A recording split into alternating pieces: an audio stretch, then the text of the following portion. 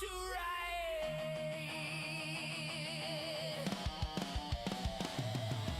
Master of the screen, Enigma supreme. Oh, pixels obey his twisted dream. Master of the screen, chaos unseen.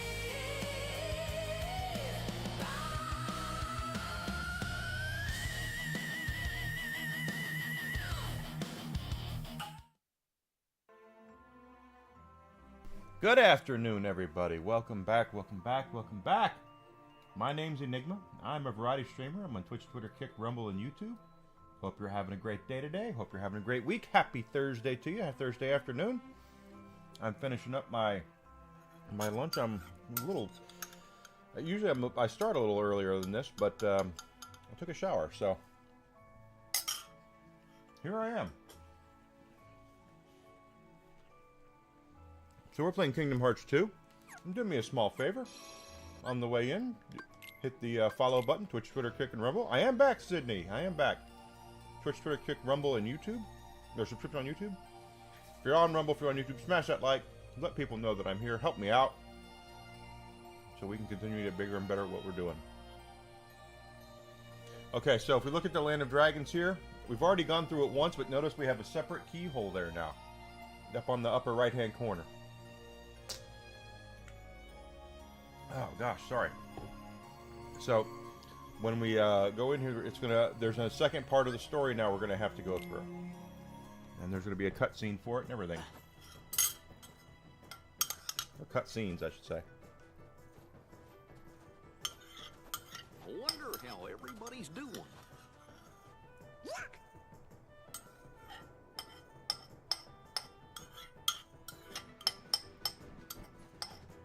Wait! Sora! Mulan, hey, no time to talk. We gotta catch that guy. I'm following him too. Then let's go. Mm-hmm. Alright. So. Mulan has joined us again. The story says everything is alright. Now we have more puzzle pieces and such, and we have more treasures that will be unlocked here. And just like before, don't be surprised if we can't get everything.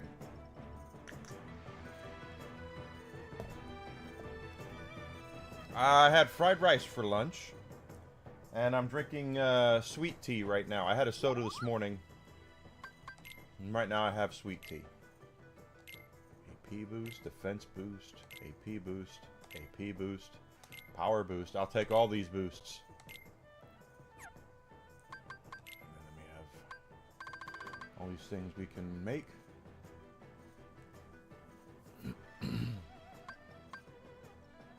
Dark crystal, dark shard. What is that even? Exceedingly increases maximum AP. Okay. Don't think there's anything for us to buy. Let's go ahead and use those new boosts.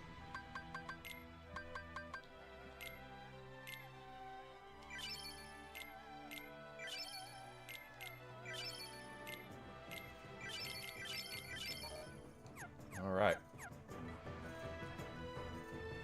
What do you do to not gain weight? Well, I like to go for walks when the weather permits. I live outside of Chicago, and unfortunately I don't get to walk very much. Like, even right now, even in the middle of May, it's still a little crisp outside for me. I really want to, when I get done streaming today, I'm going to try to go for a walk, but I go for walks.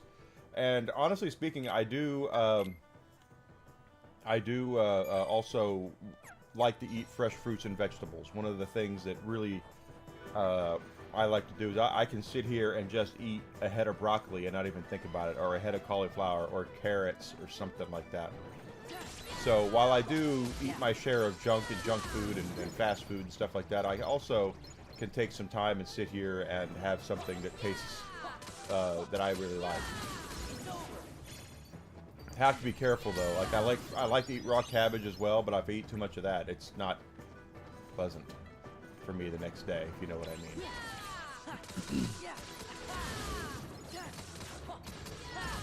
It's over. It's nicer than it was outside of Chicago, but it's still a little crisp outside. Like I think it's like in the low 60s today, where I live.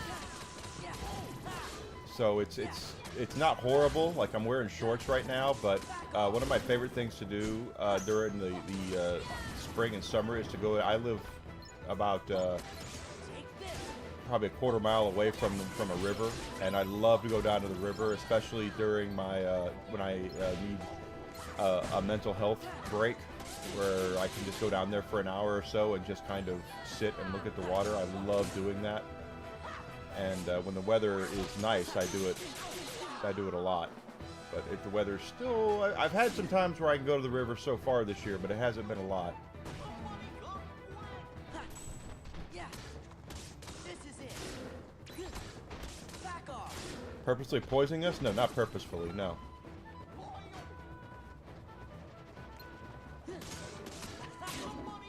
Yeah. It's over. I think a lot of companies rush things to market without realizing the long-term effects. And but to say purposefully, no, I don't. There's no that it's. If your customers are dead, then it's not a good business strategy. So no, I don't believe they're doing it purposefully. It's over. Oh, I don't live anywhere near the south side of Chicago.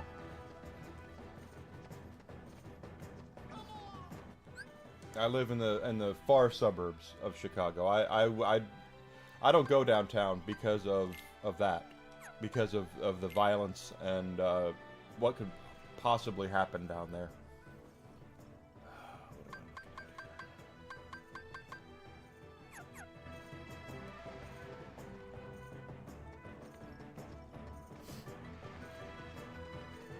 Hey, Grizzle.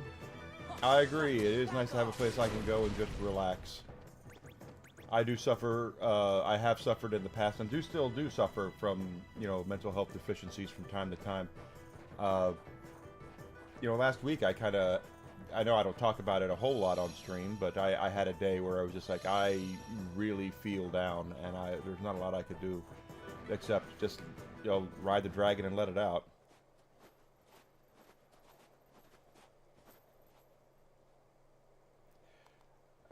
Yeah, I don't know, Sydney, if that's actually true. Desi, my girlfriend, she works in the food industry, and I don't think she's ever told me that. She used to work for the company that provided all of McDonald's beef here in the Midwest.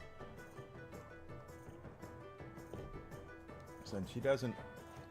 She's never told me there's 70 chemicals in McDonald's food. I've never heard that before. Or McDonald's fries. I've never heard that before. It's over. Yeah. Back off. Yeah. It's over. I'm not saying there's no chemicals in it, but I don't think there's 70, and I don't think it's purposeful. If I like to eat McDonald's. Oh, hello there, Other Side Felix. Thank you so much for the raid on Twitch. Welcome in, Twitch Raiders. Looks like he got away. My name's Enigma.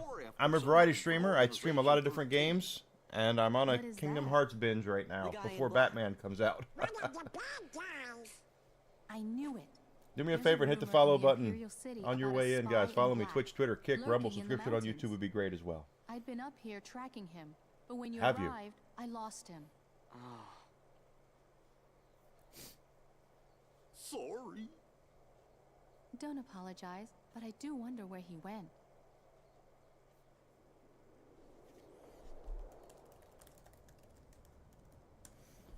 I know where we're going.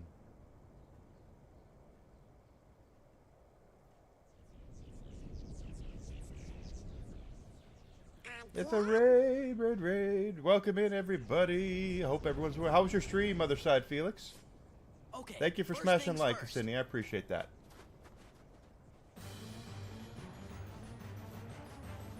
Oh, guy in a black coat. Hey, you! sneaking around.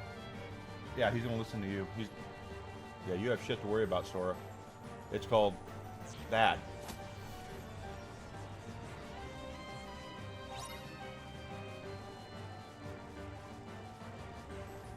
And now that's Riku's Keyblade.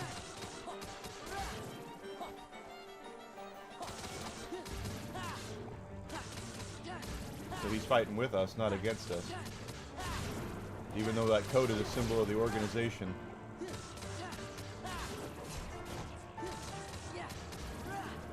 Doesn't mean everyone wearing it is part of the organization, because Mickey Mouse was wearing one earlier.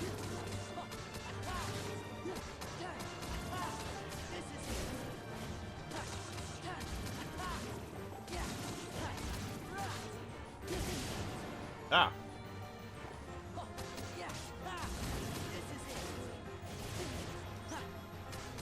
He's hitting me with his stuff. What the hell, dude? Oh, we are fighting him. Never mind.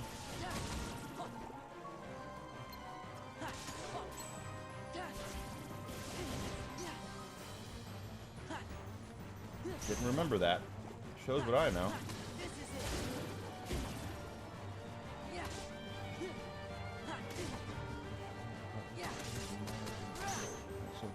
I think they were going for the art style of being cartoony due to the fact that it is cartoony.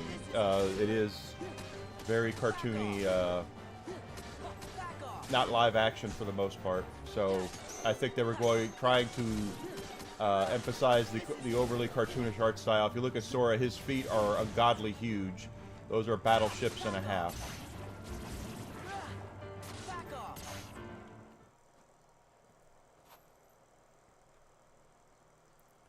That's true. Flight of the Bumblebees would be great there.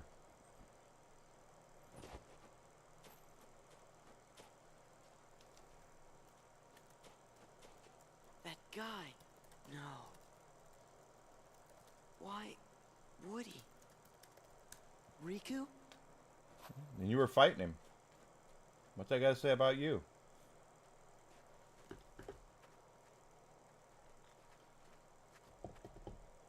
You think I should make Kingdom Hearts more dark? No, I don't. Did you get him? No. He's gone. What? You lost him? We have to remember that it's a Disney property on top of everything, as long as everything now? else. And Disney would Well, I never think that we better want get it to rid of become all a the really Heartless dark and first. gothic looking thing. I think they're okay with, you know, the Tim Burton Nightmare Before Christmas being there and the darkness of the pirates and all that, but I don't think the entire series needs to go down that route. was It needs that? to have different Come on. kinds of We better looks get off to the it to mountain. add to Okay. make it look deeper than make it look like a deeper game. Because if you look at like with the Heartless in Nightmare Before Christmas look different, even though they're the same ones, they look different in Mulan than they look in Pirates and they look in Halloween Town. So that I like. I don't think everything needs to go one way or another though. I think the variety is nice. Oh, it's a big bird or dragon with a mustache. It's man with a mustache.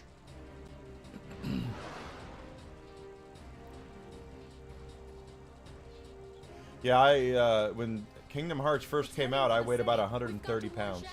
I was very thin.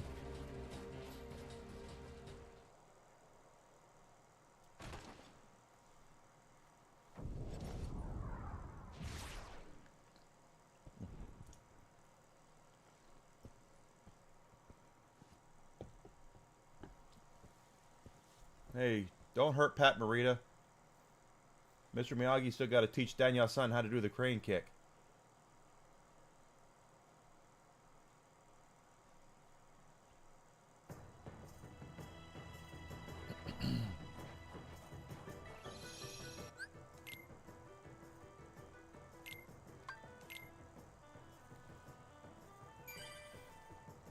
I like the change in Kingdom Hearts 3. One of the things I do like is how they do change the art style depending on where you are, and that's what I like is when they make it look different. It might not be different. It's still the same Heartless, it's still the same Nobodies, but they look well. Heartless ones are changed, but it makes them look different.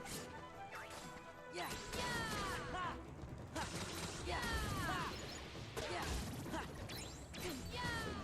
Oh, that's a new Heartless. And Mulan got him.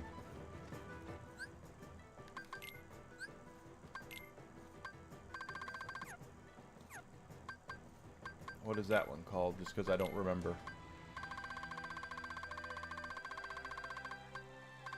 Neo Shadow. Yeah, that's the new one with the tails and all that. We don't have the high jump ability yet, do we?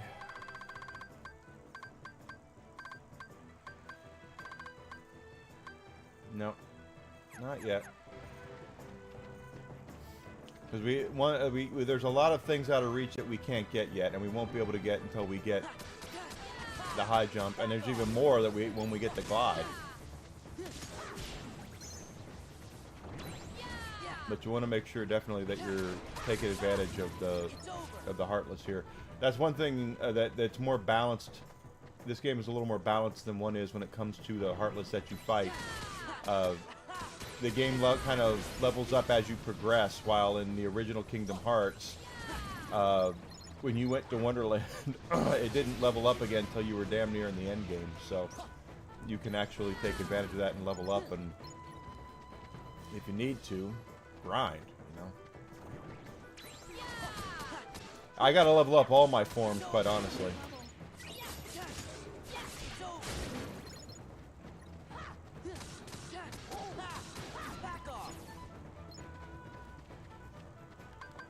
You're 1000% right. I need to level up all my forms. Give me strength.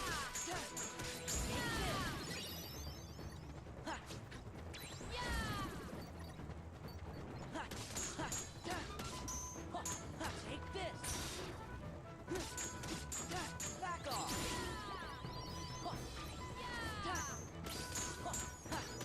This is it. Yeah. Back off.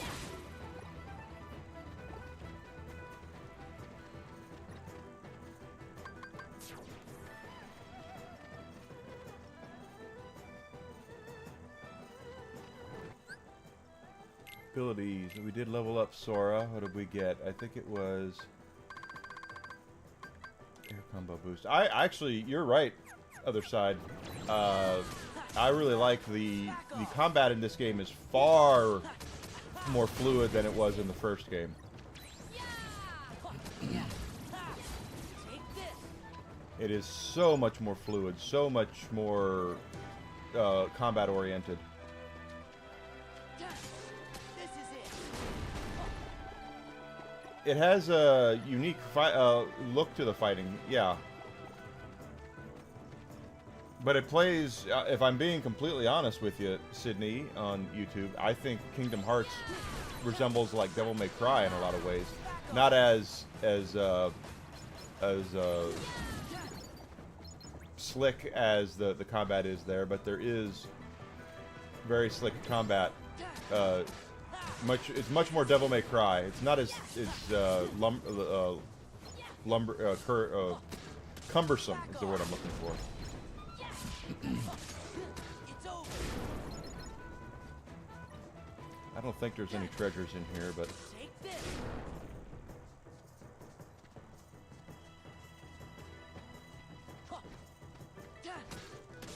Take this. Yeah. This is it. Yeah. I know there was in when we destroyed the Agrabah economy earlier yesterday. This. Yeah. Yeah. Take this. This is it.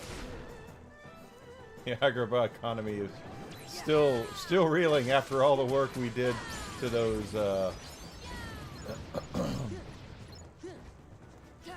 all their stalls, all their stuff that they did. This is it. This is it.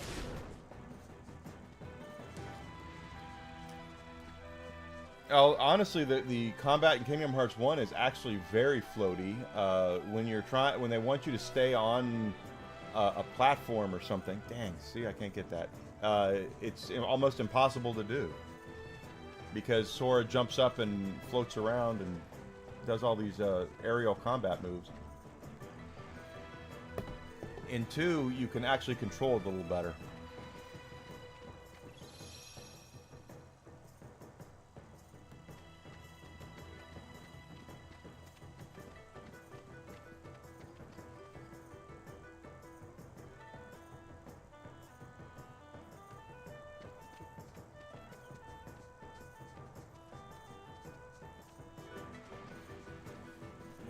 this. So I never really saw Mulan until a couple years ago.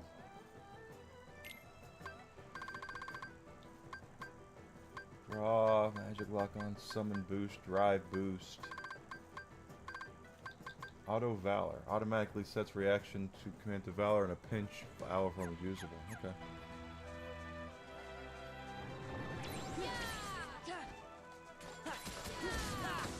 It's over. This is it.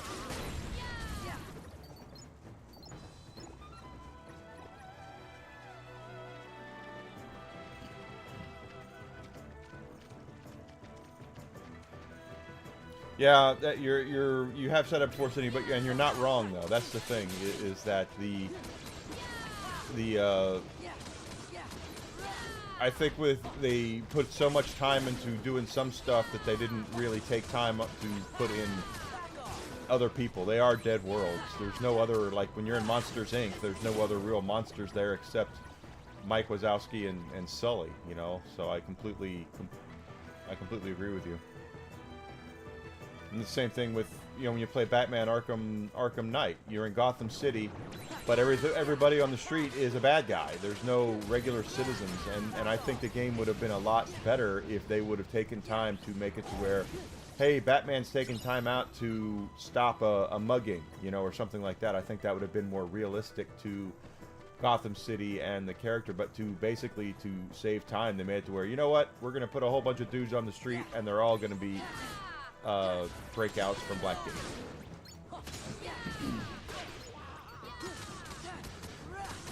So I don't disagree with you at all.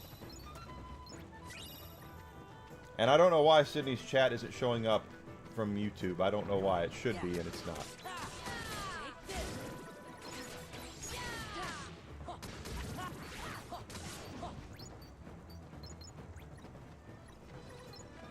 Agreed, Sydney, about Insomniac Spider-Man. That's out of all the complaints you can have about that game, that's not one of them. New York is alive. Your pup like salmon jerky, Grizzle? Whiskey is very much a red meat kind of dog. He loves his red meat. When I give him treats, though, I'll get different kinds. Like the brand I give him is called Merrick's, and you can get there's chicken and fish and beef. They even have rabbit and turducken. So I like switching him up on those. But his food is beef and buffalo is what we feed him. And he loves it. He just wolfs it right down. Yeah. Yeah. Take this. Yeah. This is it. We'll see what Lego Batman does, Sydney. If Lego Batman has regular Lego citizens walking around, that'll make it a better experience. Supposedly, EA had the rights to do a game based off of The Dark Knight when The Dark Knight was in theaters, and they had an open world concept of Gotham City where Batman would walk around, would go around and beat up criminals and stop robberies and stuff like that, but it never really came to fruition.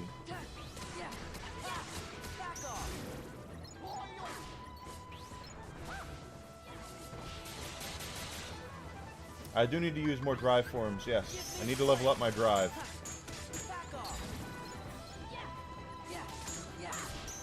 And I save magic for curing, quite honestly. I've always played Kingdom Hearts that way, where my magic is saved for curing. It's over. Back off. It's over. But I always forget about the drive forms until I'm at the end, you know. It's over. And I go, oh crap, I have to level up the drive. Back off. Take this. Because there's 5 or 6 forms. There's Valor and Wisdom. You're right, I only use magic when I heal. That's just the kind of way I fight. I've always been that way with Kingdom Hearts.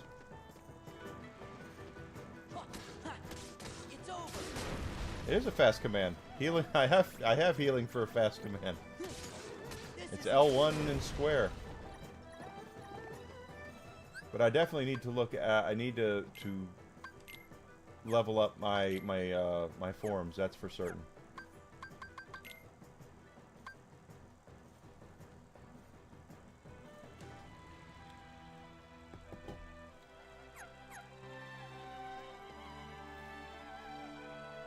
Rebirth is a good game.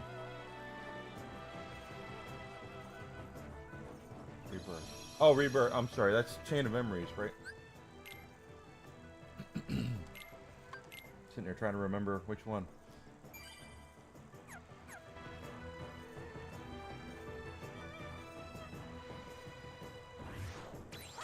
Oh, we have nobodies here.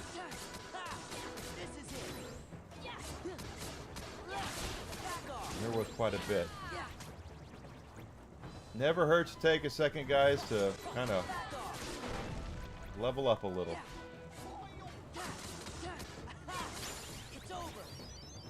Maximum AP increased, defense increased. Yeah, this is it.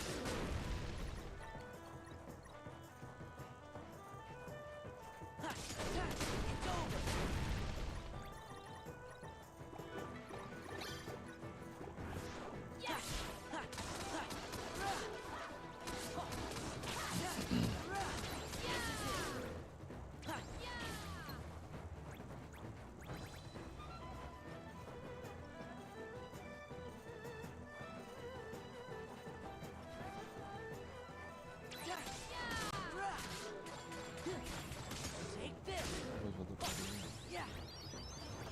Yeah, they're very exaggerated with their limbs and their forms.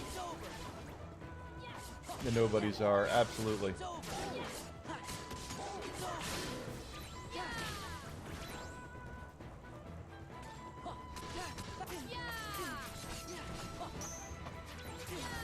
Okay, well, geez.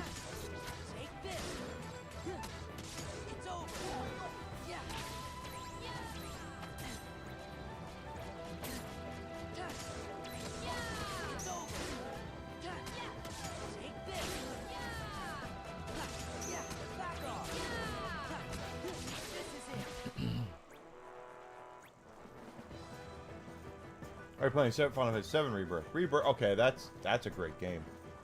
I enjoyed Rebirth quite a bit.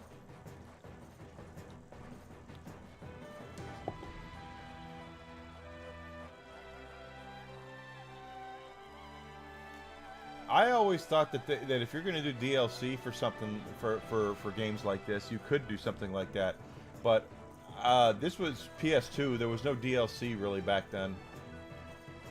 And the Kingdom Hearts 3 DLC they really missed the opportunity with that. I like the idea, and this is going to sound really kind of antithetical to what I usually say about live service games, because I don't like a lot of live service games.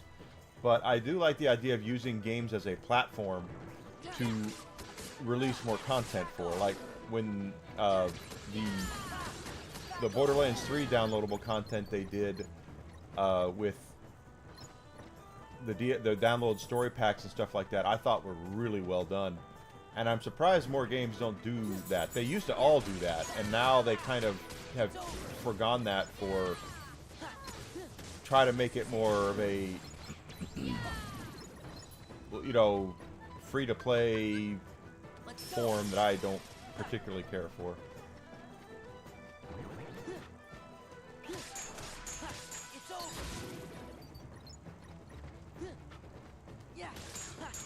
I have to get better at using my forms. I haven't really done a lot with them.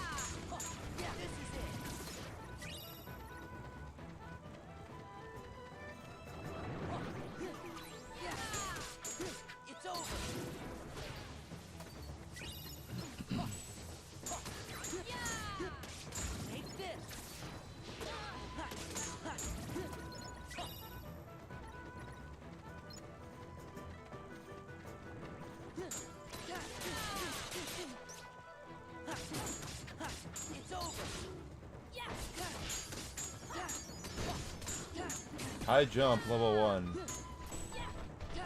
That's what I wanted.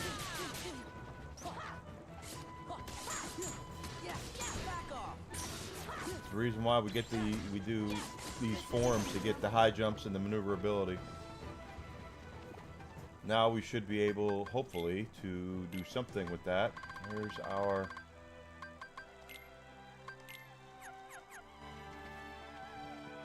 I don't know if that's going to be able to get us that or not. Probably not. We're probably going to have to get the float for that.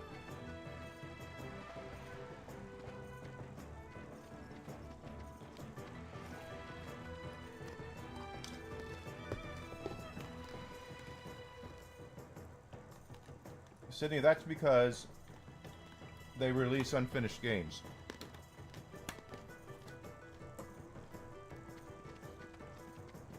Lego Batman comes out next week.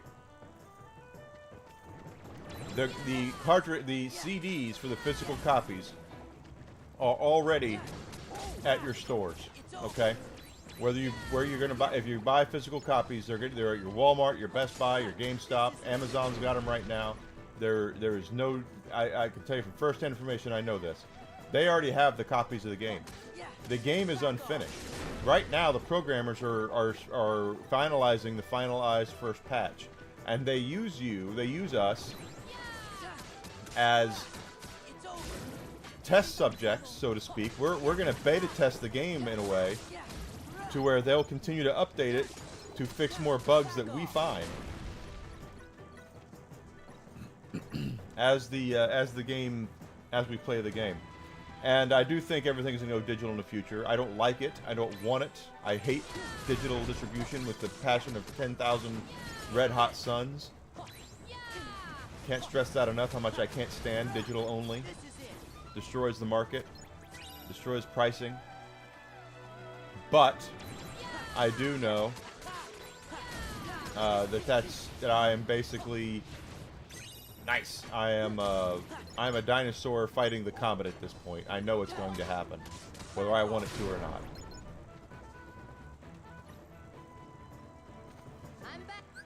So we did get a new puzzle piece there. Let's see what it's for. It is for a heart. Oh, and it went right into place. I don't need to move anything. I'll take it. Hey, Zach. Good to see you over there on Rumble.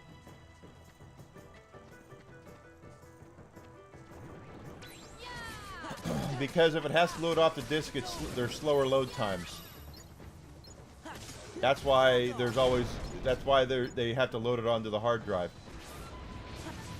If there's nothing loaded, there's not enough RAM for them to put the entire game into the game, the memory of what you're of the game. So they, in order to not RAM, but if they have to read it off the disc, that's where you get load times from. If you go back and look at your PlayStation 1, your Sega Saturn, your Dreamcast, you know, even PlayStation 2 games, they actually there's heavy load times on those because they did not have the hard drive space to store what you're doing. So you'd see, like, we're going to go over here, and then it would go to the next, and there'd be a load time. Not on this game because they did a really good job with it, but that's why you have to see that they load it onto your hard drive.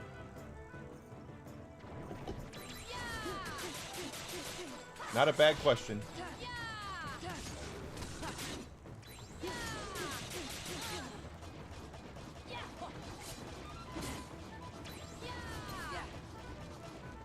Goofy is just goofing around there.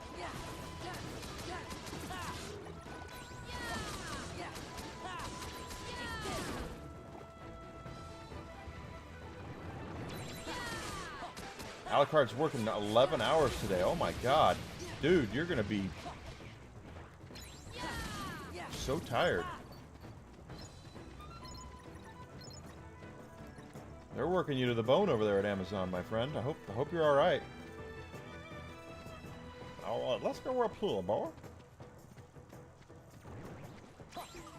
I completely forgot to get the high jump you had to do Valor for.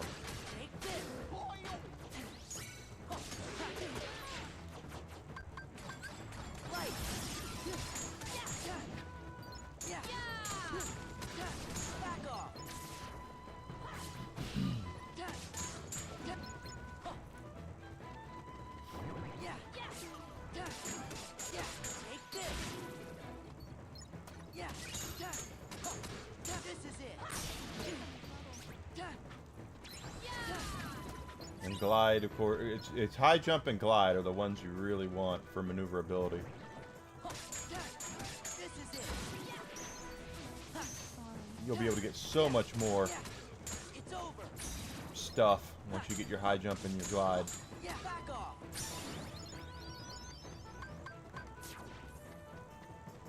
I'm back. Welcome back, Mulan.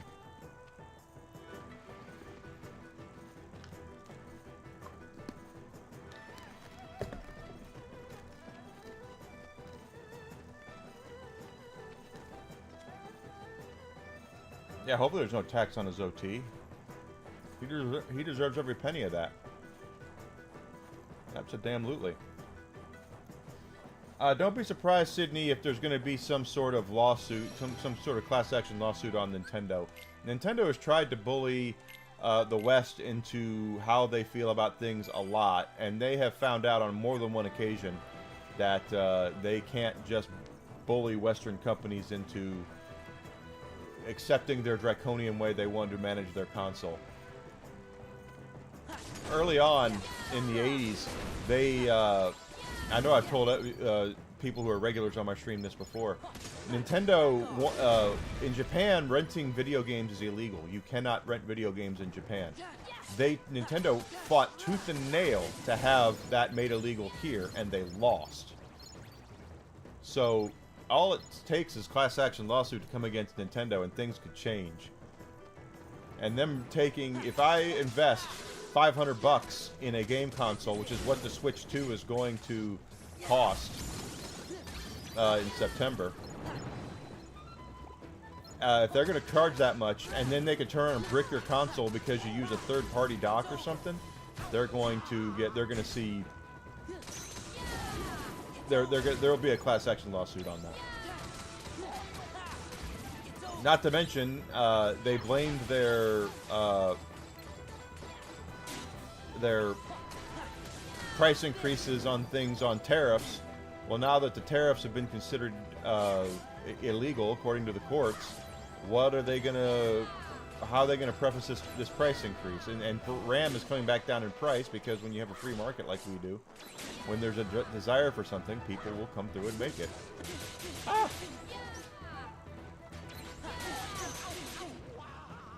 Yes, Nintendo tried that. They tried to make renting video games illegal here in North America, in the United States, and they lost.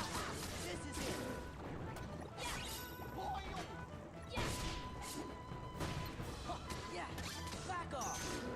Yeah, this is it. Well, if you're pirating games, I understand. If I buy a Switch 2 and I start going online and I go and find the jailbreak for it and I start stealing Nintendo games, yes, I understand that part of it. Absolutely, positively. But if I go and I buy a third-party controller for my Switch 2 because Nintendo's charging way too much for their stuff and they want to brick my console for that, that's gonna a much harder pill for me to swallow than if I'm pirating games.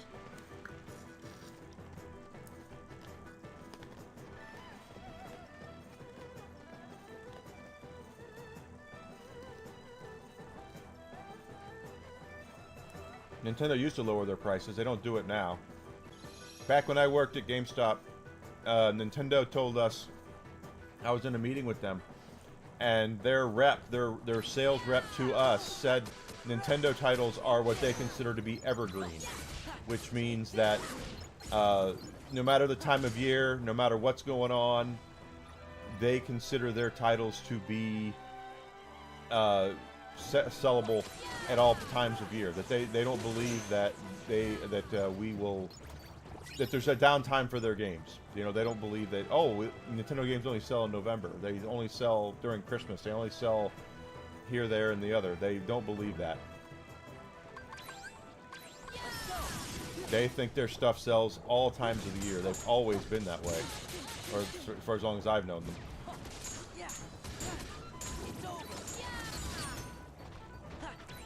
And they do have predatory business practices. They do hold back stock. If they think something is going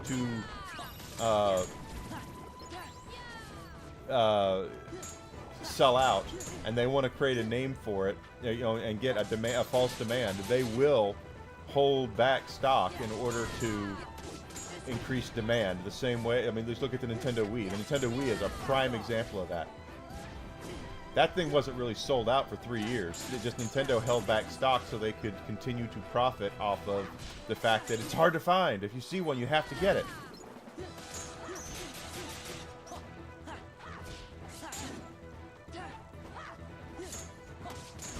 Yeah, back off.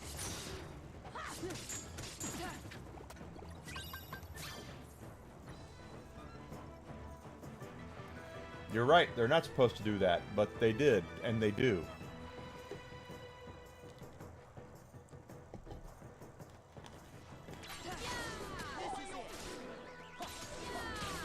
This is it.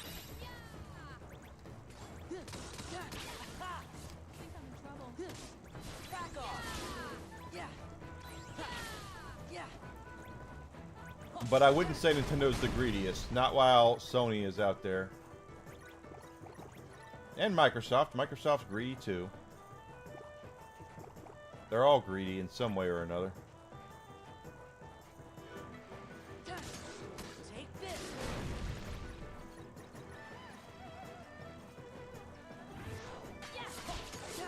Will they ever go bankrupt? Probably not. Not in my lifetime.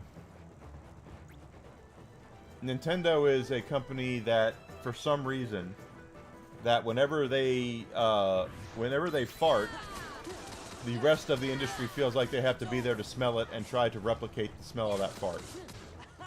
If you go back and look at stuff that Nintendo has done throughout the years, every time that they do, you know, they were the first ones to have the force feedback controllers with the N64. The second they did that, Sony went, oh, well, we can do that. And Microsoft comes to the market, and they had it too. The second that Nintendo comes out with motion controls, Sony invests millions of dollars to have a competitor made for it, and Microsoft goes out and buys a competitor for motion controls. Buy someone to make motion controls. Every time Nintendo does something, the rest of the industry is like, we got to do that. And it does add to their big head. Nintendo is a very big head about that. Yeah. It's over.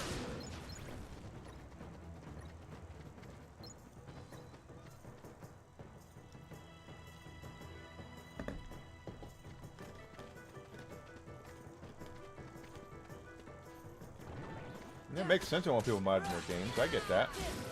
That's why they don't put their games on PC. Well, that and because they want you to buy their console.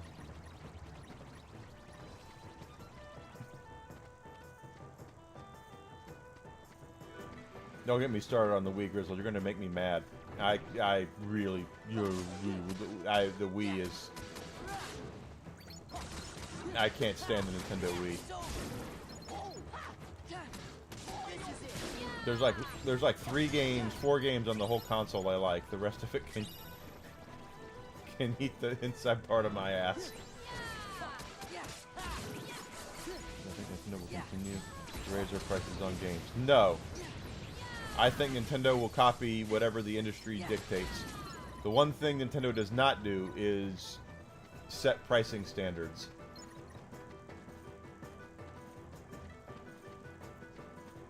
They'll charge whatever they think they can get, and they'll base it based off what everybody else is getting for their stuff. Nintendo is not stupid. They will look at the games that are out there right now and go, okay, well, if Grand Theft Auto is $80, then we can charge $80 for Mario, which is true.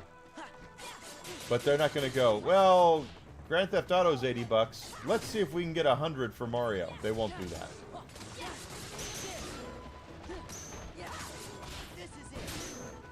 Hey, Radioactive, good to see you. Twilight Princess remake. Well, they've already remade Twilight Princess once. I'm surprised they've not re-released it.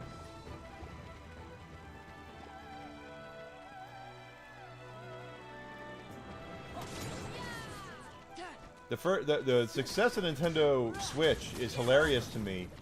Not that it's not a great console, because it really is. But people act like that they released all these brand new games for the Switch. It's like, no, they didn't.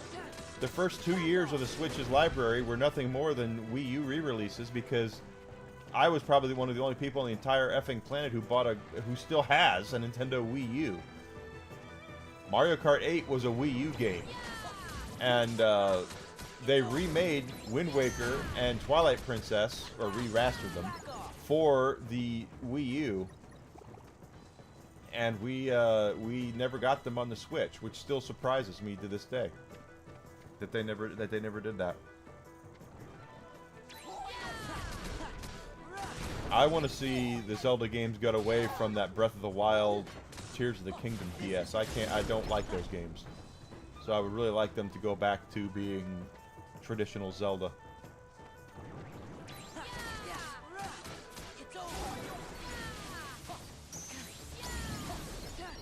Look at that. Defense increased. How close are we to doing the next Valor form? 111 experience.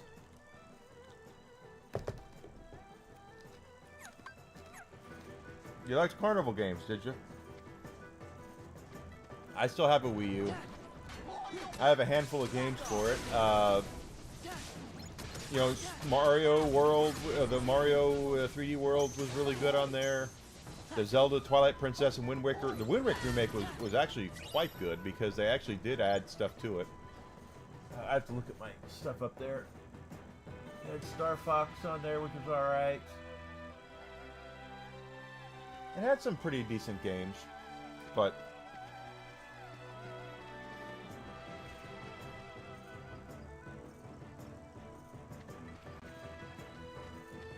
so Sydney likes Link's Awakening, the Windfish.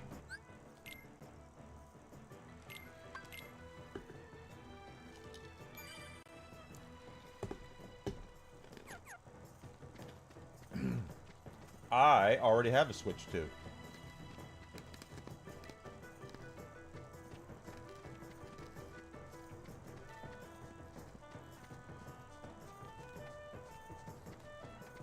I got it the day it came out. I was lucky enough to get one pre-ordered.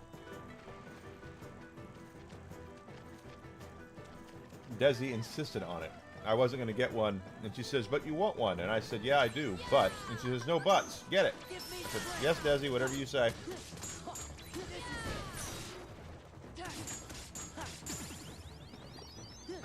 And then next day she said, "You got it at Target, didn't you?" I said, "Yeah, how do you know?" She goes, "Because I got a message on my phone that someone was spending $500 at Target." Like, yep, that was me. I'd be very pissed they bricked my system. Absolutely, I would.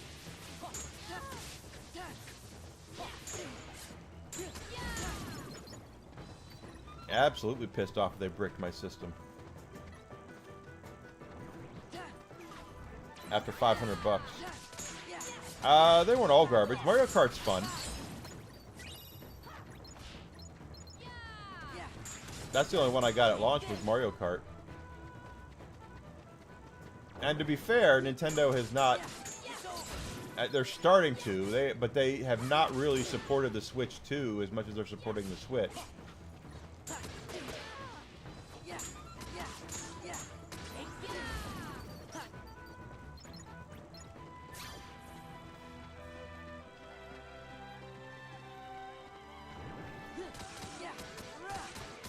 Well, you know, when the love of your life tells you to do something that you know you want anyway.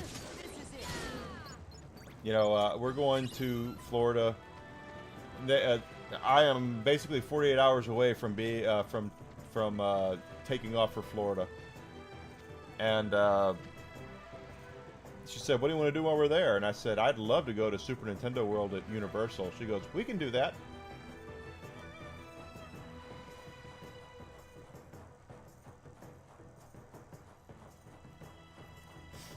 Nintendo will come through. Nintendo with games. Let's be honest here, guys. We can complain about Nintendo all we want to, and believe me, there's a lot to complain about.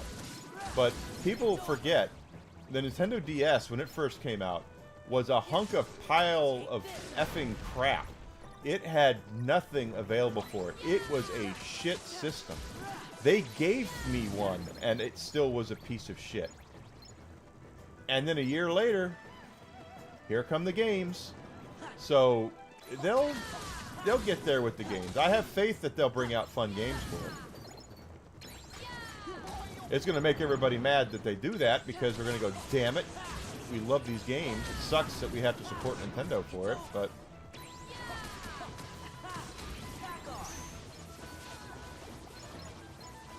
they do have Super Nintendo World in Florida. Yes, it's at Universal Studios.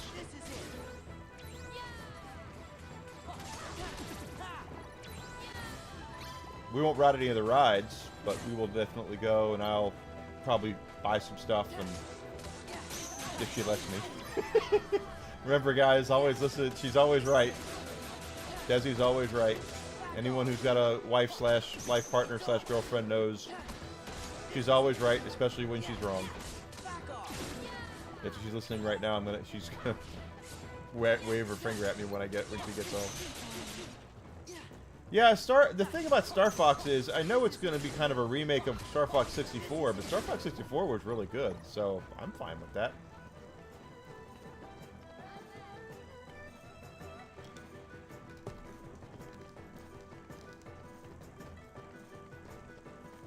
Desi will not go on rides. She will not. She'll probably encourage me to go on one. Mario Kart I might do. If I don't have to wait very long to do the Mario Kart ride, maybe I'll do that one. All the rides look fun. It's either that or Disney, and believe me, if we were talking 10 years ago, I would have been all over myself to go fly the Millennium Falcon at Disney. But Star Wars is dead to me, so. And if I go to Universal, I can also go to Harry Potter Land or Hogwarts, so that'd be kind of neat. We'll see what she wants to do, but I know, like I said, getting her, she's very set in her ways.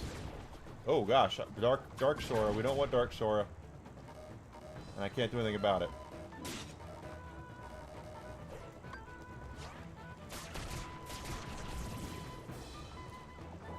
Randomly, when you go into a form, you have the possibility of turning into Dark Sora, and you don't.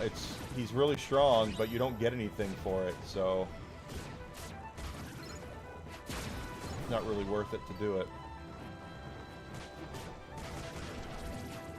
You also have the possibility of turning into Final Form Sora, so which is the most powerful one.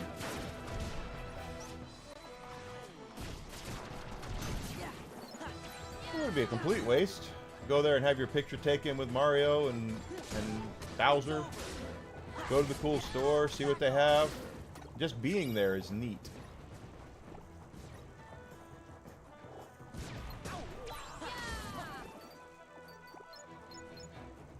But we'll see what Desi wants to do when we get there. Radioactive is exactly correct. Happy wife, happy life. We're not married yet, but she is, she's it. I've told her before, I am officially retired from anything like that.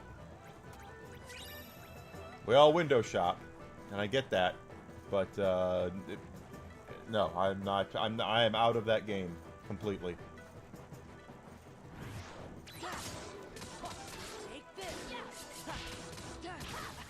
I am 50 years old. I am completely done. I've been to Disneyland. I've been outside of Disneyland. I've never been in it, but I've been outside of it. I stayed at the Disneyland Hotel in Los Angeles the one year back in, what was it, 99 or whatever, that Anime Expo was there. I used to go to anime conventions. Oh, that's awesome. One of these days, Desi and I are gonna have to probably get married, but we're we're happy with each other, and the one thing, guys, I can't stress this enough. The most important thing when it comes to a relationship is being able to enjoy each other's company. It's not about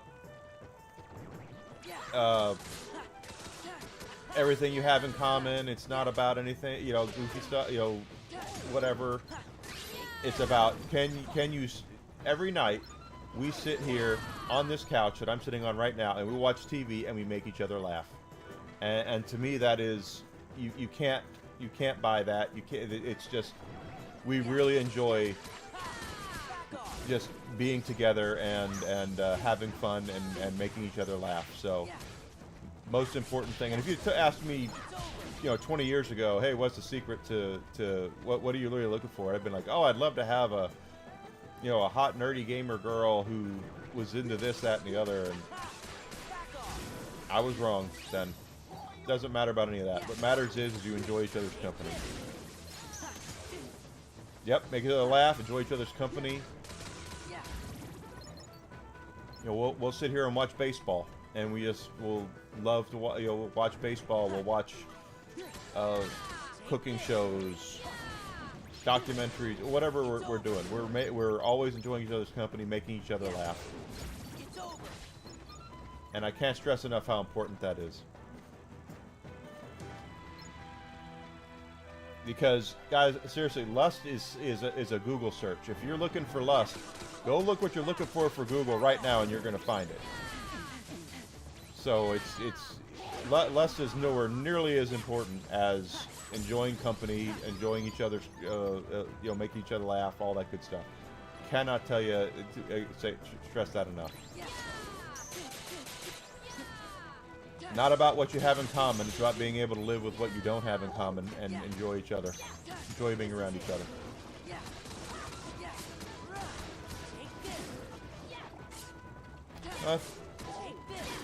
You'll find somebody, Sydney. I don't know how old you are, but the truth is, if I can find someone, so can you.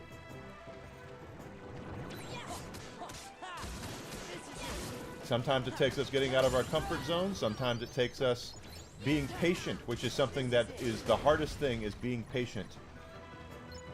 And I get that.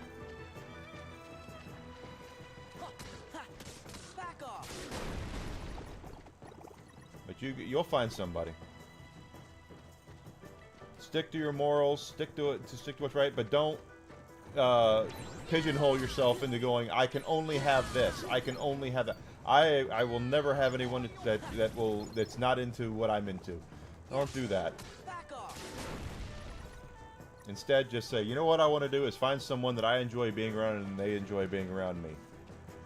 And that's the best start-off point you can have right there.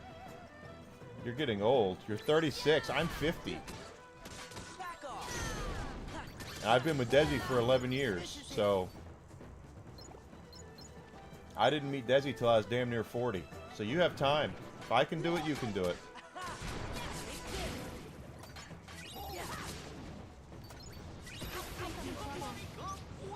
Oh, somebody.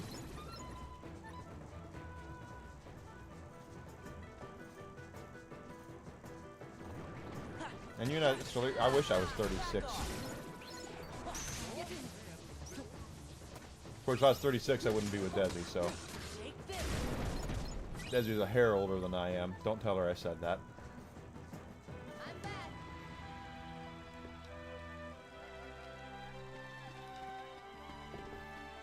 Sydney, I met Desi online, of all places.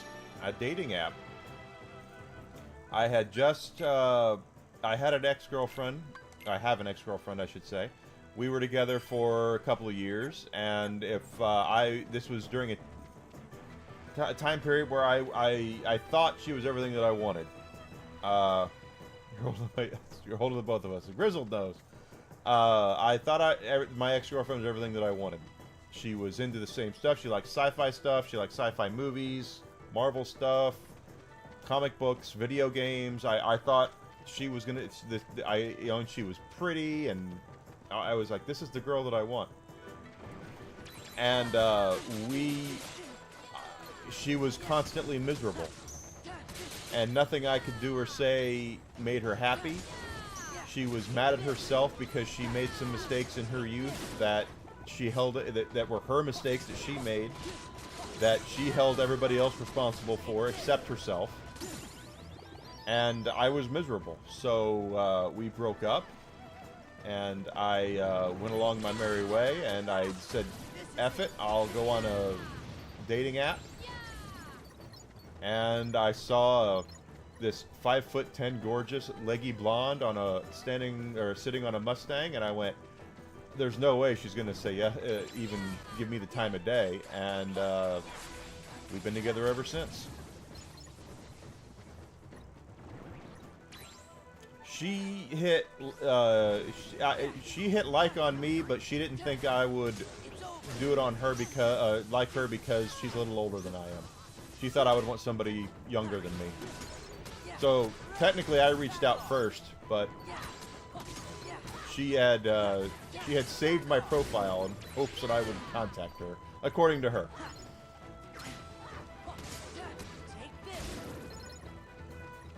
Who do I think looks better? Desi.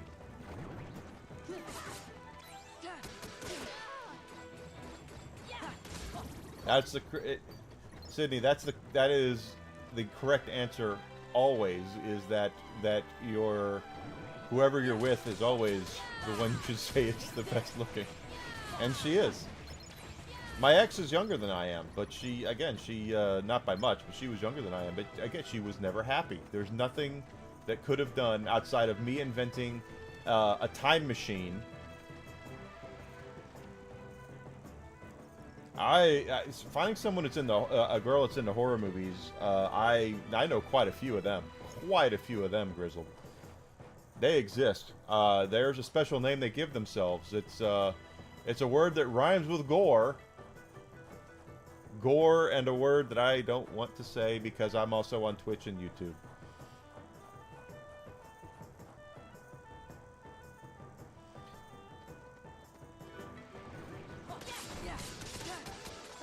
If you want to go and try it, you can. There's no hurts. Just try and look. Just because you go out with somebody, you go to dinner or have coffee with them or whatever. Doesn't mean you're hitching up with them. It just means you're out there casting bait and seeing what's out there. That would be the word. Yeah. Gore and that word. Not spelled that way, but yeah, it's that word. I know quite a few girls that are into horror movies, but science fiction is a completely different animal. Grizzled is correct there. I know some girls who are into fantasy stuff too.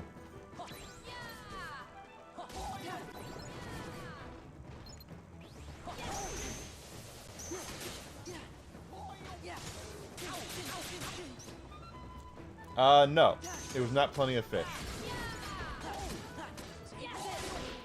Granted, this was 11 years ago, but it was Match. Match.com is what we used. I understand completely about self-esteem issues. I also have self-esteem issues. To this day, I have self-esteem issues. That's something that really helps me about streaming, is I'm able to talk and listen, and makes me feel like there are more people out there like me, quite honestly. And if I can help anybody out there realize that there's people just like them out there as well, that's perfectly fine. And if I can help in any way, I try to.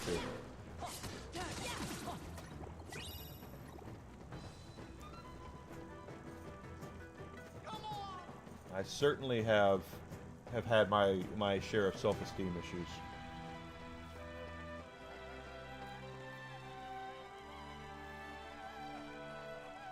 Come on, come quick.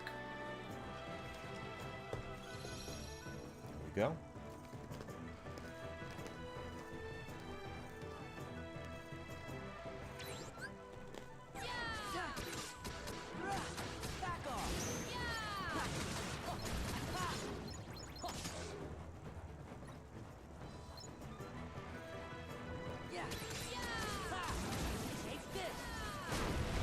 I'm not really trying to grind here, but I want to get the Valor form up some so we can... And that's what I was looking at, is how close we are to Valor form. 18 for the next level up.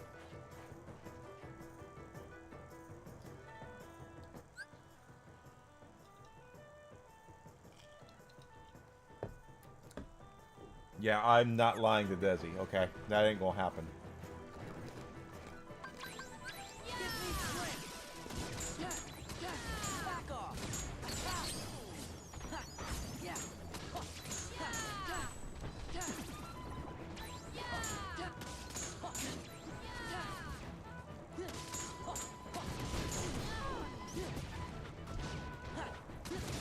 One thing I will never do is lie to her.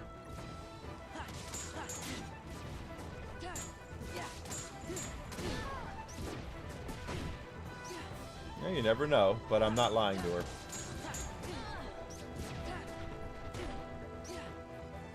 Remember, guys, I mean, like I said, I've been with her for this long. It's she. Plus, if she would know if I'm lying. That's the funny thing. I can't lie to her because she would know it immediately. We've been together for too long.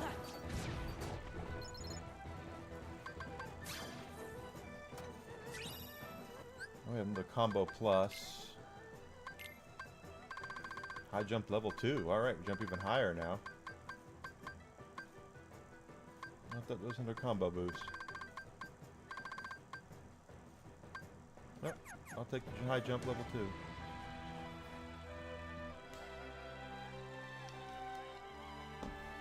Yeah, I'm telling you, she'd see right through it.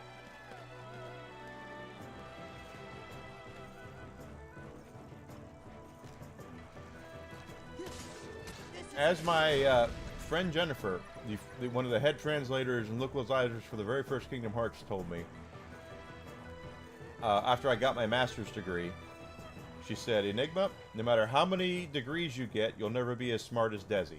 And I was like, she's exactly correct. There's nothing I can do about that. I could have 16 doctorates and Desi would still be smarter than I am. Did I not read the whole thing? Well, I just... Let me see. There's a man who wanted to marry PF, so his friend made some fake lottery tickets. Okay, yeah, I'm not doing that.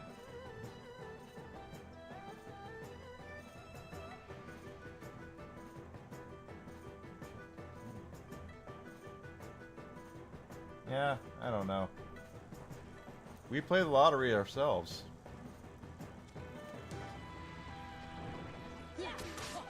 No reason to upset the apple cart. We'll get married when we get married, if we get married.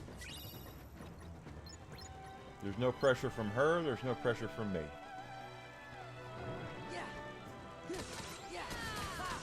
Back off. Ah!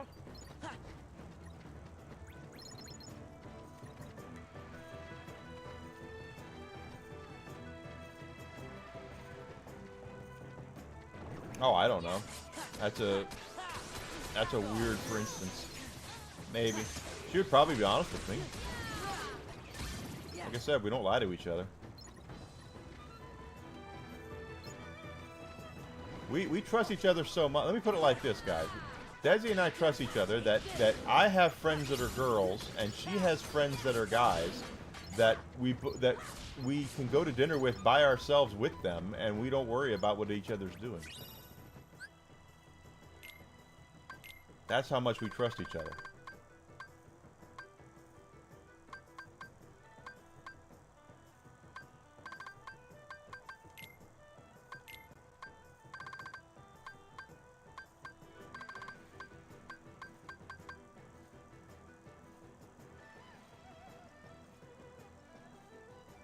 Okay, I need that. Okay.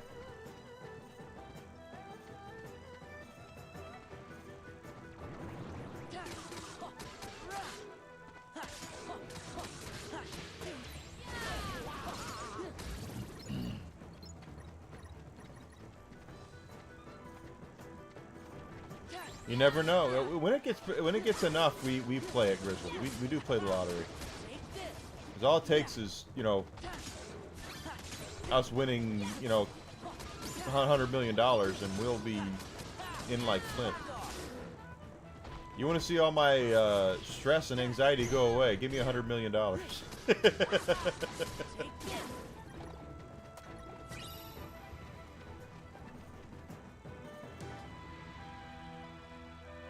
No, I don't worry.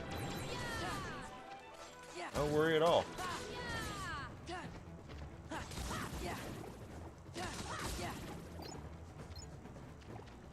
We tell each other everything, so there's nothing to worry about. Shit, didn't mean to do that.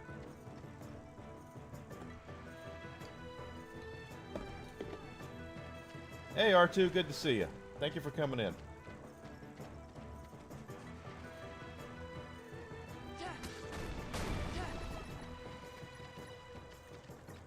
Desi and I we don't lie to each other about anything, so it's I trust her completely and she trusts me.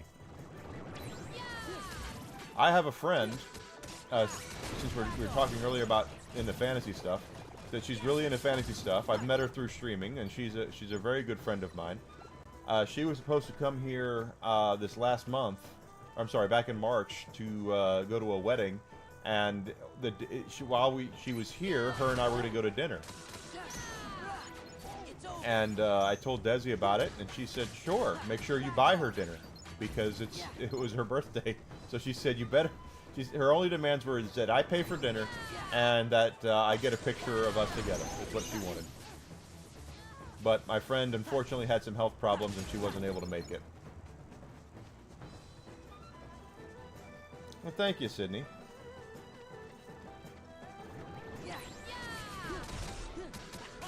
If you hear me shouting, you'll figure out what.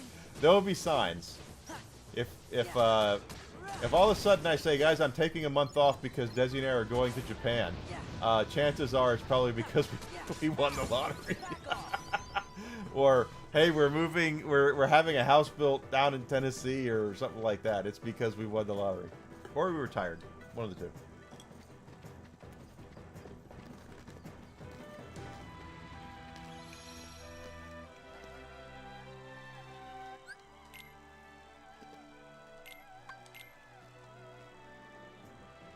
Yes, we do, Sydney.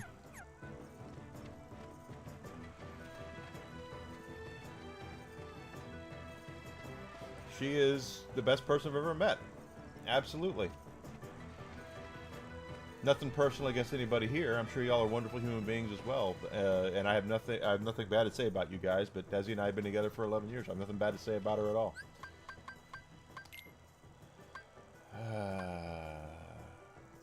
I don't remember what the max level... What is the max level for forums?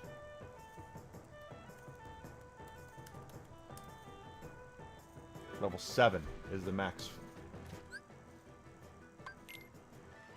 I'm at level 4. So 3 more levels for Valor.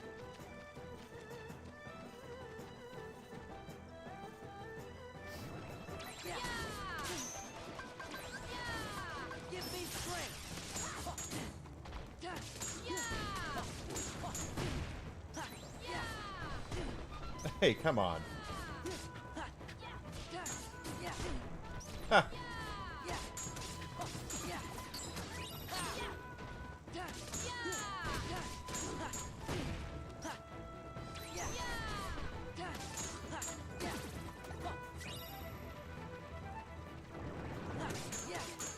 I think the older that we get to, the less we are worried about superficial things, quite honestly.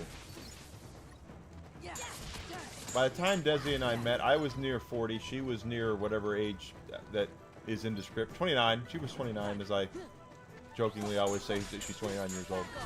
It's the right answer, guys. Whenever a lady asks you how old do I look, and you are not in your 20s anymore, the answer is 29.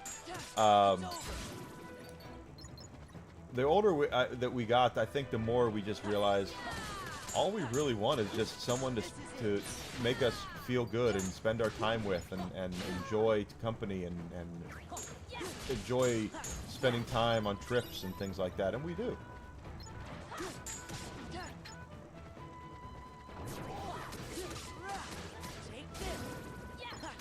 I've had that, and you will. I've had bad experiences with exes in the past myself.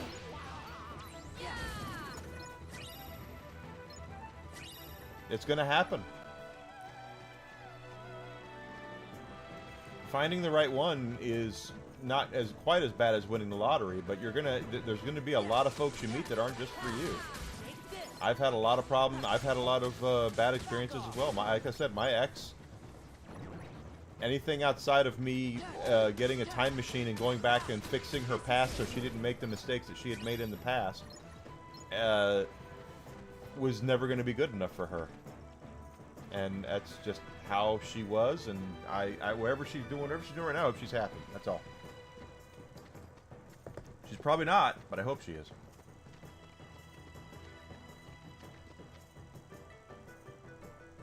Yep, 11 years. We've been together 11 freaking years. Hard to believe she's put up with me for that long.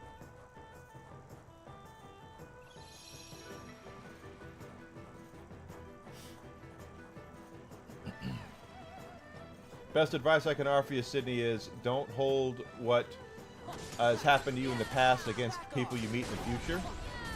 But at the same time, there's nothing wrong with protecting yourself, protecting your feelings, or protecting, you know, how you feel about things. But that doesn't mean that you should cut yourself off and be unapproachable either. Protecting yourself and being careful are two different things. Because if you give off the idea that you're unapproachable, you will be unapproachable.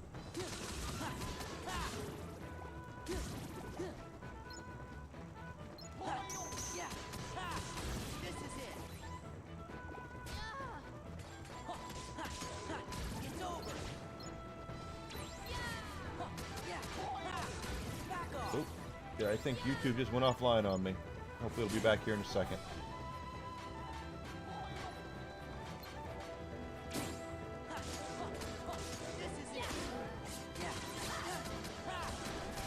With that being said, I'm at 50 years old. If things didn't work out between Desi and I still would be retired from dating. It's just 2026. I just don't know if I could go back out and do anything like that again.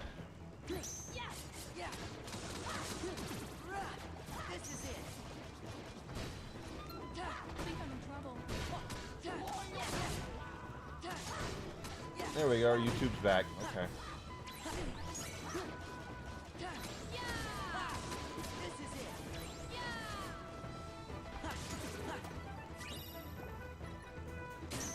Hey, you.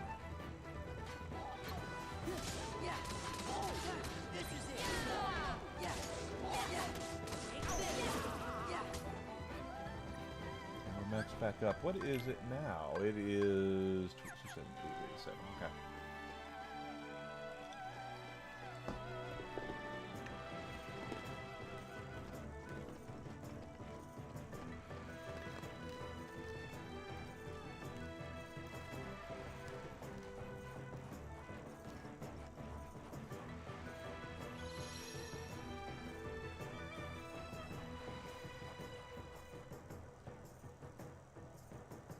Desi does not have kids, no. Well, thank you, Sydney. I appreciate that. I'm not 30, I'm 50. And for me, it's more, these days, I'm more... I just don't have the energy I used to for things like that. There were times in my youth where I would drive 6 or 7 hours to have a date with a woman just because, you know, we had met and we were like, oh, let's go out. But they live so far away, and now it's just like I just don't have it in me anymore. I was in my 20s.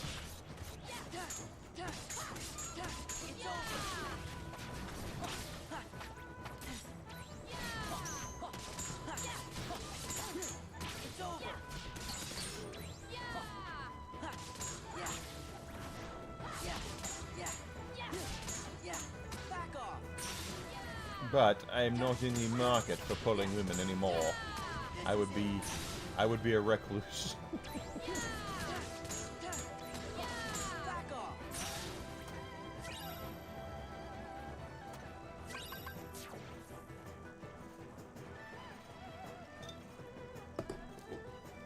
I killed those those nobodies.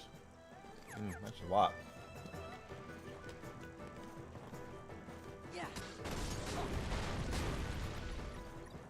Desi is what we would call a career woman. She knew what she wanted to do from from Jump Street.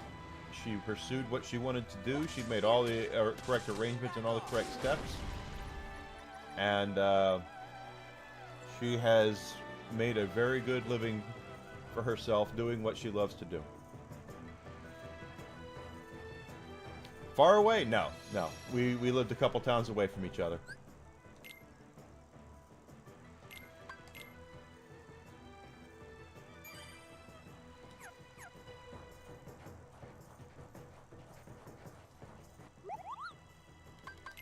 We had Power Boost, Serenity Gem. We had met on the app, and we were talking and texting, and we were supposed to meet. It was March 13th, 11 years ago. So, 2015. And she had texted me and said, hey, I'm going to a birthday party today. I'm going to be near you. Do you want to go have dinner? And I said, sure, I would love to. And so we had planned, and then my job I had at that time, I was the low man on the totem pole, and so whenever someone called off sick, I'm the one who had to fill in for them. And I had to work a double shift that day because someone called in sick. So I had to tell Desi, hey, I still am going to have dinner with you, but just so you know, I'm working a double today. I won't be off until, I had worked from 8 in the morning until, I worked 12 hours or whatever it was. I worked a whole lot of hours, 6:30 I think it was there. And I said, I'm working a double, and she was like, oh my god, are you okay? You want to do it another time? And I was like, no, I want to do it. We have to do it. And we went to a restaurant called Hula Hands, and we shared a bowl of baked potato soup for our first date. And the rest is history. A month? No, just a couple weeks. A week or so. Desi has no fear. The thing about Desi is that she'll talk to anybody. Whenever we go out to places, she'll find someone to talk to. She'd talk to a brick wall if she thought it would talk back to her. She is the exact opposite of me as far as being a people person. I am. When I go to the store, when I go out, I am very quiet. I tend to be an introvert, and she is the exact opposite. Whatever I don't do, she does.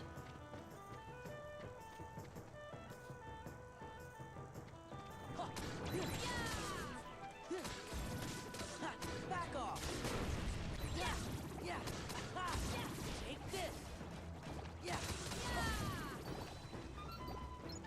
Trying to get our drive forms up, or these, so we can have better maneuverability. Yeah, this is it. Oh, I had cold feet. I did, but I had. Thing is that when as much of an introvert and as many of self-esteem problems I've had throughout the years, when it comes to meeting someone for dating, I want to kind of, I hate to say it like this because it's going to sound like I'm being dismissive, but I don't mean it this way. I want to get it over with. You know what? If it's meant to be, it's meant to be. If it's not, I just want to rip the Band-Aid off and move on. So I didn't want to wait. It was either like she's either going to like me or she's not.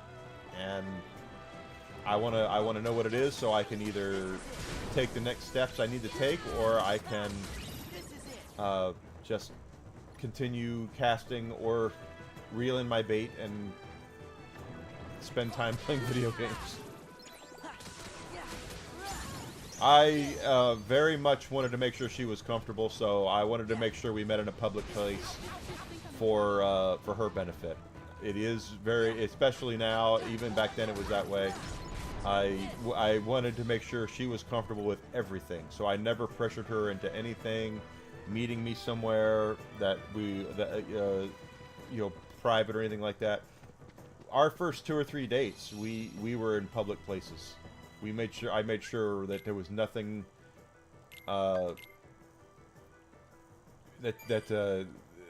there would be nothing that would make her feel uncomfortable.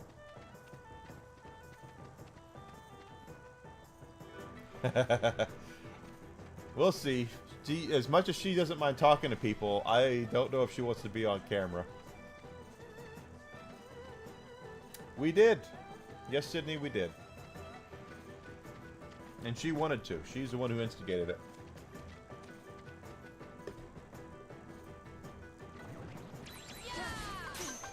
Let's go. This is it. So I didn't pressure her. I've never pressured her to anything. Never will. Bastard. That thing is a bastard. There we go.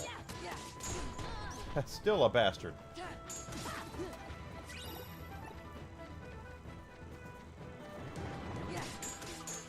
Take this. Yeah. This is it.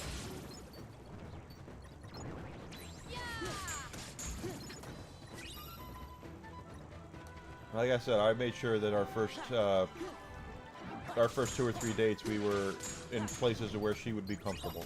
Yeah. I didn't want her feeling like Yeah. I was trying to get her somewhere.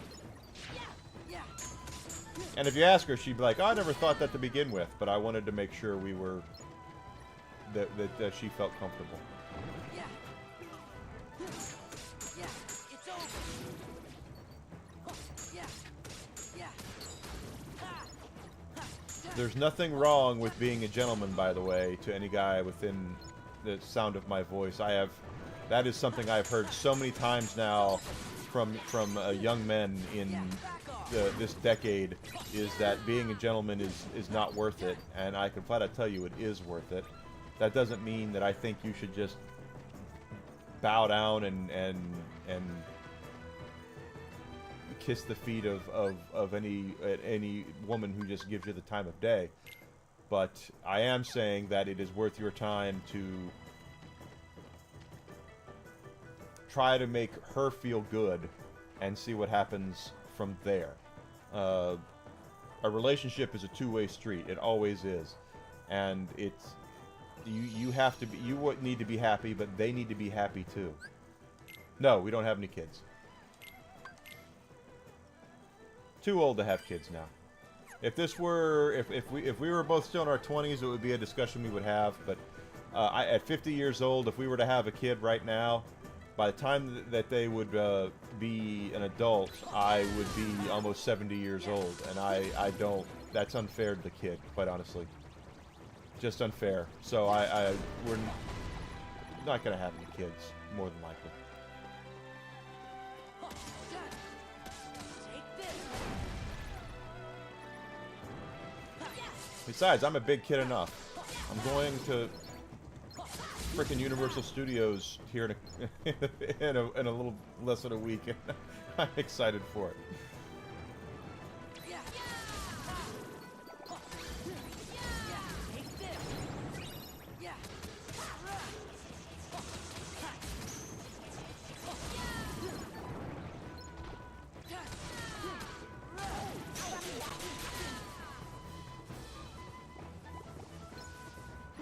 Hey, you! Oh, let me see that guy. Yeah. They're just collecting drive form stuff, and we're of course getting experience as well. So we can level up our drive forms.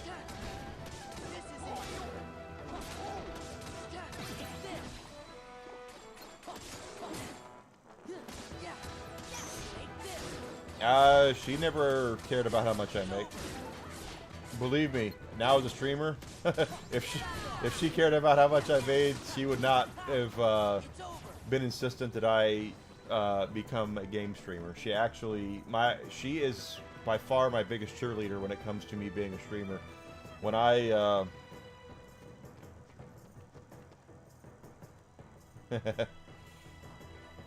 might not be too late, but I'm afraid that I don't want to get, I'm very fortunate because I don't have any serious health problems, but that doesn't mean they're never going to happen, and I don't want to have a kid and then have serious health problems. The older we get, the more likely it's going to happen. Besides, it's also a two-way street. It's not just me making the decisions when it comes to that. But when I lost my last job that I had,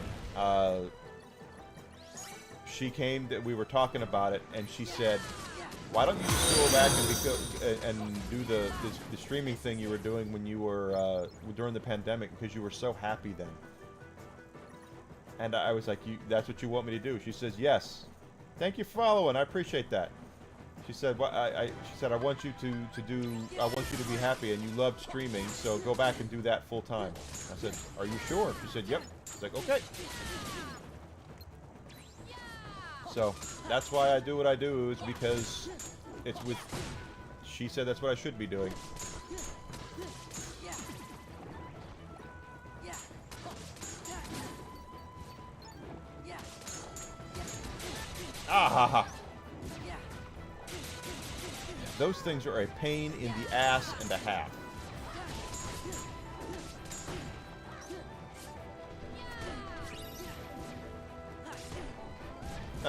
And a third. Yeah. And a fourth. Yeah. Yeah. I think I'm in trouble. Yeah. If it's fixing the drift on your controller can be as easy as just resetting it, but like my PlayStation Edge controller, it's something that's inside that's doing it, so I'd have to take the bloody thing apart to have it fixed.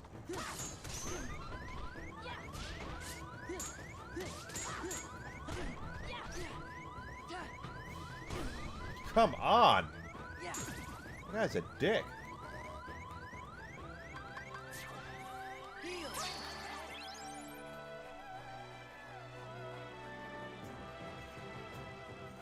Well, thank you, Sydney. I hope that's true. I'm trying really hard to make this into something, and I know you're on YouTube, but I can tell you that last month I got accepted into the Rumble Creator Program on Rumble, which I know is a competitor of YouTube.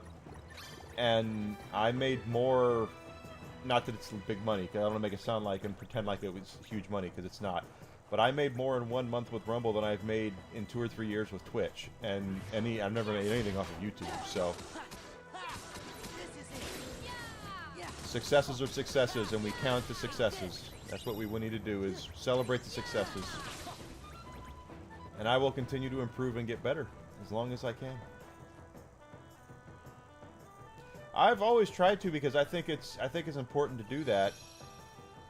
Because and I try to offer support where I can.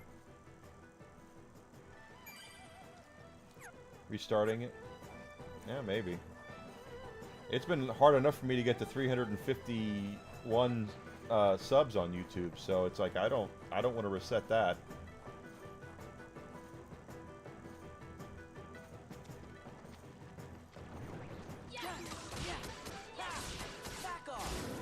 Go, da, da. I just wish your chats showed up on so people could see what you're saying, because everybody else, all the other chats our chatters show up, but yours don't. I don't know why that is. This is it. Yeah.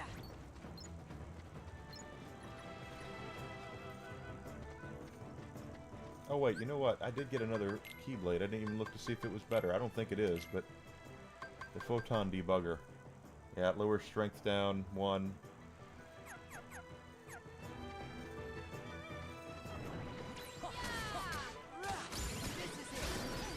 Sora levels up.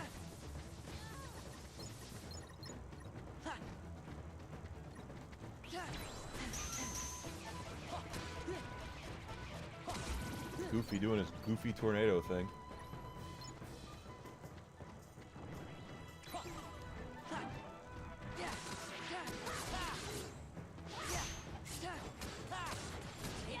I do know if there are ways to draw attention to the channel that I don't really want to do. One thing I've definitely learned over the last couple of weeks is drama definitely draws views, but I try my best to be a drama-free zone. The only people I really talk about are people that don't even know who the hell I am and wouldn't know who I am if I met them on the street, so it's not that big of a deal. But I don't believe in really trying to do drama. I'll make fun of some folks, yeah, of course, but and I try not to give any like really weird ass hot takes either. There you go, Sora. Take that big bastard down.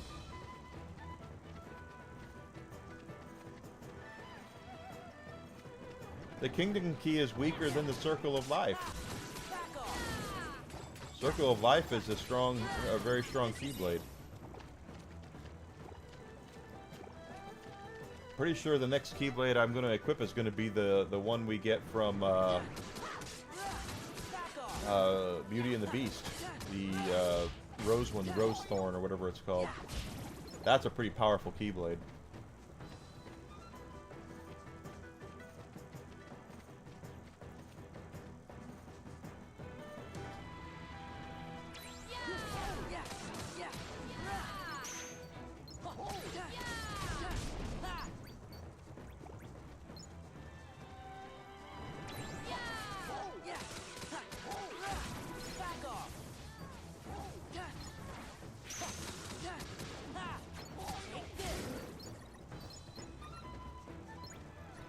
Let's go over here. Plus, the Kingdom Key doesn't have the cool effects after this either. If you look at how these Keyblades work, see how it's got ivy around him when he uses it? That's a cool little thing that that this Keyblade has. And when you equip other Keyblades, they have little special effects for them too. One of those little cool little things that they did with Kingdom Hearts 2, they made the Keyblades seem different as you're using them.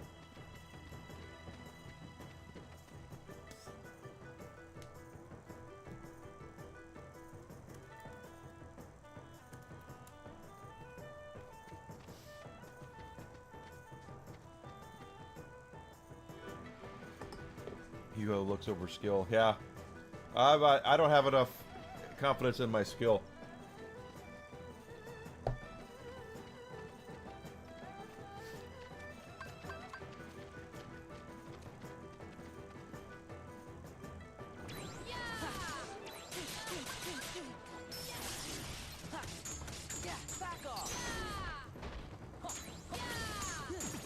High jump level 2, and then high jump level 3 for this for our Sora. Ah.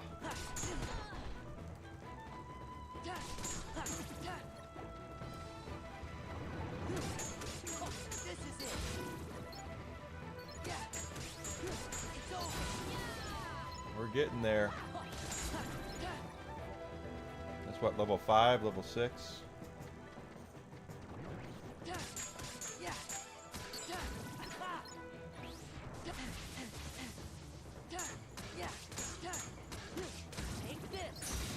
At it in just a second.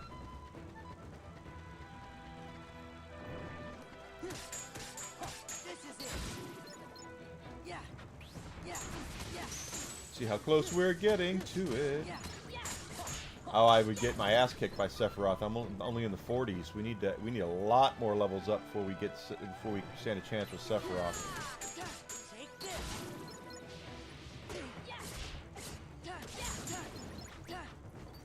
Sephiroth is a super boss. He is not one to be taken lightly. Not as hard as he was in Kingdom Hearts 1, but still pretty damn hard.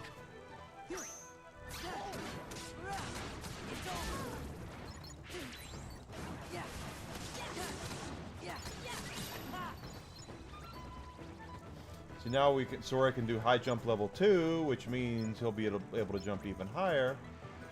But still not high enough. I think we need to glide for that. Yeah.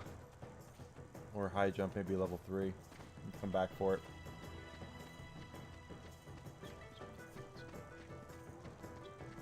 Wow, gifted $1,000.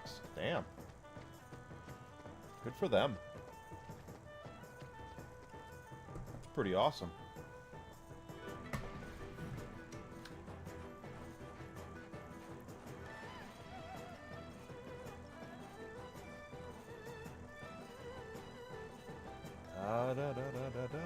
See, that one up there we can't get yet. But getting that stuff's going to come down to your glide and your high jumps, of course.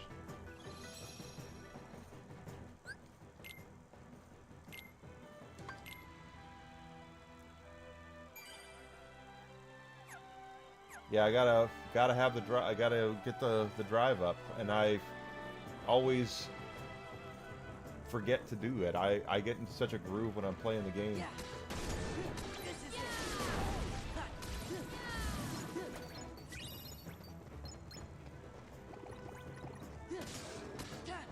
This is it. Oh, we didn't look to see what level that abilities. I jump level 3. I jump level 2. Status level 7 or form level 5. Okay. So 2 more levels and we'll have maxed out Valor form. And I think to get Glide, you have to get the final form, which is a mistake until you actually get it.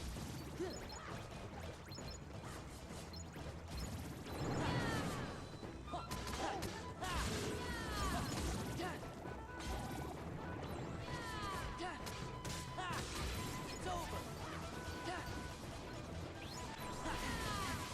Hey, you. What are you doing there? This is it. Take this.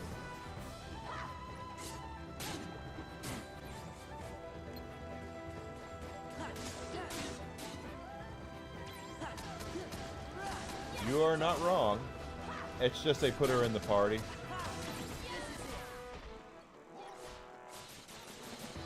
And they do have bonuses for you using those characters in Kingdom Hearts 2. Some of the things they fixed from 1 to 2 is in 1 to 2 there's no reason to use the guest characters, but in 2 you do have special moves. Like Red Rocket there is a move that Sora does with Mulan. Back off. Donald's still getting XP though. And I'm not trying to level up Wisdom for him yet, but I will.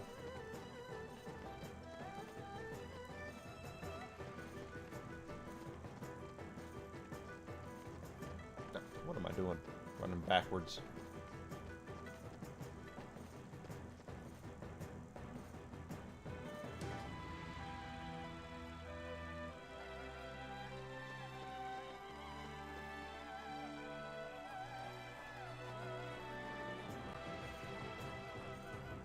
Could fight without the Keyblade? Well, not according to what happened in Kingdom Hearts 1.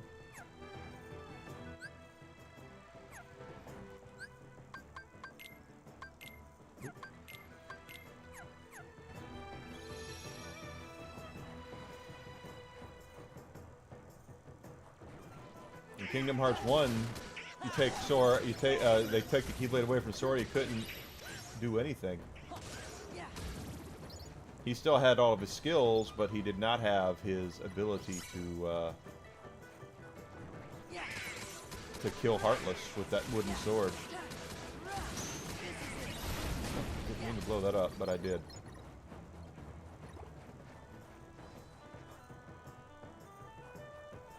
Alright, here we go. Let's fight these guys now. No. Give me strength. Yeah.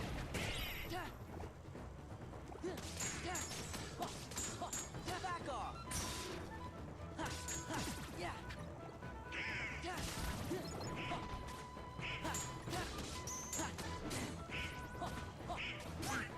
Oh, you bitch.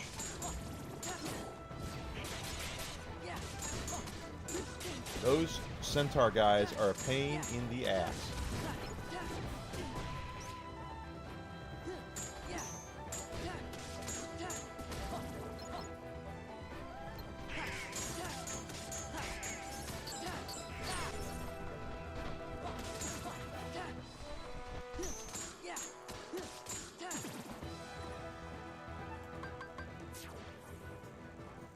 That puts us at 278.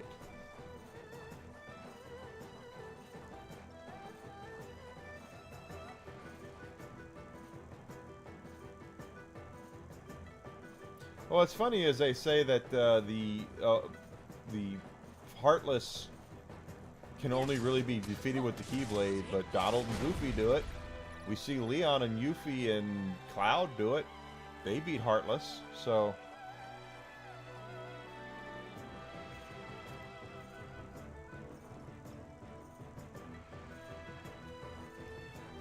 Is it true or not?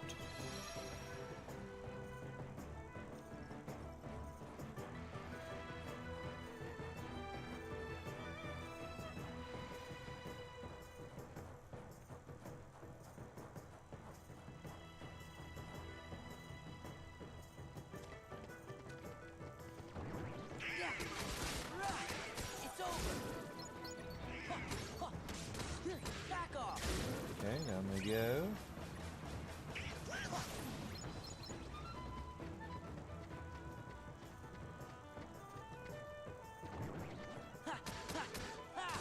Back off. Yeah. Such we'll never get to see you face Lingerie Will.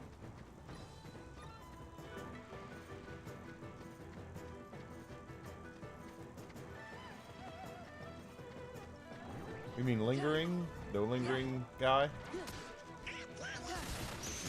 I've tried him.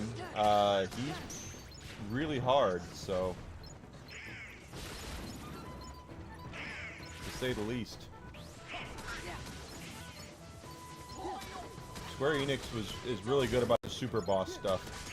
Once they see what everybody else, how everyone's playing their games and what they're doing to beat the game and all that, they take that and go, okay, well you can do it that way. What if we take that away from you, and or we make it harder where this guy can counter that?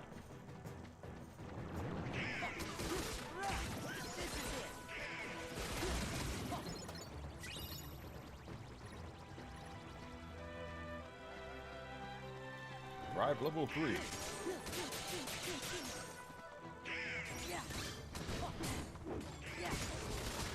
Back off. Negative combo. The negative combo. Woo.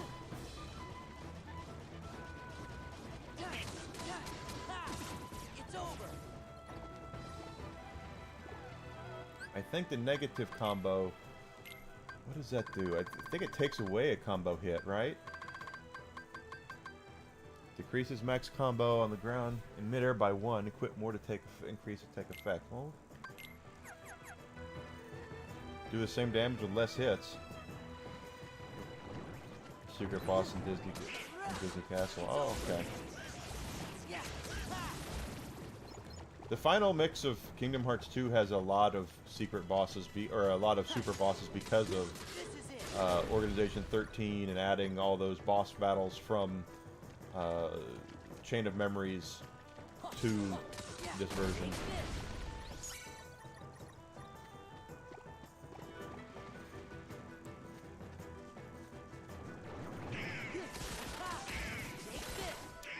I don't think so. Kingdom Hearts 3, as much as Kingdom Hearts 3 seemed to like they did what they wanted to do in the game proper, it did feel like it was a rushed game. It does feel like they wanted to do more with it. I could be completely wrong about that, but it feels like that they wanted to do more.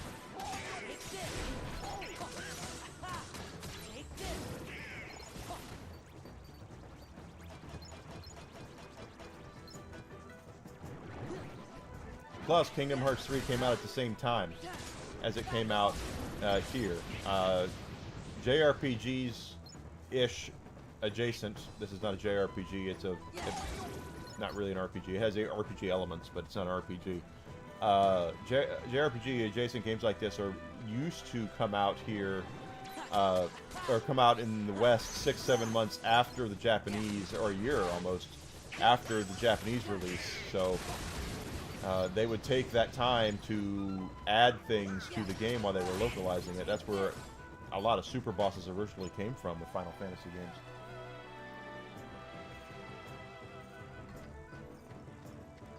Yeah, I agree, Afmer. It did feel like that it was rushed. Which is odd to say because the game was in development for like a frickin' decade, but it really felt like like it was an incomplete game.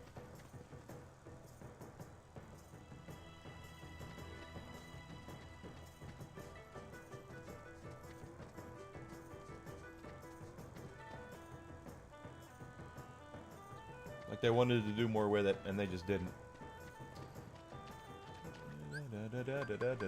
Status 378. We'll see what it is after we do our thing here. Let's go. Back off. Take this. That's a good hit. That wasn't though.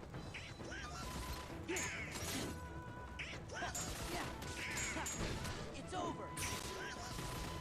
Yeah. Yeah.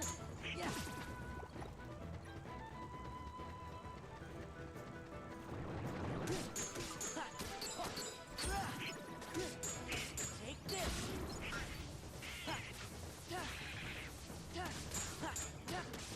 Take this.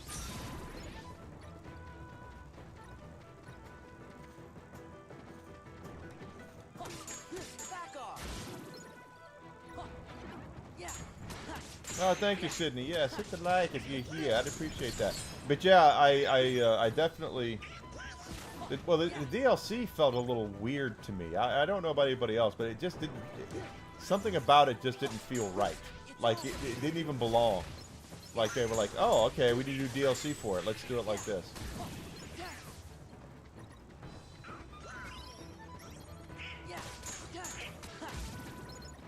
It felt completely disjointed from the rest of the narrative, I guess is what I'm trying to say. This is it.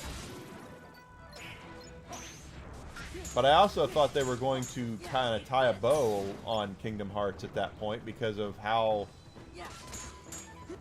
I'm guessing it was somewhat of a cumbersome thing. 264 now. Cumbersome thing for them to do. But, it did feel definitely different. It was on sale for $20? Is that how much the DLC for Kingdom Hearts 3 is? When it's on sale, it's $20? Because that the DLC is not worth $20. Sorry.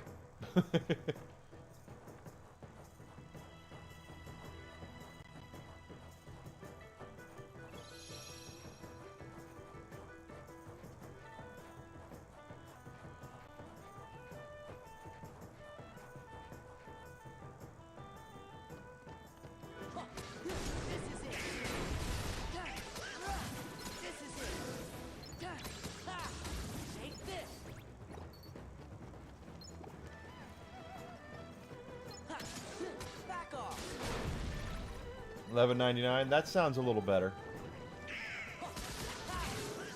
$20 is a lot of money for that DLC. But I think unless you're doing a full-blown expansion like they do with Diablo and stuff, and I even think the Diablo expansions right now are overpriced.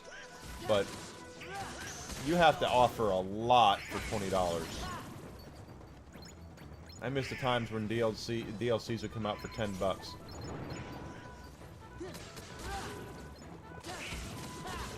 But it's like that old cheeseburger meme that they put out with when DLC became the norm for games. They would say, used to be you'd get a cheeseburger with lettuce, tomato, and onion, and for one price. But now they sell you just the burger and bun, and then if you want cheese, you have to pay extra. If you want lettuce, you have to pay extra. If you want tomato, you have to pay extra. If you want onion, you have to pay extra. It's exactly what it's like now.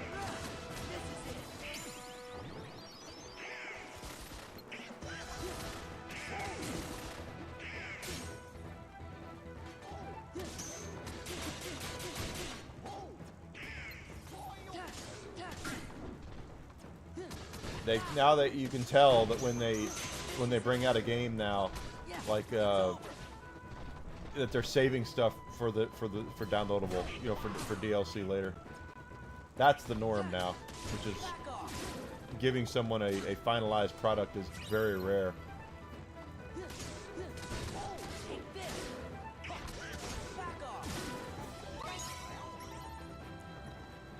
Well, we'll see what happens if there even is a PS5 or PS6 or PS7. There'll be a PS. Oh, yeah, this is PS5. PS7, PS6. Oh, it depends on. It depends really on Square, because Square is the king of, hey, we're working on a new game. Here's the announcement for it, and then a year goes by, you hear nothing else about it. Then another year goes by, you hear nothing else about it. Another year goes by, you hear nothing else about it. Then like 7 years later, they go, hey, it's coming out. So they are the king of doing that. As is evident with Kingdom Hearts 4. We saw the video for Kingdom Hearts 4. What year was it? And we've seen little to nothing about it since. All now that there is rumors and speculation about what might happen.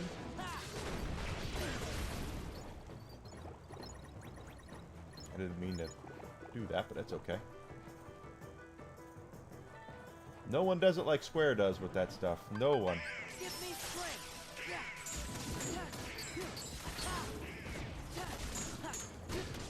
It's over.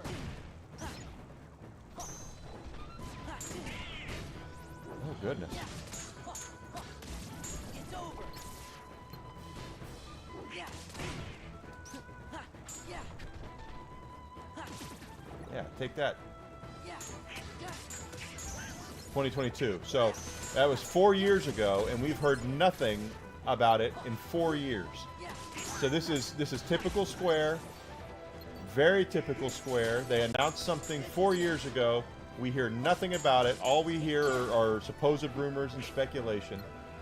If we see anything else about it this year, we'll see, because we already know that this year they are already planning on Dragon Quest, and believe me, they're not going to do anything that's going to upset the apple cart in Japan for Dragon Quest. There is no way in hell we're going to see a Final Fantasy coming out in that same time period, or Kingdom Hearts. They will not do anything to upset that apple cart of Dragon Quest in Japan.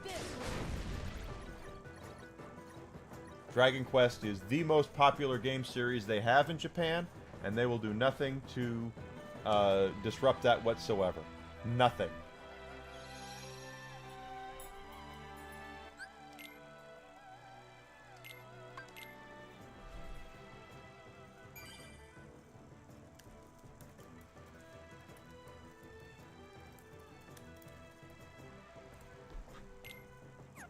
But that is, if that's not that's so Square. That is absolutely so Square. And what I mean is, they might do a Final Fantasy spin-off. They might do something like that. They might do a handheld Kingdom Hearts or something like that.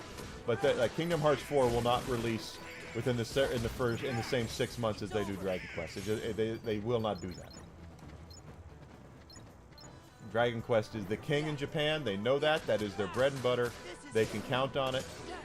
And they know they'll make money on it outside of there, too. It's not as big as Kingdom Hearts or Final Fantasy outside of Japan, but it is still a big-time thing. And we know they're announcing it next week. So Yuji Horii has already said that they are going to show off Dragon Quest 12 on the 40th anniversary of Dragon Quest, which is next week.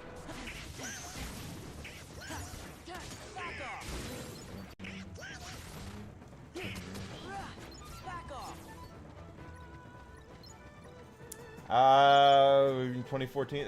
See, the thing is, though, Ephmer, you have to think about. It all comes down to money in the long run. Always follow the money. So they might look at something on a date and go, "Hey, that's a cool date to release something on." But if they could get Kingdom Hearts 4 out, if they could have had it out by now and had it the quality they want it to be, it would already be out. But they stretch their people too thin in a lot of ways in Japan. Tetsuya Nomura has worked on other things since then. We know they're working on Final Fantasy 17, for instance, and all that good stuff.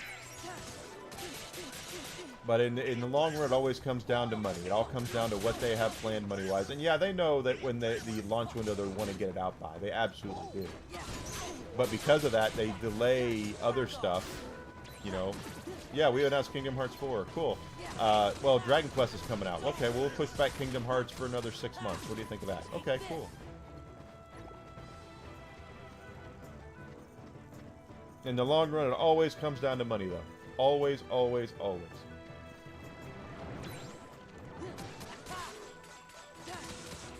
Follow the money.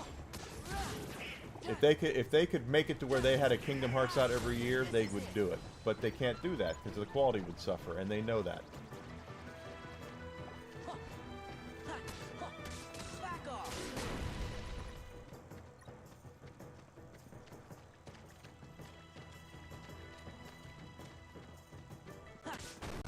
It's over.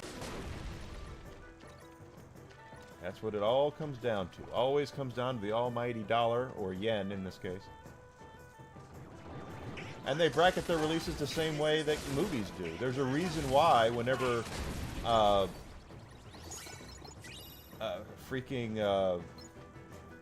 Marvel movies come out in theaters and nothing else comes out hardly that weekend is because they don't want to compete for the money. Or when Mario came out, nothing came out that weekend that Mario came out. We should just go get through with this level so we can go to the next area. I'm being very obtuse with what I'm doing right now. How close are we again to level 6? Well, we're getting there.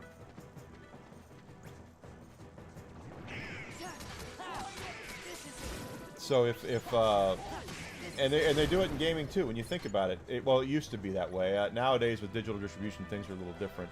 But if you look at like the way it used to be, is the week that Call of Duty came out, or Halo, or Gears of War, no one wanted to come out those weeks.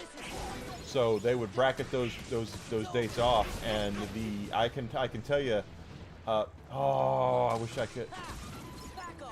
Almost got that. The Tuesday before November, here in the United States, they would release so many games that Tuesday because they didn't want to compete with the heavy hitters in November. They would not release anything the same day as Call of Duty. Nothing would come out the same day as Halo. Nothing would come out the same day as Assassin's Creed. They wanted nothing to do with those games sales-wise. So that Tuesday before, November, you would see WWE would come out. Their game would come out. You would see Square would release something. You'd see Atlas, a whole bunch of shit. Like a dozen games that come out that Tuesday before November because they wanted the game to be on the shelf in time for oh, we're Dark Sora. Damn it.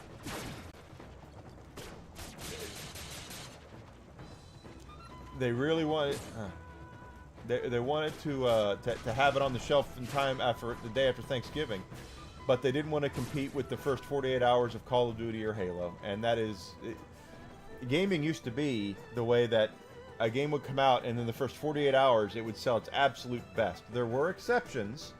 Grand Theft Auto 3 comes to mind immediately, but most of the time a game comes out and it will sell its best in the first 48 hours, or it did sell its best in the first 48 hours after launch. So if you were on the shelf at the same time, if you released your game the same day as Call of Duty, you were already screwed from Jump Street. So that's why so many people would, so many companies would not compete or do anything at the same time as Call of Duty. They did not want to come out that day. They did not at all, because it was the competition they were going to have to face with that game alone was going to be way too much. But they did want it on the shelf in time for when your grandmother goes to the store to get your Christmas present, that it was there. So that's also why you would very rarely see games come out in December. Now it's different. But even now, when you look at games that come out in December, they're kind of sent off. To me, it's like sending them off to the gallows. Metroid Prime 4 came out the first week of December last year, and as we've seen, it's not on any of Nintendo's revenue charts right now, and it's because they sent it out to die. They did not send it out for sales. Otherwise, they would have hyped it up more. They would have had a better release window for it. Releasing it the day that in December was just a disaster for that game. They should have brought it out a week or two earlier than that. If I were in charge of Nintendo's launches, it would have been out. It would have been out Black Friday, quite honestly. That's what I would have done, but probably a week before Black Friday. You don't want the fans fighting the normies when it comes to picking stuff up. So and honestly, when you're talking about a game like that, when you're talking about a game, 2 weeks is not that big of a jump as far as trying to bump it up or bump it back. That's not a huge shebang usually, especially when you have the you rely so much on patches right now. So, but usually when you bring a game out that in December, you're sending it out to die. Exact opposite of movies, quite honestly. Movies, they want to have them out. If you release a movie in January or February, they say they're sending it out to die. Games in January and February are welcome, quite honestly. People want them because they have their gift card money that they got for Christmas or for the holidays or whatever, and they want new stuff. You know, they might have gotten a brand new Nintendo Switch, and they're like, I got Mario Kart with it, but now I want Zelda, or I want Metroid, or whatever. And so they want to spend their gift card money on something. So, bring something new out.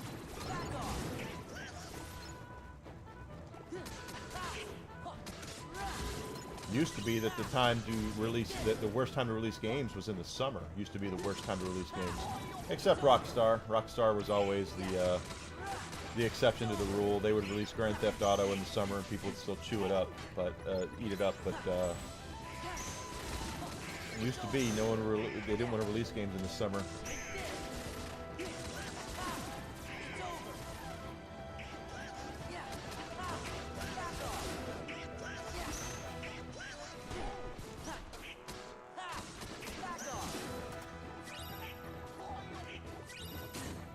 But that was during the time period where games were a little different. And now with digital distribution being out there and consoles are dying and all that,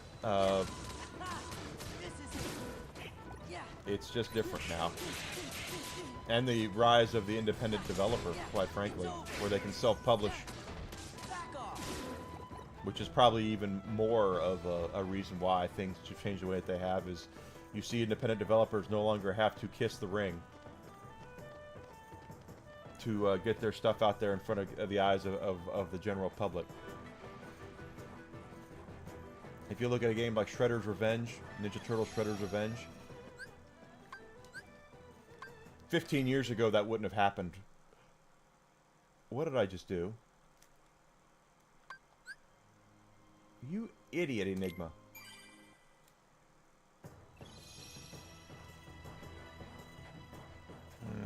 At least I saved right before doing that. But yeah, the rise of the independent developer is what really did it. They no longer have to kiss the ring of Activision. They no longer have to kiss the ring of EA or anybody. They can just get their stuff out there. Shredder's Revenge would not have come out the way that it did 15 years ago, because they would have had to have gone through. The only people who could afford that license would have been Activision or Ubisoft or EA. And now it's just completely different. You can have independent developers go and get the license themselves and publish the game themselves, and they don't have to give a portion of their revenue to Activision or EA or anybody like that. They just go out and do it themselves. And you're seeing it happen a lot more. Marvel is licensing their stuff out, and they're not doing contracts anymore either in the traditional sense. Like when Disney bought Lucasfilm, they almost immediately signed a contract with Electronic Arts where EA was the only company allowed to make Star Wars games for like a decade.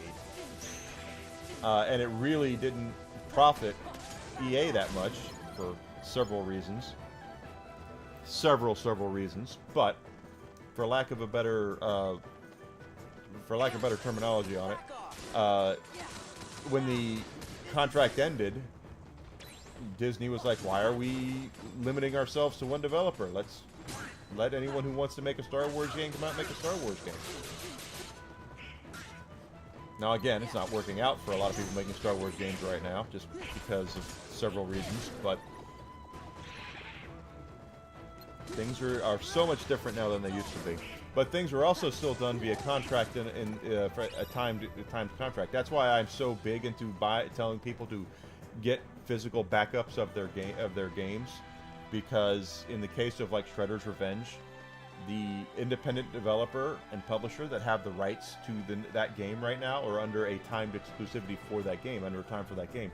Yes, people can still make Ninja Turtles games, but Shredder's Revenge is only going to be around for as long as that contract dictates. And if the developer does not re-up that contract, or if Nickelodeon does not re-up that contract, Shredder's Revenge is going to disappear. Now, I think it will still be available if you've already bought it, at least for now. But as far as you going on to Steam or going on the PlayStation Network or going on to Sony or I mean Nintendo or whatever and being able to purchase it like it's a brand new game, legally they won't be able to do that once the contract is out. So if you want to know why you can't buy Marvel's The Avengers from Squaresoft right now, besides it's a piece of shit game, it's because the contract ran out, and Square can no longer legally sell that game. If you own it, you can still play it, but you cannot go to you can't go buy a brand new copy of it. It's not available on Steam. It's not available on PlayStation. You might be able to find it used. You might be able to find a straggling copy here and there at Walmart or something, but no new copies can be printed of that game anymore, unless Square goes to Marvel or goes to Disney and says, hey, we would love it if we could renew this contract. And if that happens, then they can make more copies of the game. But since the game cost Square several $100 million in losses to make, chances are that's not going to happen.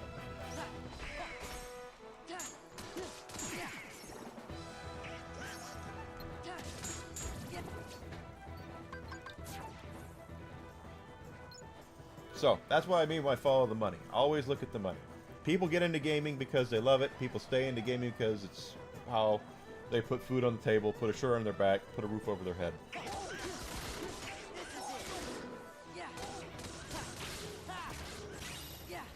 And just like anything else, you're going to have some winners, you're going to have some losers. Nothing you can do about it. Except make a quality product and see what happens.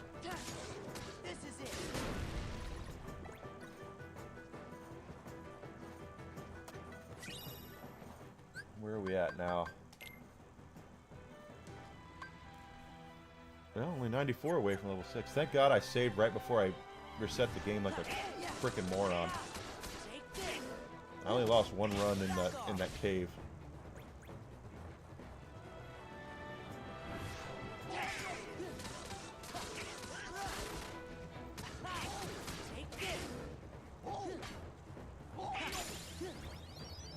AP increase, defense increase, nice. That's another reason why I say make sure you save your game often. This is a PlayStation 2 game. I almost did it again. You see that?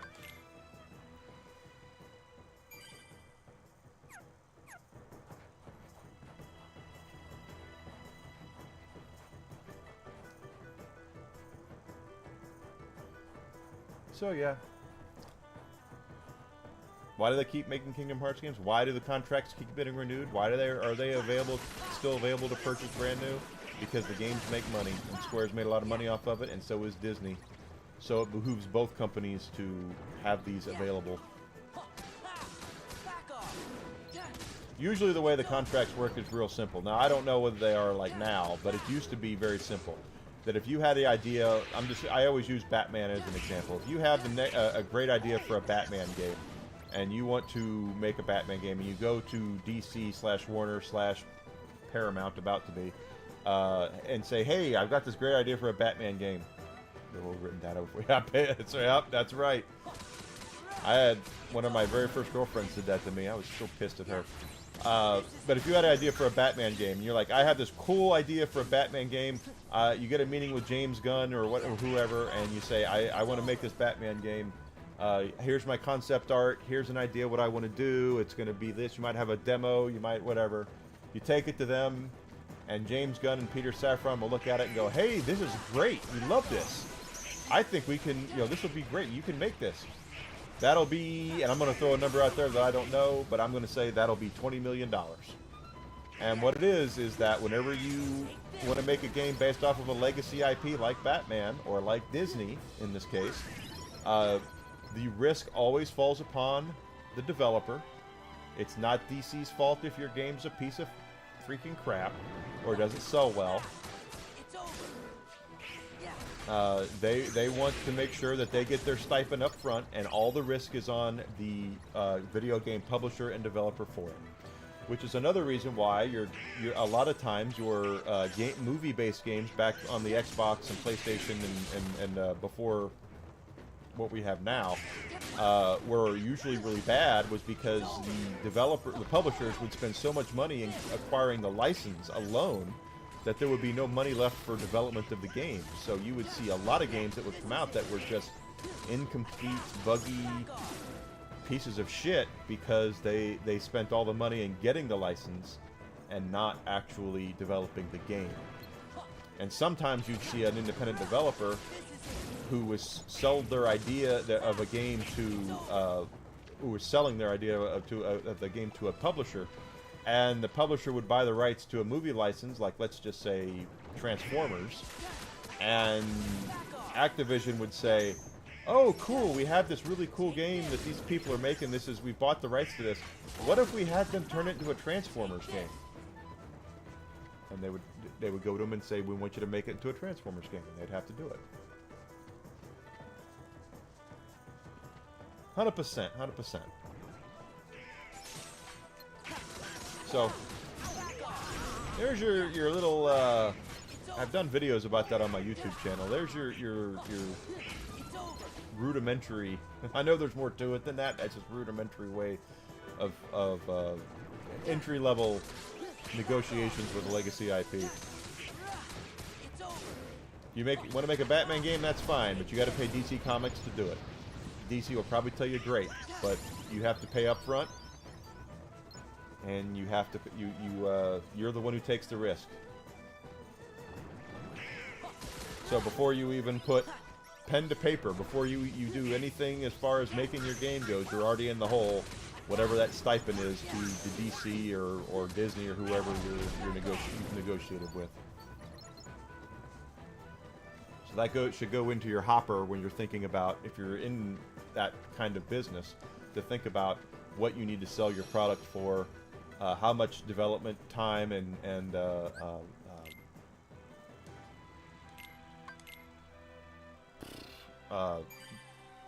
manpower you need to put into it. Manpower is a bad word to use.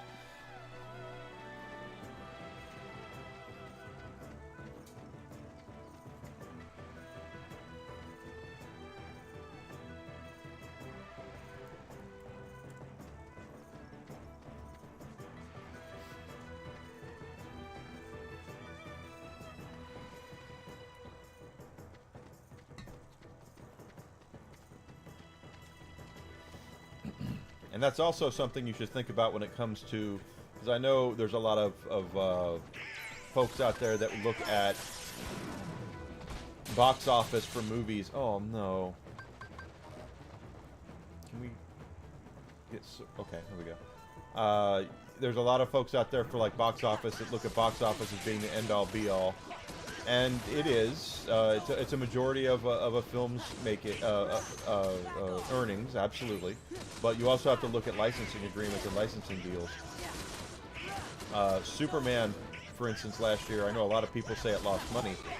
I'm not so sure it lost money. It might have made a little bit of a profit just because it had toys, it had t-shirts, it had cookies. There were Oreos or something that were based off of it, and all of that is revenue that goes into the hoppers of DC Comics. Just to make those Oreo cookies, they had to pay DC Comics a stipend just to make those cookies. So keep that in mind too when you look at, when people talk about how much movies make and how much they lose. Or TV shows or video games even. You know, if Call of Duty comes out and then Mountain Dew does a Call of Duty themed soda, that's Activision or Microsoft get a little bit, you know, or they get a stipend for that.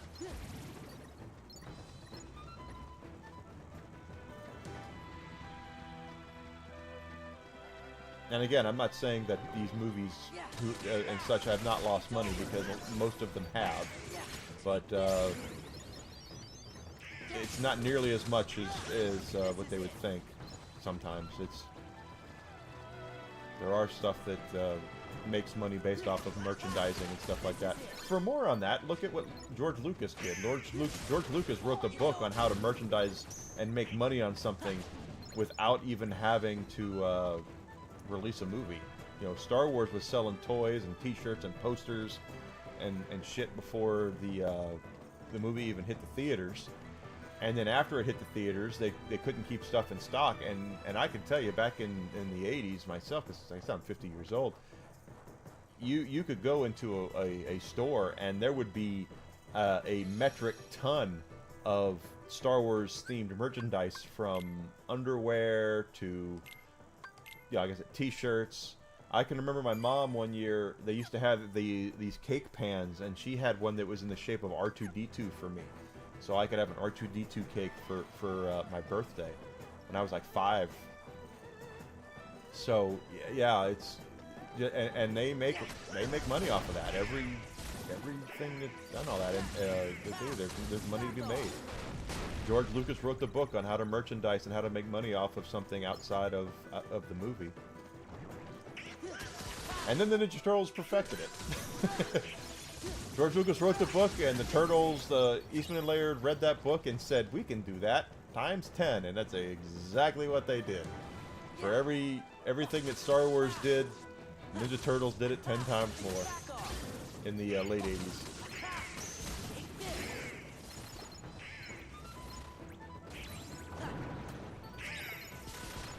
And the problem now is finding things that really latch on with people like that, because we have so many choices, and because of the fact that there's not a lot of original ideas coming out of entertainment anymore. It's all, there's always this thing where they say everything's been done. I believe that to a point. Because you say everything's been done, and then you see something like Expedition 33 come out, and you go, okay, holy crap, didn't expect that.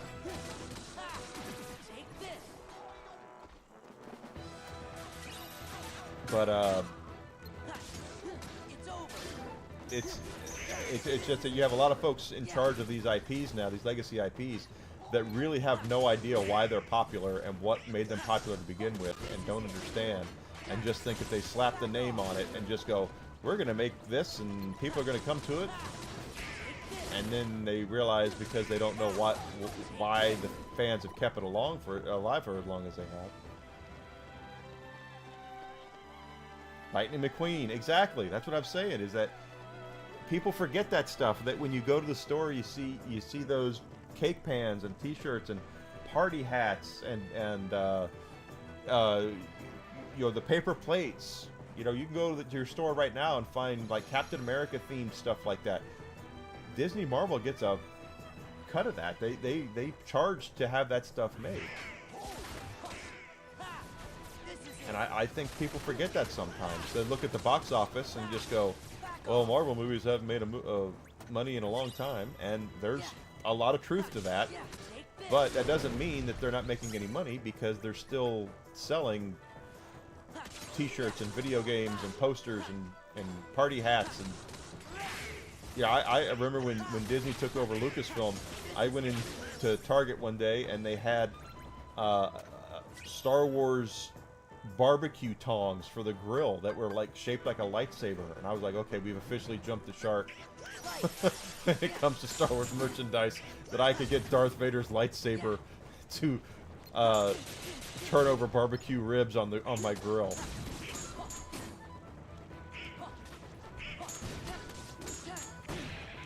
I don't want to make it sound like that it's a small mint they make off of it either. They probably don't, but they make money off of it. So don't poo-poo it. What I'm saying, don't forget that stuff. They do make some money off of it. Typical. Typical. Oh my God, you bastard.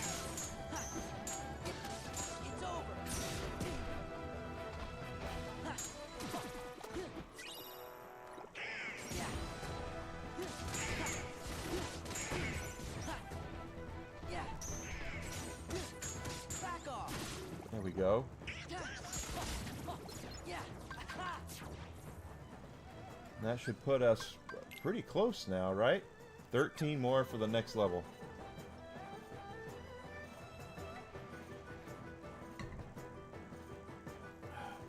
So yeah, just don't forget that stuff. A lot of folks, I think, sometimes forget about merchandising and stuff like that. And while it's not, you know, when a movie at the box office loses $500 million or $300 million or whatever some of these movies have lost, no, they're not going to make that up in merchandise. Very rarely do they make that up in merchandise, especially when you consider that the lion's share of the profits when it comes to stuff like that. If you go to the store right now and you see like the Mario Galaxy toys that are out there that I might have a set of in there, yes, Nintendo makes something off of that, but they make off of the double stipend because Nintendo sells the rights to Mario to Universal for that, right? Universal sells the rights to the Mario Galaxy movie to whoever made those toys. And so, yes, Nintendo got their money up front, and then Universal gets a lion's share of what they sell for. And then, of course, there's the toy manufacturers who make their money as well. Again, you have to look at the contract. Maybe Nintendo gets a cut of every toy sold. I don't know. That's between Nintendo and Universal and who made those toys. But there is something to be made off of merchandise. A lot to be made off of merchandise.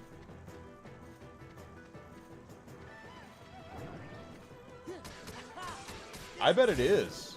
There's still... I'm very much... I have not been into Star Wars in a long time because it's just not been good. But, you know, 20 years ago, a 30-year-old Enigma would have been all over Disneyland, Disney World, Star Wars. And I do have my choice. If I wanted to, I could go to Disney when I'm in Florida next week, but I chose I wanted to go to Universal instead.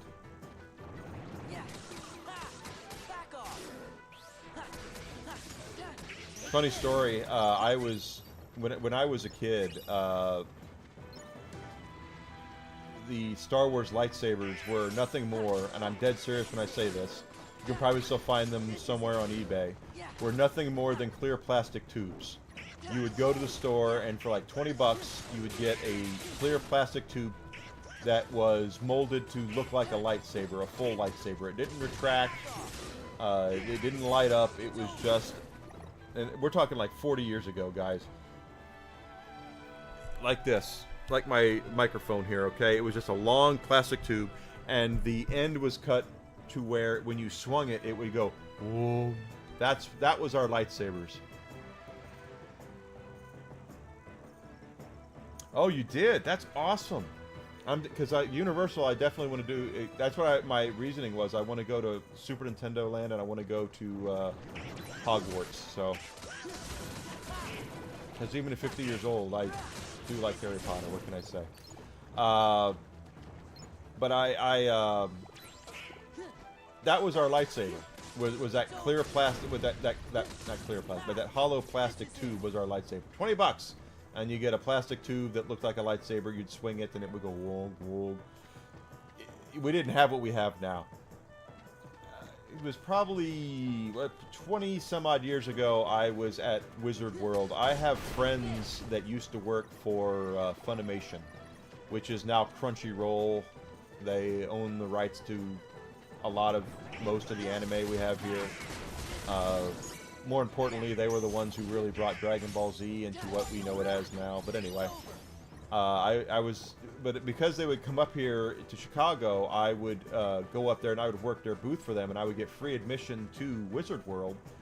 I would work their booth, and then I would walk around and buy stuff and meet the guests and all that kind of stuff. And I had a lot of fun because for them it was work, but for me it was hanging out with my friends.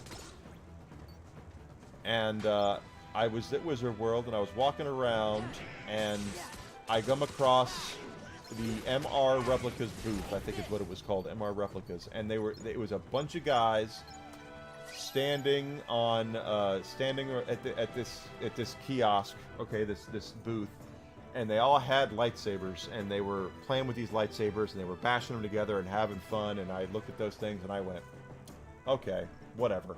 So I walked up to one of the guys, and he handed me, I said, can I see one? and he handed me. It was an Obi-Wan Kenobi lightsaber, and I looked at it, and it was before you had the detachable blades. It was just the hilt and the blade, and I had it in my hand, and I turned it on, and the thing went blue. It went up, and I turned it off, and it went down, and I went, son of a bitch. And I looked at the guy and said, do you have any Darth Vaders? He'd go, yeah, that'll be $80. I went, okay. And I bought it was like, this is what I always wanted as a freaking kid. What the hell? You know, I was so pissed.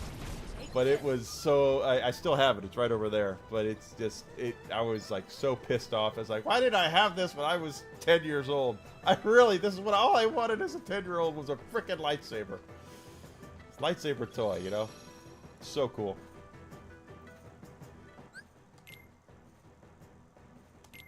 Oh, I just remember it like it was yesterday. Now you got them. I got a couple now that all have detachable blades and all that, and they've come a long way. But I just remember those things coming out and just flipping my lid over that.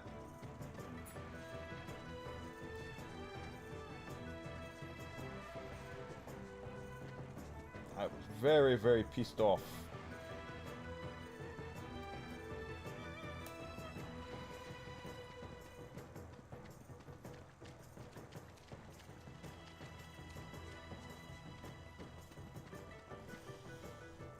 As soon as I turned it on, I was like, oh shit. Now I have to have one.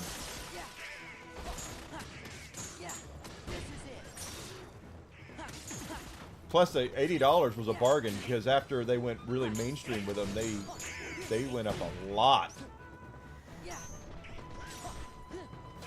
A whole lot. I don't know if anyone remembers, but they were very expensive. They were over like $120 once they went mainstream. Because those lightsabers from that company, after a while, they became mainstream.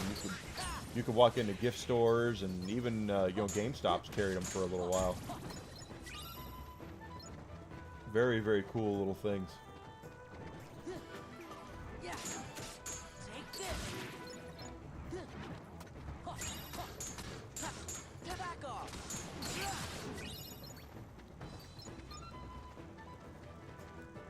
Yeah. Oh, look at that. I almost had it. Oh, you bastard.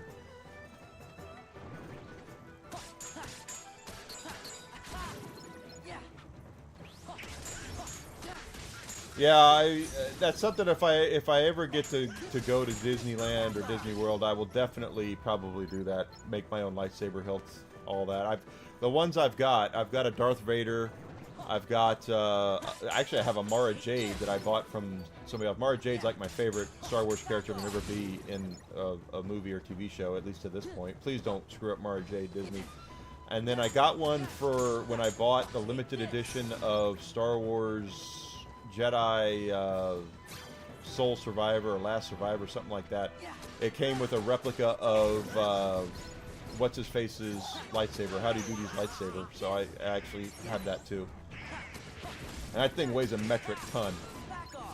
Like, I holding that thing, you could do curls with it and probably build up your biceps. The thing is heavier than hell.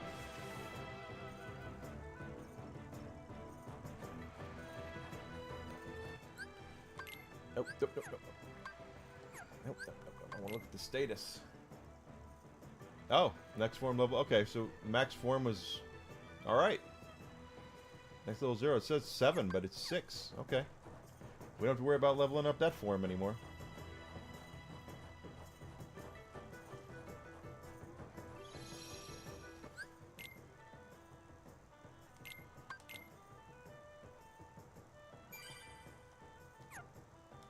Now I wonder... Abilities... Not abilities. No, not even that. 18,000.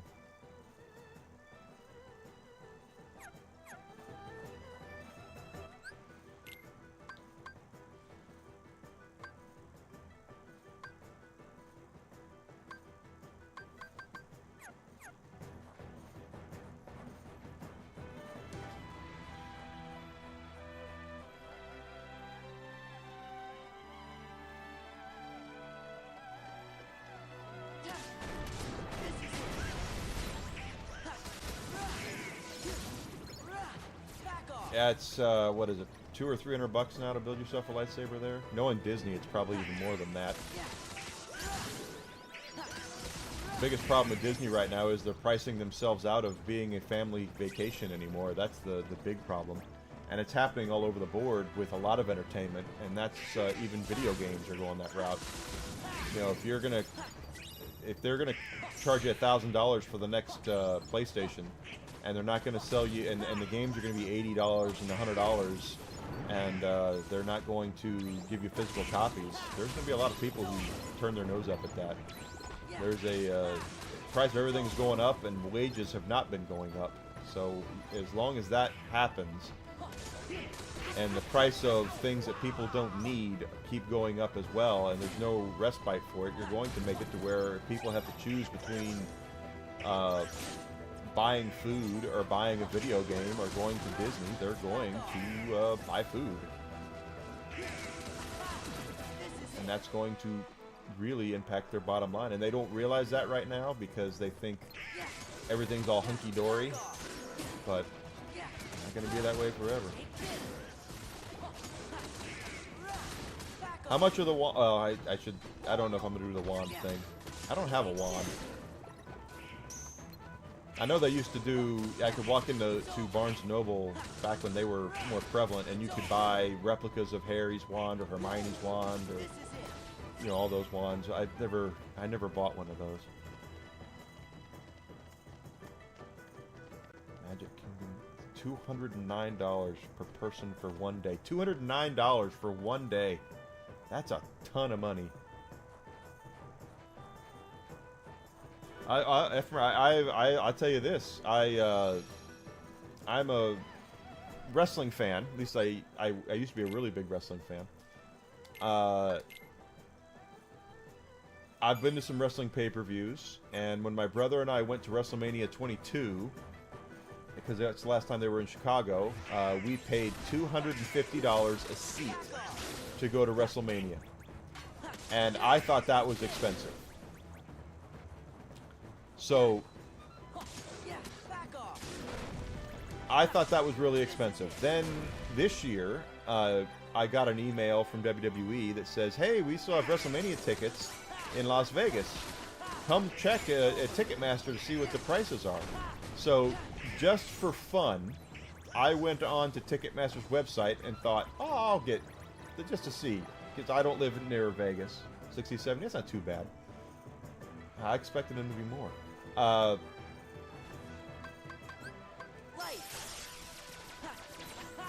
But I was looking at WrestleMania seats. I wasn't gonna go. I just wanted to see what the cost of them were.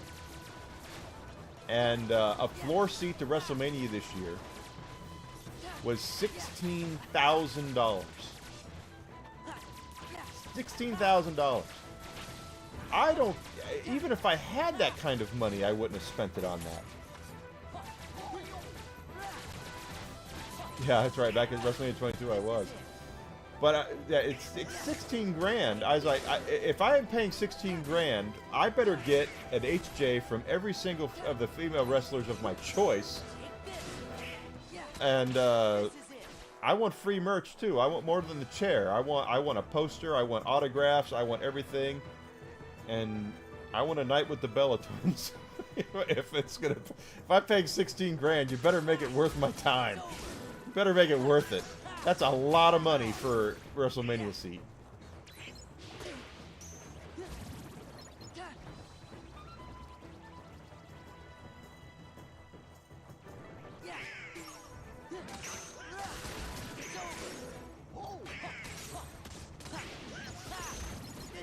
It was just a lot of money, and to me that's pricing yourself out of the market.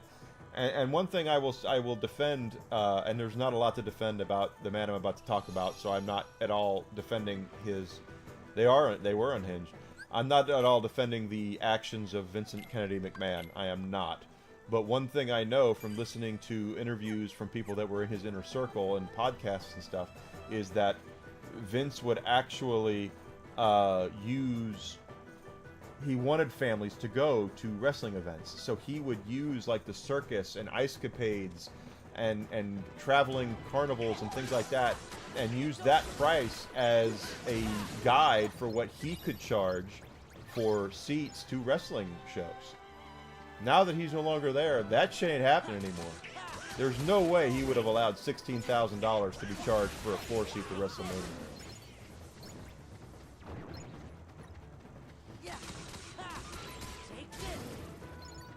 But that, I mean, to me, that's just absolutely insane to charge that much money for that. Now, I can't see how. Like I said, even if I had Elon's money, I wouldn't have done that.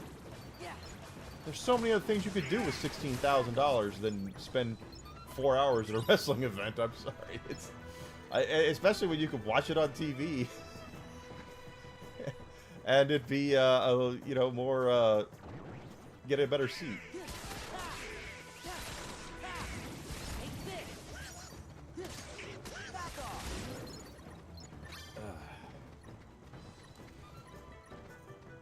Just absolutely insane for 16 grand. And when we were at 250, we thought we were paying a lot of money at 250. It was like 250. That's a hell of a lot of money to go to WrestleMania. Now, if I got a seat for 250, I'd be like, hell yeah, let's go. That's cheap. But there ain't no way I'm ever paying 16 grand. If I'm paying 16 grand for anything, it's going to be a car or a house.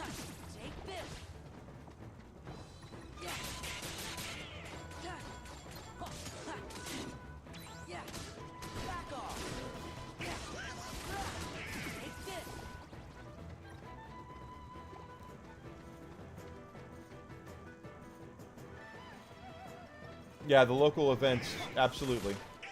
When things were more segregated as far as regional stuff goes, absolutely. I mean segregated as far as regions go. I don't mean segregation as far as political stuff. But of course, there's still independent wrestling out there. If you know where to look. I live outside of Chicago. We get independent wrestling events here all the time, but I can't tell you who half the people are.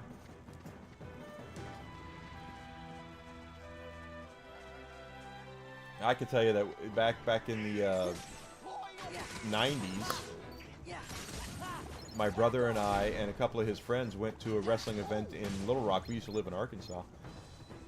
And we had heard, we had got in the paper and saw that Kane was going to be there. We had no idea that it was going to be an independent event. We thought it was going to be an official WWE event. We thought we were going to go there and watch WWE stars. And we go to the arena and we pay, it was like $20 to get in. And we were like, where's our tickets? And the guy said, you don't need them, just go sit where you want. And we were like, okay, well that's already kind of somewhat concerning. And we walked in, and the first guys that came out we had never heard of, had no idea who they were, and we realized we were not at a WWE event at all.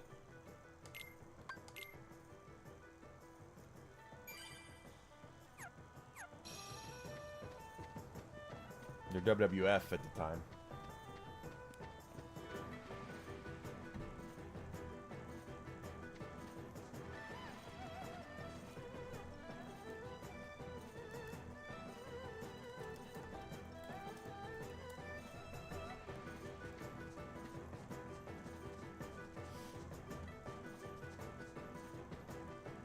It started as local events in the 70s. It didn't start in the 70s. It started well before that.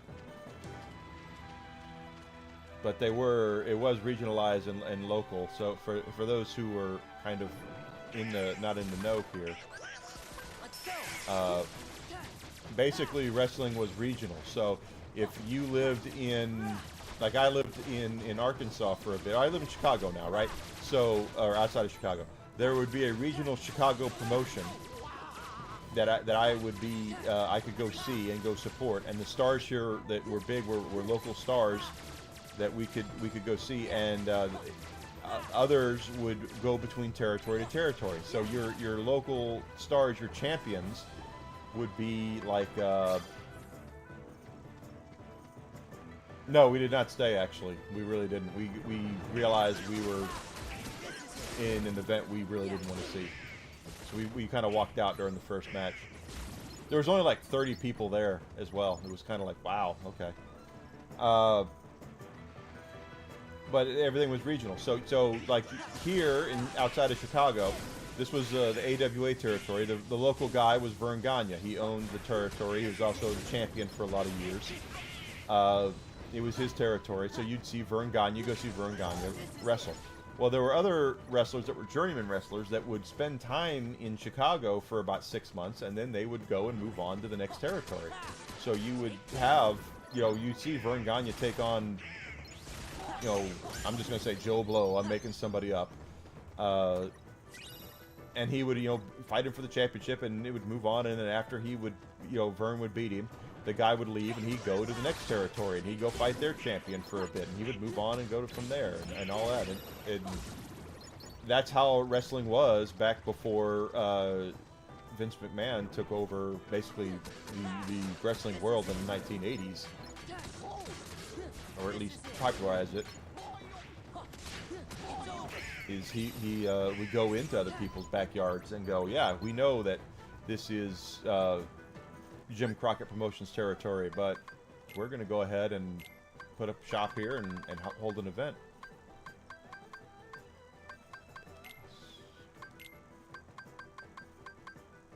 Alright, boost, summon boost, fire boost, once more. Yeah, that's an important one. Get that.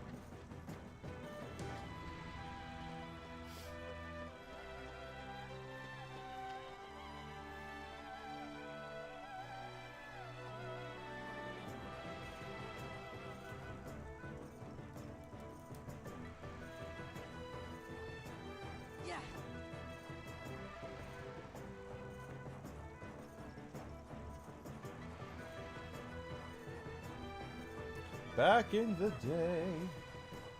Wow, my Rumble stream is not a lot of people are in my Rumble stream today.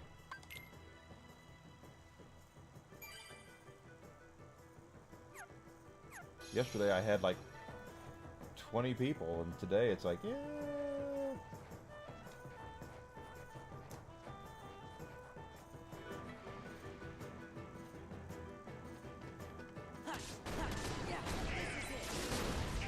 He wanted to take over everything, and the thing is that he wanted to buy everybody out. He went to a lot of territories that were bigger and offered them money for their promotions, so he could have access to their talent and have access, more importantly, to their TV time slots. And some of them sold, some of them didn't. And when they didn't sell, he went into their backyards anyway.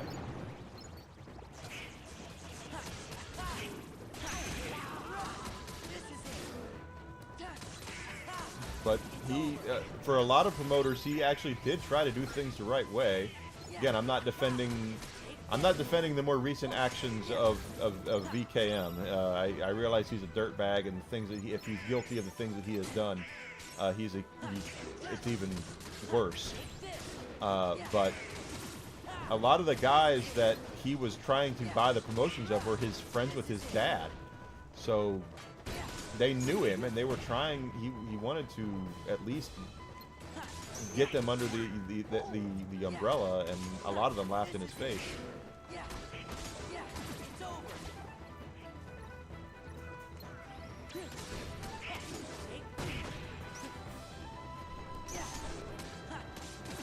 Wisdom form is a weird one to try to level up because of how it works. Probably try to find a better place to do that. Yeah, if he's guilty of half the things that he's accused of right now, he's a sick man. But that's one of those money things where it's like money, basically, people that have that much money on their hands and no restrictions on what they can do. It is sick. Let's go whip this guy's ass so we can go at least go to Beast Castle, because there's better experience in Beast's Castle.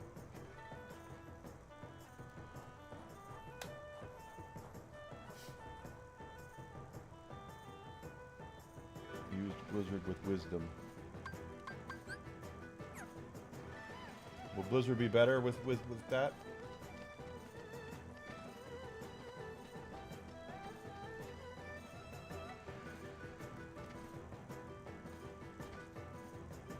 I can't get that one yet.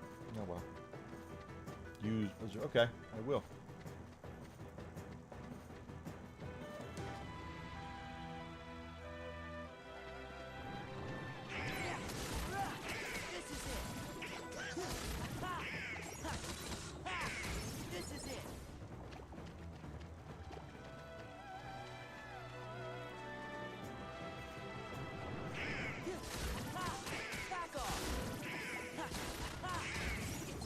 We've been grinding this for a little bit now, so the Kingdom Hearts grind never really ends until you hit level 99 and you get all the forms up.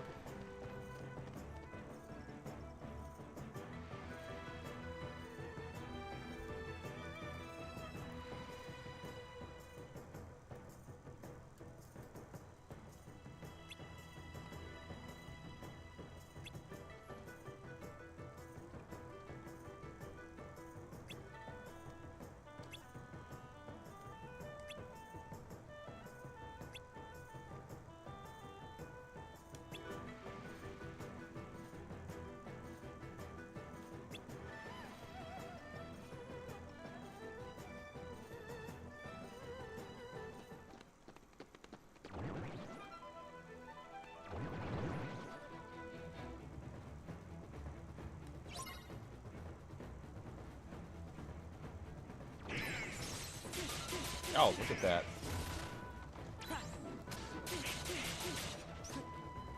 Alright, fine.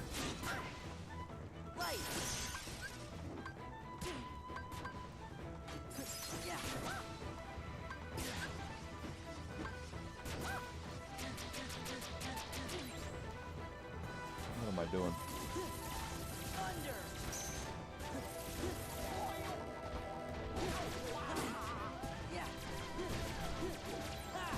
Besides screwing around. Stop screwing around. Normal difficulty. Here we go, baby.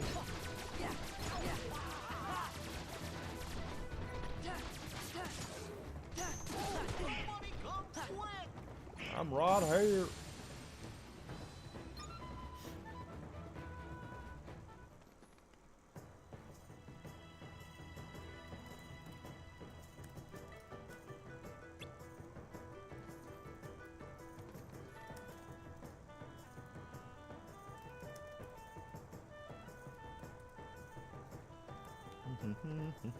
Oh, that's not what I wanted to do.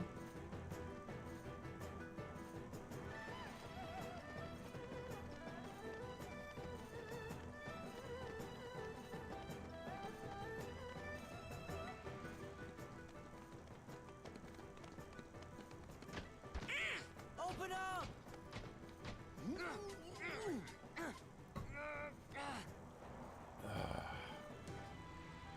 Over here! Huh?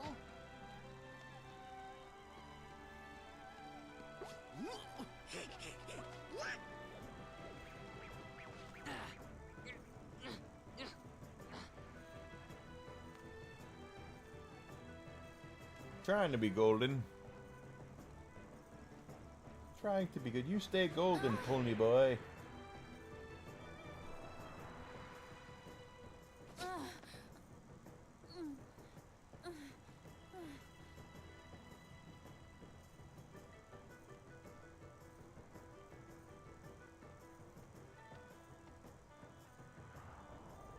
The only time I do anything on harder difficulties is like on Resident Evil when you're trying to gain access to more points for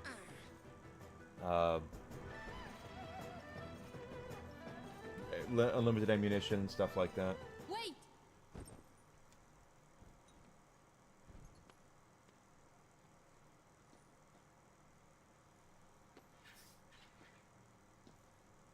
Riku? Huh? No, never heard of him.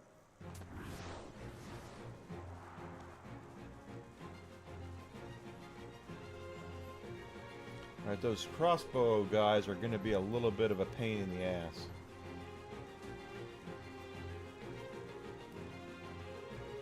Because they can hit you from afar. Defeat all the nobodies.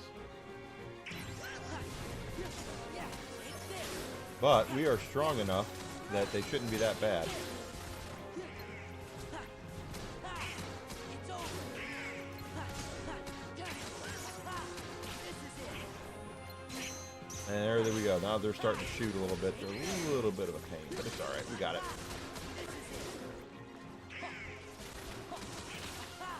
Back off. This is it. Not bad.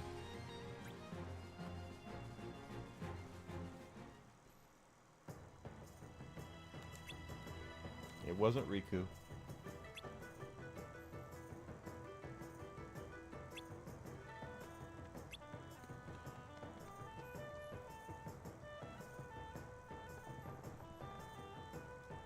Hello, Emperor Pat Morita.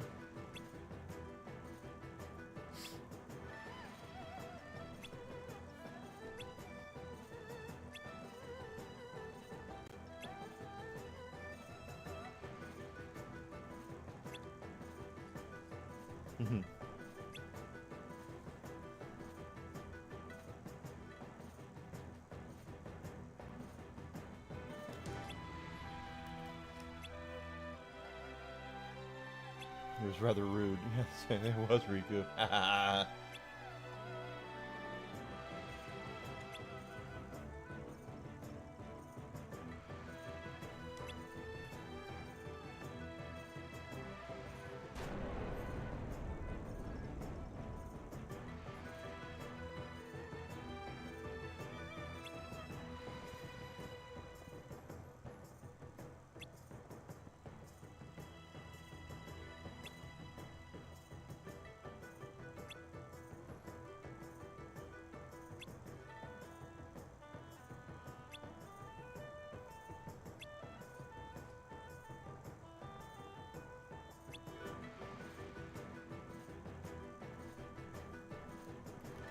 Alright, let's grab some treasures while we're here. More pages for the 100-acre wood. Queen recipe, that must be for Donald. For the God Save the Queen. Or how come? There. Map!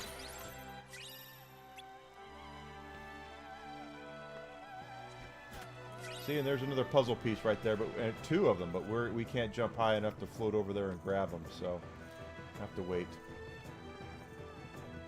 Gotta wait, sir.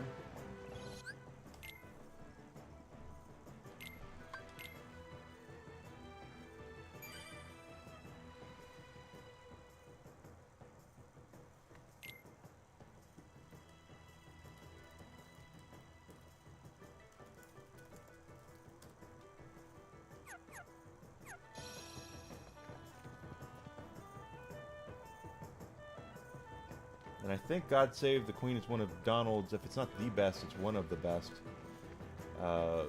wands in his... Welcome back, Sydney. In his arsenal. Oh, it's a big freaking Heartless Dragon we saw earlier. Yeah, we'll take it. Sun's out. Looks like it's nice.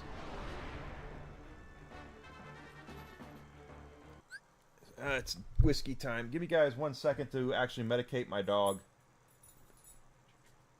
I wouldn't be any good on critical, I promise. I know, Whiskey, you're ready for your medication. Guys, I'll be right back. Don't go anywhere. I just need to give him his meds. I'll be back in a second. Is it time? Is it time? Let's go get your treat. Come on. Time for the whisk.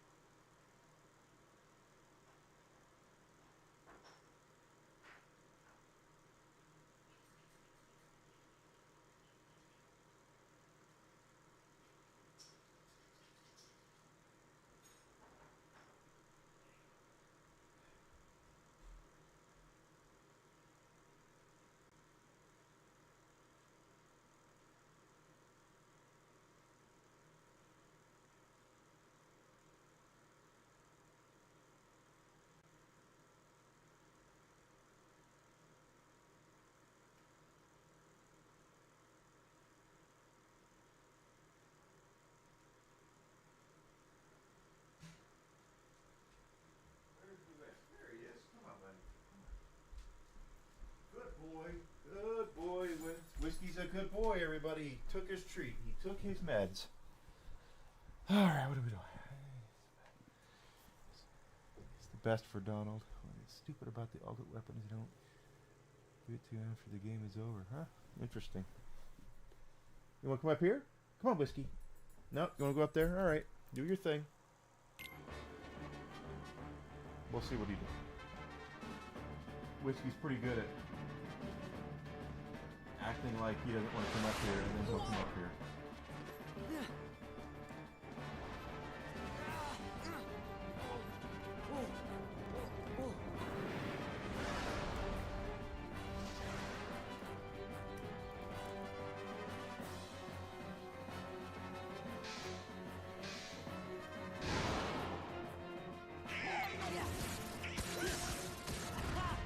It's over. It's over. Yeah. Well, we got one of his health bars down.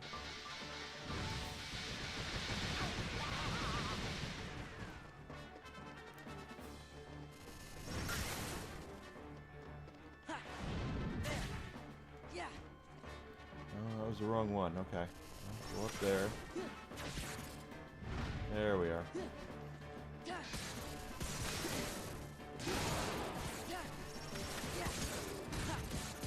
Since we're so strong, it shouldn't be nearly as annoying as it usually is. This is it. Yeah. Yeah. Yeah. This is it. Yeah. This is it.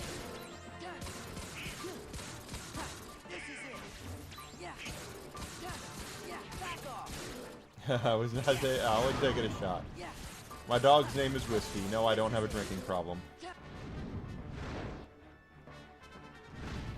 He's being a good boy, laying up there in his on his ottoman right now, looking outside to protect us, protect me. I'm the only one home right now.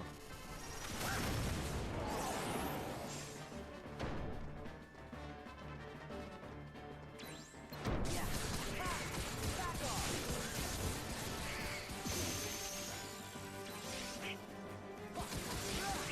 It's over. Yeah. Woo. Okay. Yeah.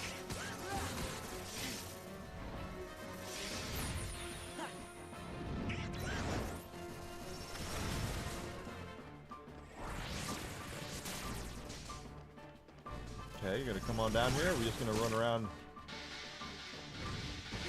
Oh, or you can just throw bombs at us. I drink bourbon on the weekends, so I'll have a glass of bourbon or so tomorrow. But Yeah. I don't drink on weekdays usually.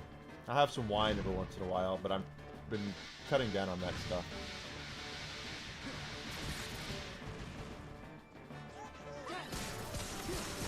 Back off.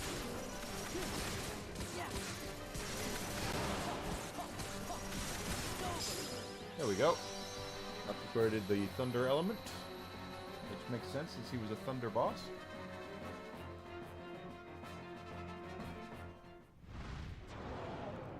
Whiskey is the most vicious animal on planet Earth. That's the way he looks at himself. He's cute, but he's not cute, you know. Mulan!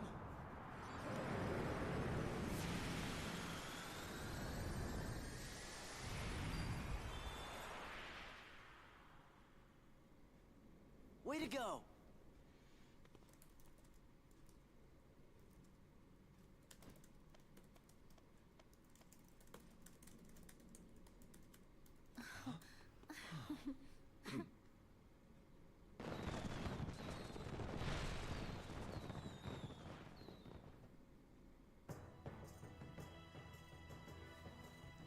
Once again, you have served China Thank you, well. Mr. Miyagi. It would please me to reward you. What is it that you wish? Food. Well, you say a guy in black came to see you. What did he say?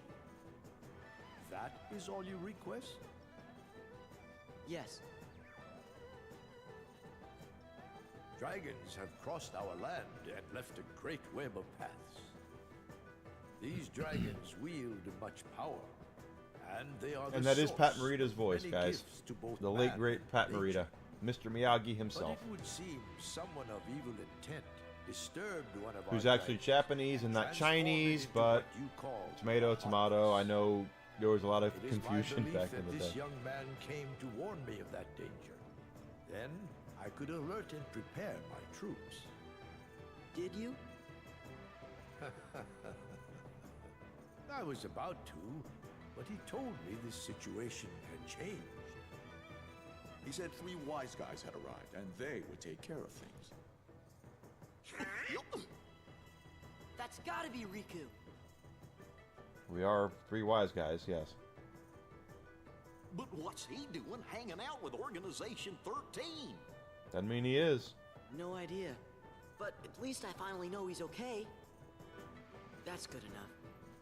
Yeah, that's good. Now then, No, then. Mulan, do you have a request? A date I'd with like Shang. Shang, yeah. I mean, what, the captain. Yes, yes, my dear, what is it? Could the captain have a vacation, please? I hardly expected such humble requests.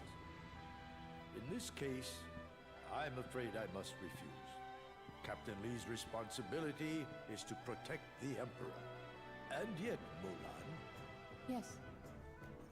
would you like to serve alongside him and protect me? That's What? 2 reeds together are stronger than 1. But the choice is yours alone. Thank you, Your Excellency.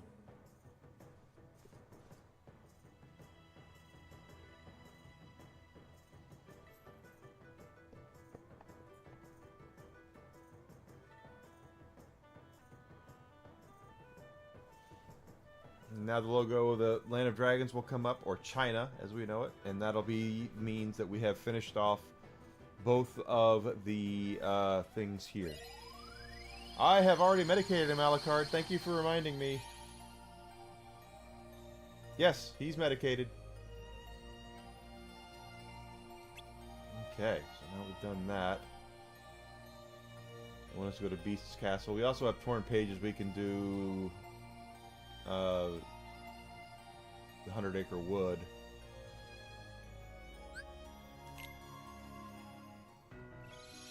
Kind of don't want to do that right now, though. So let's go back to Beast's Castle. We'll have to fight an Organization 13 member here, if my memory serves me correctly. My memory is what my memory is. That's what I said, Sydney, that Kingdom Hearts 3 is basically, and I know they gave it to her in this game, but Kingdom Hearts 3 is basically the Oprah Winfrey show of I hope tonight goes well. Keyblades. So Skip do Kingdom I. Hearts. Everybody gets a I wonder why Keyblade, he's so except Donald and nervous. Goofy, because F those guys. Master does have his shy side, you know.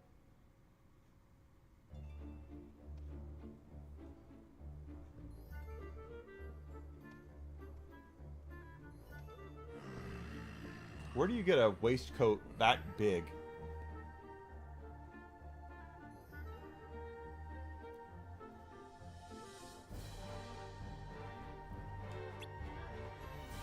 And we walk into Beast's Castle, and he's like, "What the hell are you doing here? I'm on a date, for crying out loud."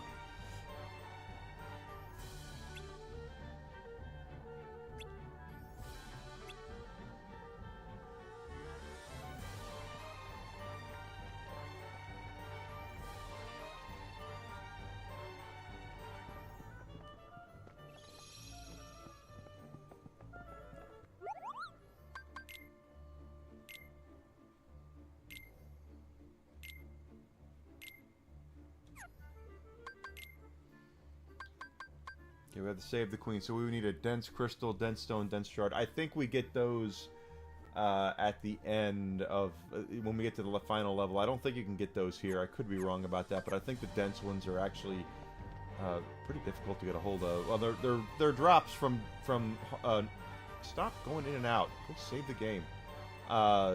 You get them from going in and out of the final area. If my memory serves me right, I could be wrong.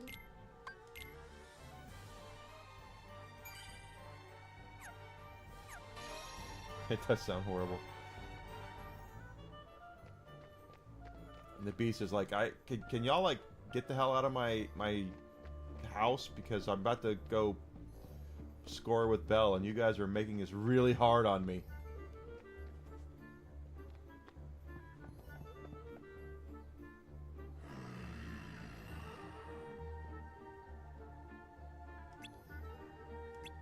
Exactly. He's like, why are you here? Get out of my house.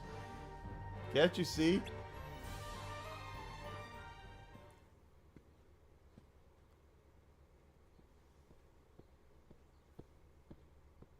Tonight is very important. Yeah, he's on a date. He's got to find a place to park his beast.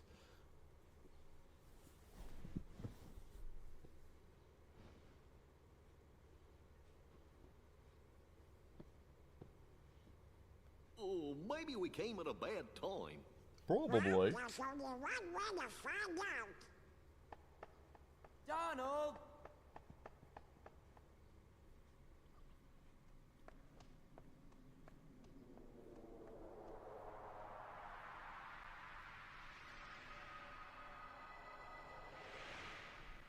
Are they gonna sing? If this is a singing part, I gotta mute it.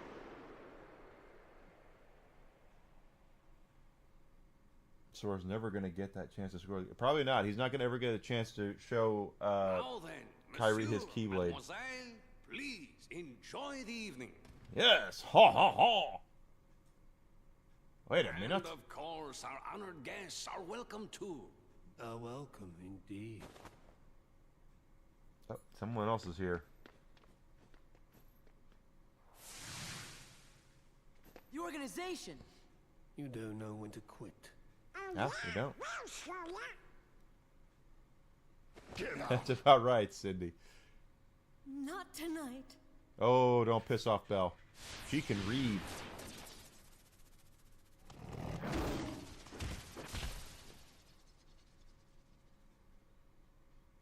I've come to take something you hold very dear.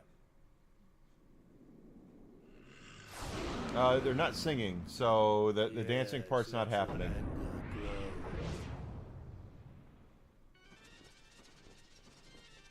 Beast, we have to get rid of these guys first.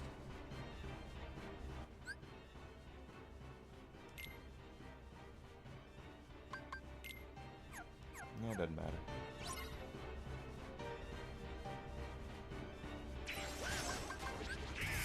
Let's go! Oh, I'm in Dark Sora. I didn't want Dark Sora, but whatever.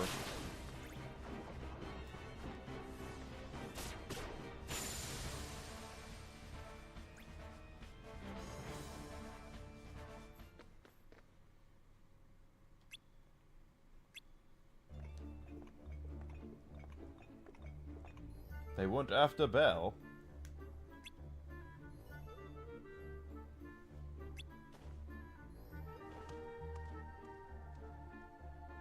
Yeah, that when we get to Atlantica again, I have to mute it then. I will not take the risk of getting copyright claimed over that. I can already hear Jodie Benson's lawyers getting ready to sue me in Disney.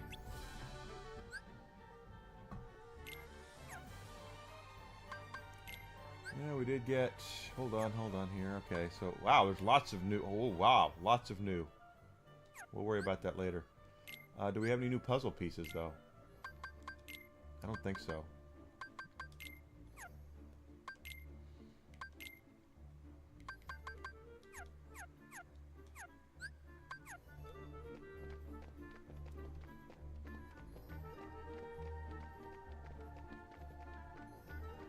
Oh, the ballroom. This is the final mix version, yes.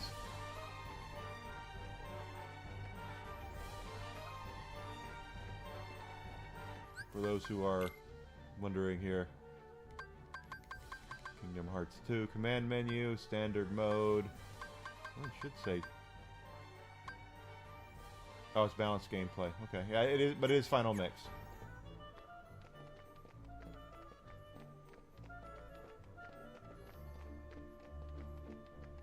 Yes, this is the PlayStation 4 version. I'm playing it on PlayStation 5 for argument's sake.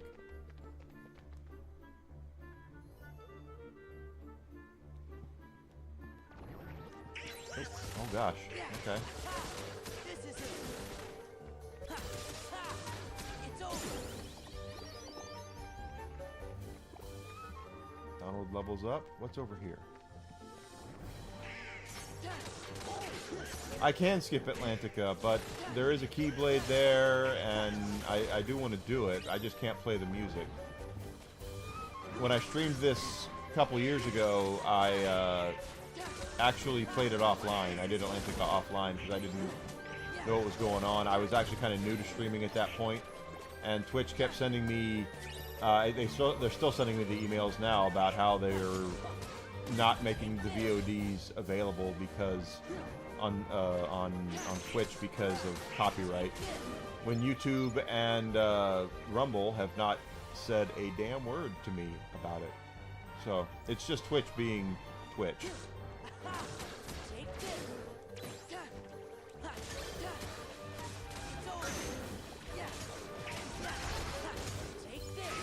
You know what? I don't remember even how to get the Ultimate Keyblade in this game. I wonder if I have it on the other save.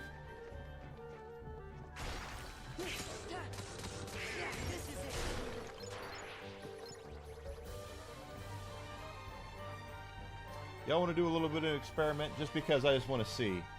Because the last save, the other save is the one I actually streamed a couple years ago. That one right there.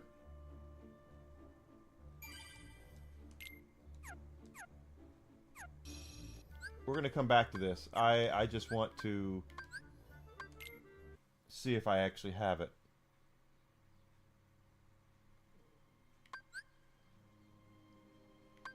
Because this one I maxed out a lot of stuff on. Not everything. Nope. Fenrir is what I have on that one. So I never got...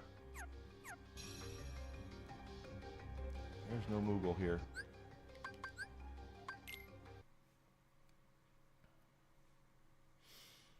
I think it's the entire game, Sydney. I think Twitch just looks at it from the sense of the entire game can be copyrighted in some way or another because of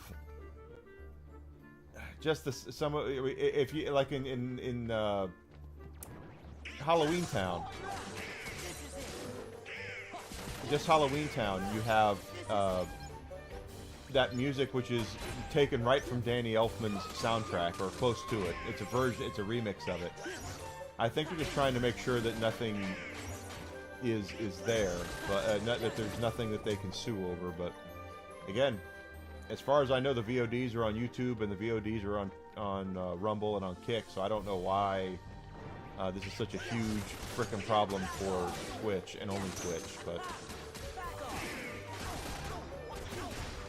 maybe Pokimane needs to throw a fit about it and they'll do whatever she wants. That's usually what they do.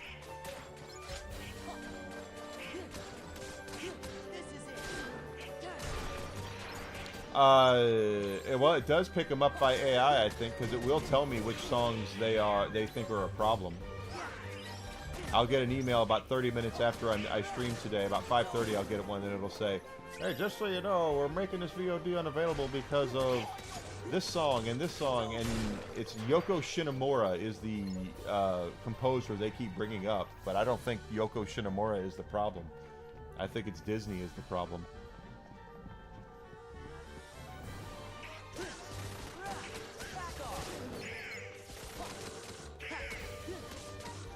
And don't get me started on Kingdom Hearts 3 when Frozen starts to play Let It Go. I damn sure if we get to Kingdom Hearts 3 at some point, which I'm sure we probably will,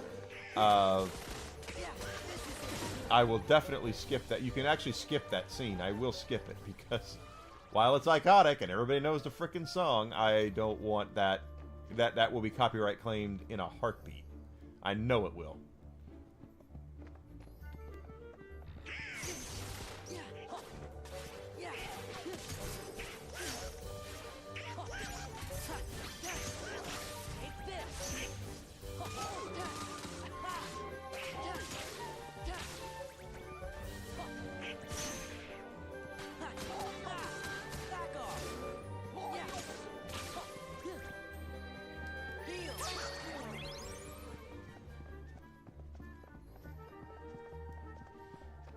looking around to see if I had missed anything.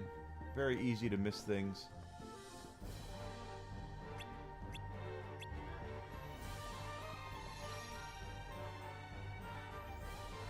Yep.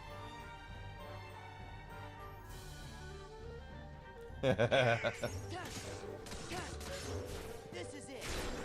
I have two nieces that were very young during the Frozen debacle, since the Frozen thing, and I have heard that song so many times that I am generally sick of it myself. Not that it's not iconic, and I get it and all that, but it's just wow.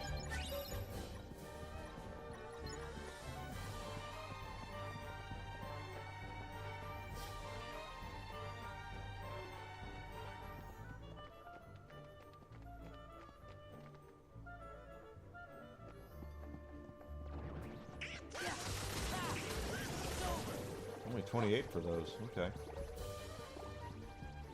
That's kind of crappy, Bobby. That boy ain't right.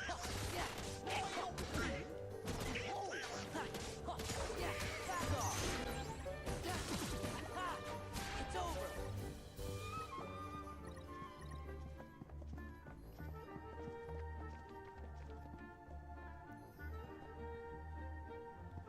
That's true. We never do get to explore the place. It's always here and then you go. Welcome back, Alucard. Are you done? Did you put in your 11? Are you on your way home?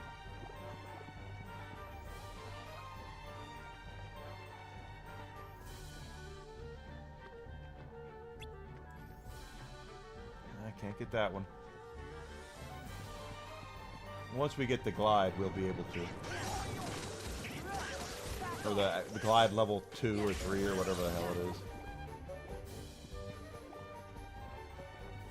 He's done with work. Dude, you need to go home and you need to pour yourself a cold drink and relax.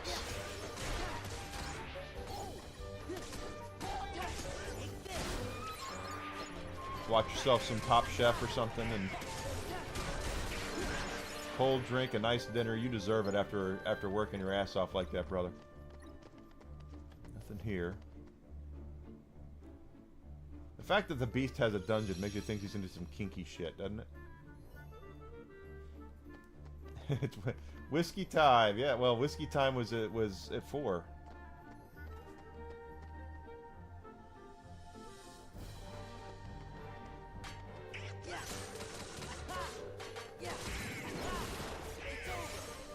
But according to Whiskey, it's always whiskey time. Whiskey food time will be here in about 36 minutes, and he will be very insistent on getting fed.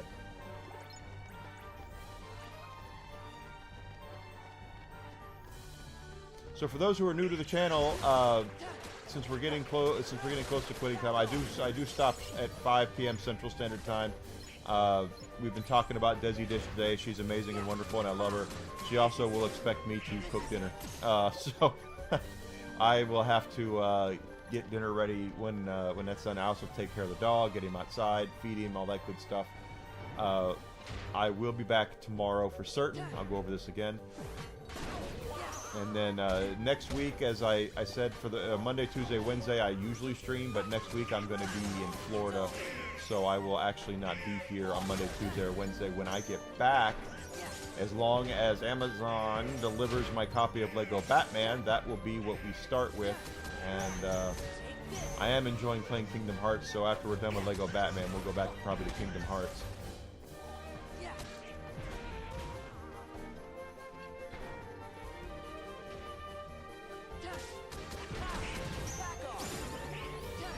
Nice. Okay, take that. See, you should be able to hit him in the head like you could in the first one. It is, yeah, 408. 208 when you know. Yeah, I'd already done it. I knew you were busy today, so I have to take care. Alucard is really cool. He, first of all, he's a good friend, and I love him. He also will help remind me about whiskey when I forget, because there have been times I have been in the middle of a game where I'm just in the game and I look and go, oh crap, it's 4:15, I forgot. Now a card will remind me, hey, don't forget whiskey.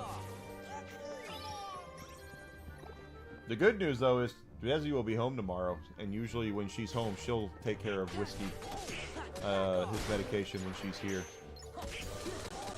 Tomorrow's going to be interesting, because once I'm done streaming, I've got to pack, and of course it takes me 10 minutes to pack, won't take me long, but I've got to get my Nintendo Switch together, all that good stuff. Make sure my headphones are charged.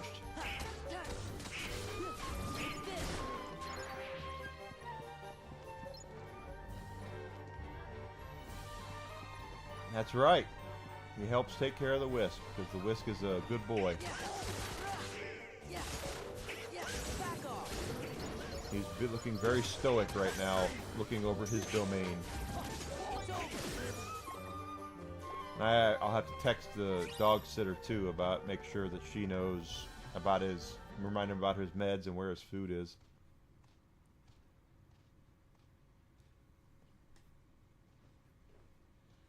Oh, Beastie Boy is not happy.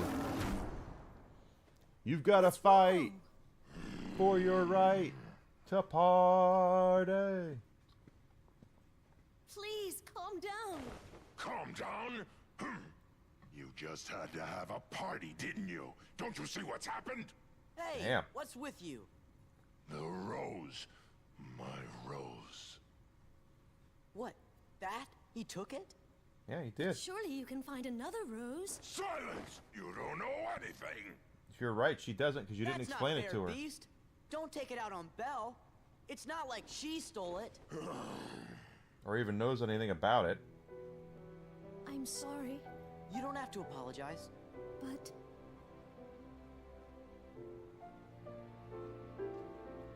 Belle, Sora, I want you to leave the castle.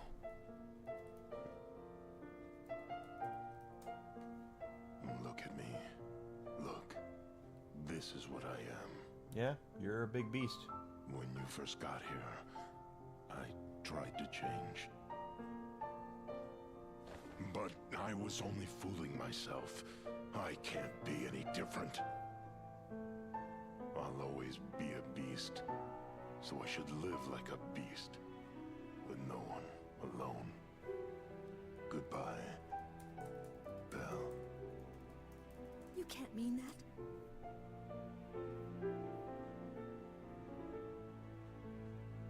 Oh, I think his mind's all made up. Yeah.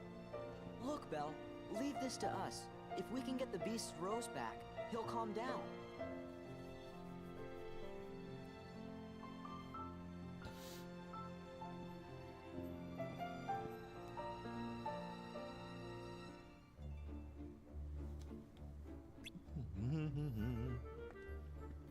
Conan's a barbarian, that is right. It is 44 years since I first picked up the sword. I still have the sword, it's in my office, it's my sword. I'm going to take it down when I do the King Conan movie that's coming out later this year. He gets for chugging bottles of Rogaine. That's about right. He's got all the hair on him from the Rogaine. He's not good. He's a beast as well, so he poops into floor, and then he has to have his people go behind him and pick up all the poop nuggets off the floor. I don't like that because he's not the house broken at all. Notice we have no bathrooms in this castle. I've noticed that. I don't know if anybody else knows that or not. Does that mean Beast has to go outside and poop into grass outside?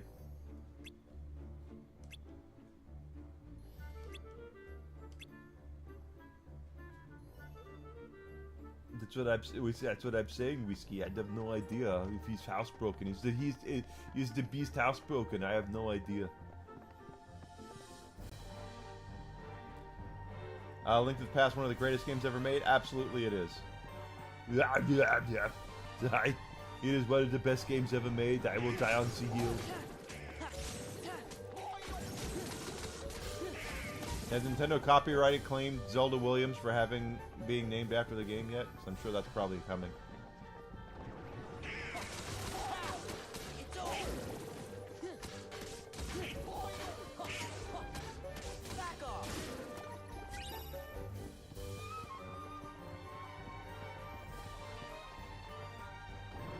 That's right, Bobby. Let's whip these heartless' ass and hit some propane and then everything will be alright. Boy, that's right. Mega Potion. Into Power Crystal. Nintendo will still do a 2D Zelda every once in a while. The last Zelda they did was 2D. The Spirit... something, Echoes of Wisdom was a 2D Zelda game. I didn't think it was all that great, but they still do 2D Zeldas when it benefits them.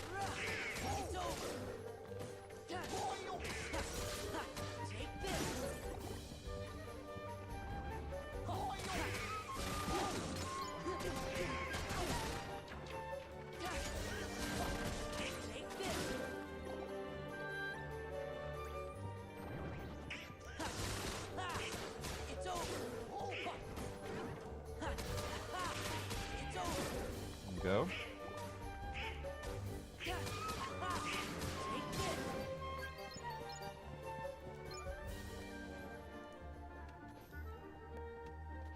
Come on. Sora, what are you doing? Cuba head. What's wrong with you, Sora? Your turn.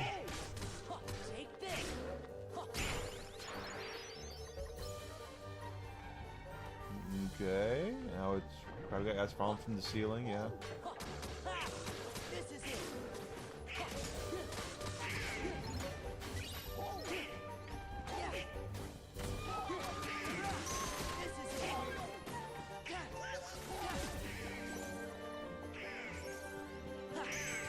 Alright. Oh, really?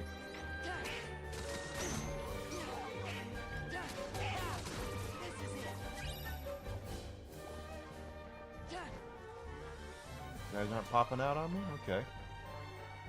Usually you guys pop out on me. I am not a fan of Breath of the Wild, nor am I a fan of Tears of the Kingdom. Nothing personal against those who like those games. I personally do not.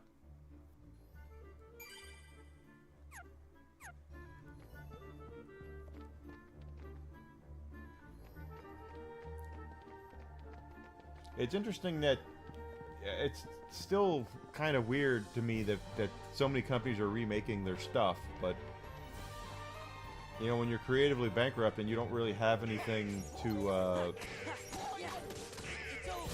make, I guess that makes more sense to have your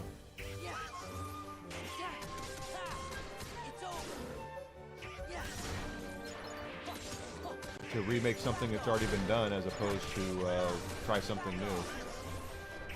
And hell, that's where we got with. That's why we got Expedition 33, Player Obscure, because that was an Ubisoft game, or it was going to be an Ubisoft game, and Ubisoft passed on it.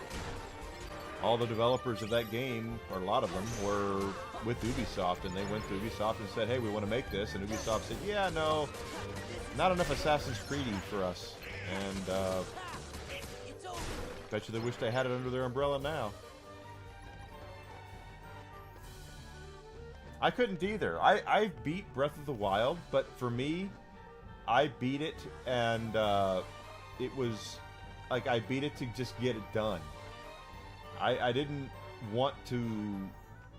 What really pissed me off about Breath of the Wild is I went all over the world, got all the heart containers I could, and went and I got the Master Sword. And then they turn around and make it to where the Master Sword still breaks. And you have to wait for it to become available again. And it just rubbed me the wrong way, something fierce. So I went to beat the game, and I did. And I beat it, and I put it down, and I've tried to get into it. I don't think it's going to open. I've tried to get into it once or twice since, and I can't do it. I played Tears of the Kingdom, and I don't like that one either. Nothing against those of you who do. I know there's folks out there who like it. I understand. I am not one of them.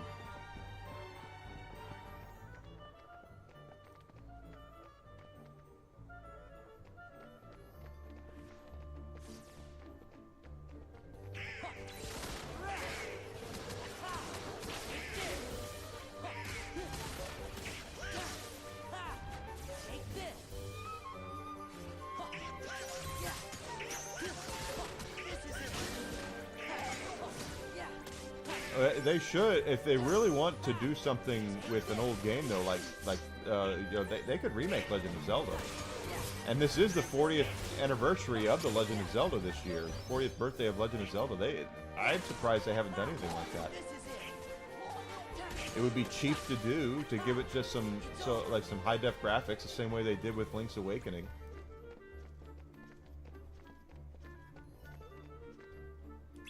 Door's locked. If only we had a key that opened every lock. Right. My complaints with Breath of the Wild and Tears of the Kingdom. I got really well. First of all, the motion controls really pissed me off. When you're trying to get those puzzles with the balls, and you have to hold the Wiimotes in a certain direction so it'll go one way or another. Oh my God, I just drove me up the wall. And then you're in the middle of a fight with a whole bunch of frickin' moblins, and your weapons will break, and then you have no weapons, and you're just like, what? This is so stupid. Why would you put this many enemies if they're gonna, if you're gonna break all your weapons trying to fight them, you know?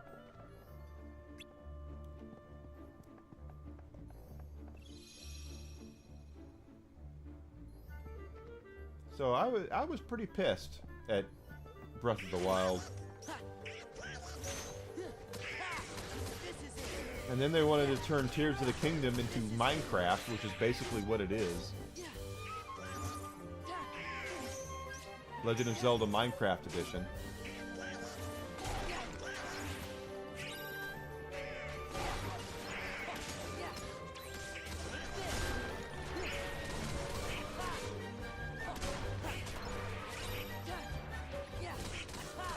I always look at this, and this is so strange. Those are worth 273 experience points per kill. Who the hell decided on 273? That's such an exact number. Not 5, not 10, but 3. That's a strange number. Where the hell are we supposed to go? I don't even remember.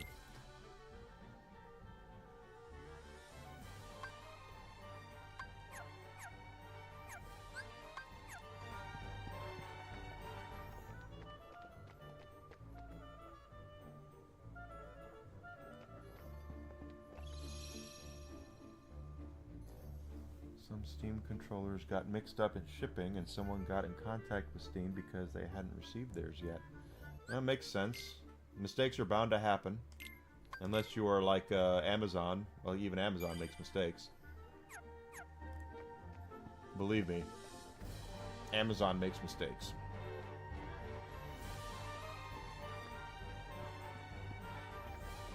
Okay, we went to the ballroom, we went to Belle's room. We're supposed to go back and talk to Beastie Boy.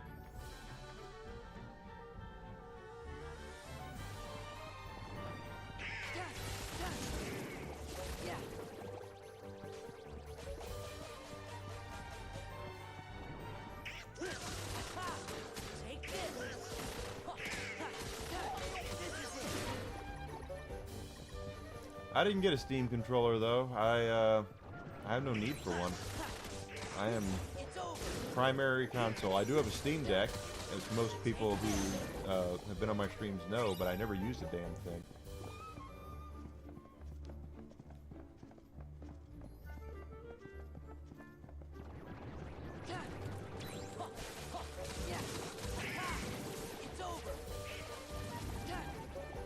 It is nice of them, yes. Isn't it amazing though that they get that Valve gets good press over that, and when other companies do stuff like that, it's always a negative press. I just always find that really funny. When the 3DS came out, and I think it was $250 when it first came out, and it didn't sell as well as Nintendo wanted it to, so by the holidays they had lowered the price $80, and because people were like, hey, wait a minute, it hadn't even been a year and you're already knocking $80 off the price? What the hell? Nintendo basically offered and gave away a bunch of free games on the DS. I still have them all on my 3DS of all the games they gave away.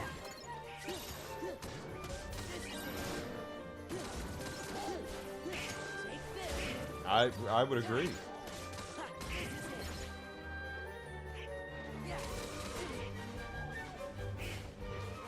%100% agree.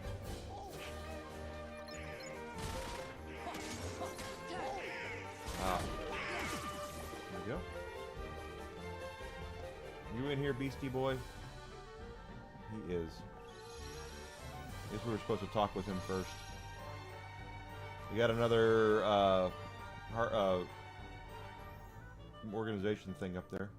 We were supposed to talk with him first. Hey, Beast! Leave me alone. Come on, you need to hear this. You used to be fearless. You would have given your life to save Belle. Don't you know what that meant to us? You gave us all courage. Maybe you should have kept some for yourself. I mean, are you really gonna throw your happiness away? The rose is your only hope, isn't it? Well, it's the only hope for Cogsworth and the others, too. Yeah, think about something don't besides throw yourself. Away your last chance. Remember what it was like before Belle lived here?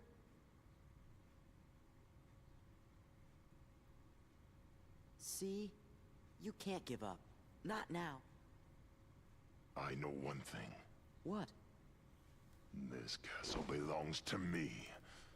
Zaldin will never be welcome here.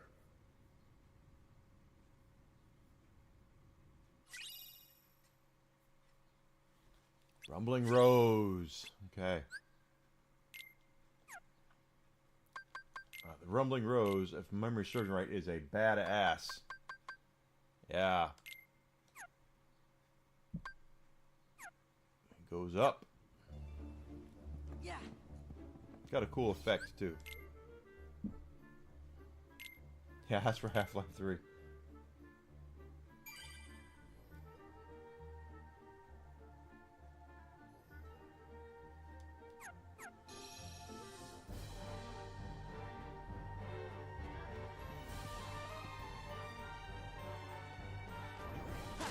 Tell your buddy Gabe I want Half-Life 3.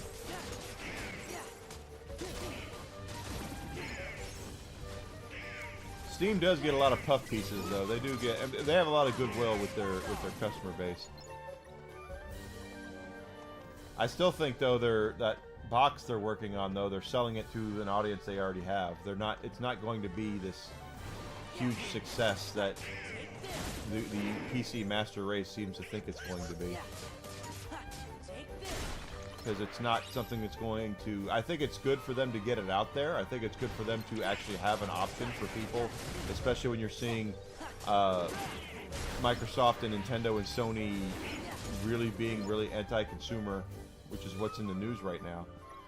But a fully digital console is not the answer to what the console gamer wants. I don't think they even really know how to market to a console gamer.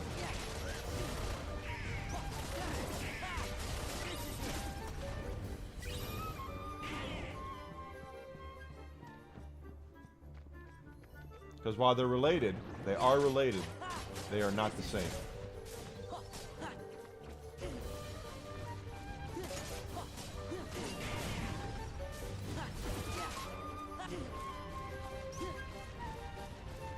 The only way that that'll happen is when basically there's no difference between the markets. Once you get to that point where there's no difference between owning a Steam machine or owning a PlayStation or Xbox or Nintendo, that's where you're going to see Steam will make more progress. But Steam has no marketing. Valve has no marketing for anything that they do.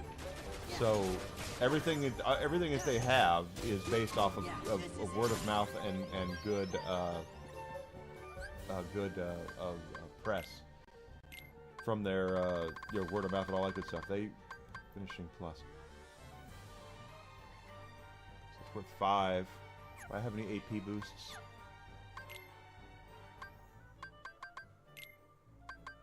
I don't right now. I have to wait till we get more AP.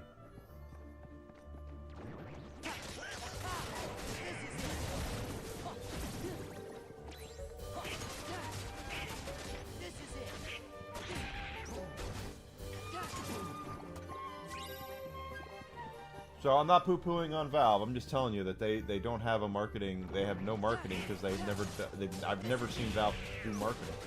Everything that they do is based off of the customer base they're already marketing themselves, that they've already got themselves with, which is brilliant in a way. You know, I'm not poo-pooing their marketing at all. Not their marketing. I'm not poo-pooing what they've accomplished at all. It's just not. There's a big difference between trying to cater yourself to a console market that does a lot of marketing and such, and not having that. You had me worried. I was afraid you'd given up for good. What do you guys really want? Kingdom Hearts. When Kingdom Hearts is ours, brother, your sideburns. Get yourself a cold, frosty beverage, Alucard. You deserve it, brother. And you're nobody.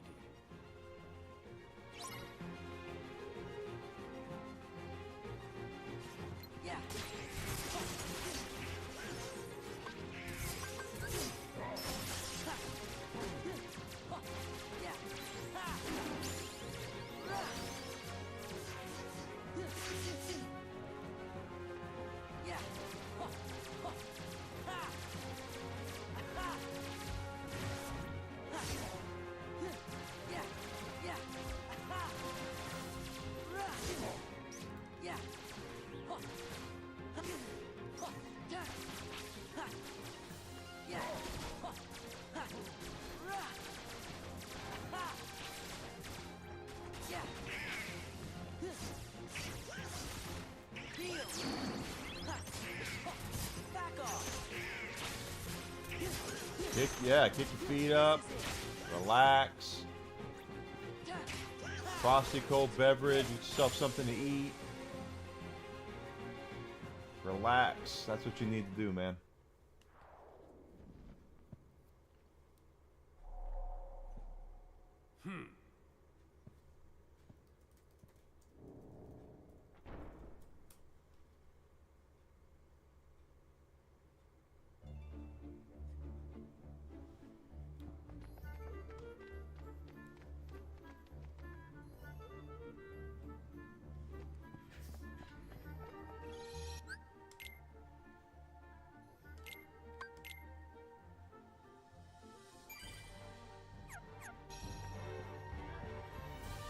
Get out of the way, Beast, you big bastard.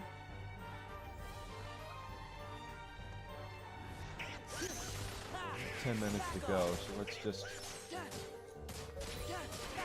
have a little bit of fun here and see what else we can get closer to a level. That's going to be a boss fight in there. We'll do that tomorrow.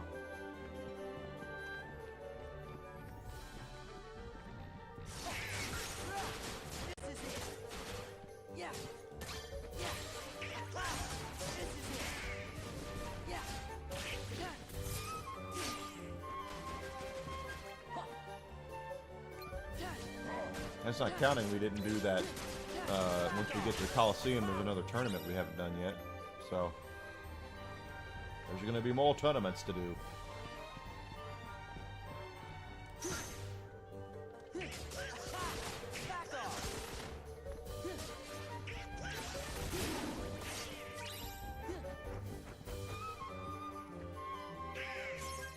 There we go again, Sora. Stop that.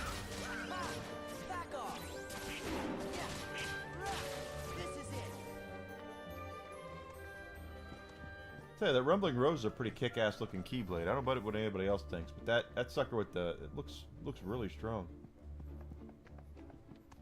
The Equalizer. This is it. Get your copy of the Equalizer with Denzel. 4K or something. Show I've never seen. They replaced Denzel though. I mean, there hasn't been a lot of movie turn to TV shows that have done really well. Hell, I remember when they tried in the 90s, they took Ferris Bueller's Day Off and Uncle Buck and tried to turn those into TV shows without John Candy or Matthew Broderick or Mia Sara, and it didn't work out.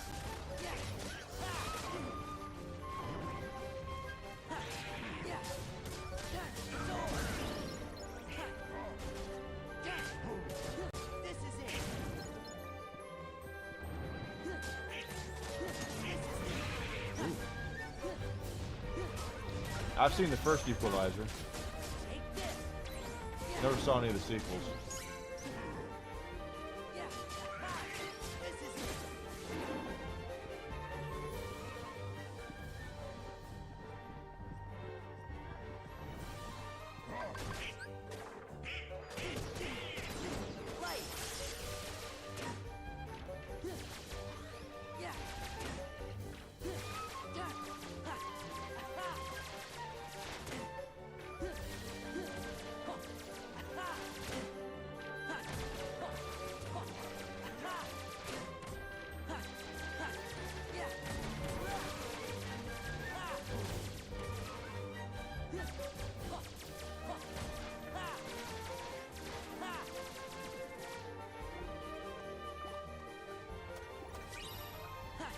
The wisdom form is a little strange.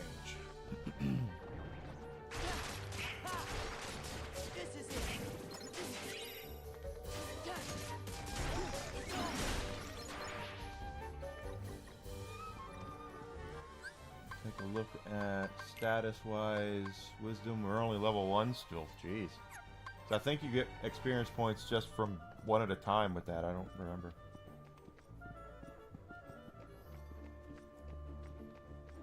Denzel has a hell of a career. Denzel is one of those actors that if they were announced tomorrow that Barbie 2 is going to star Denzel Washington, I would be interested in seeing it, just because it's Denzel. Fantastic actor.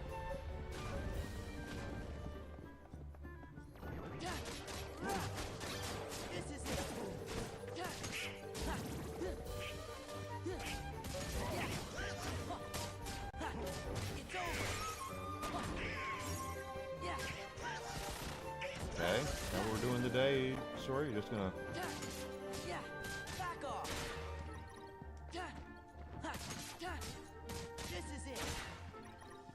Well, even the movies that are bad that he's in are not bad because of him. It's the same thing as, you know, Tim Curry or Gary Oldman, is that they could be in bad movies, but it's not bad because they didn't do a good job. They're just bad because of everything else they wanted around them.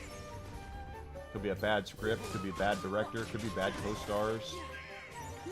But no one's ever said, God, Denzel sucked in that. No one's ever said that.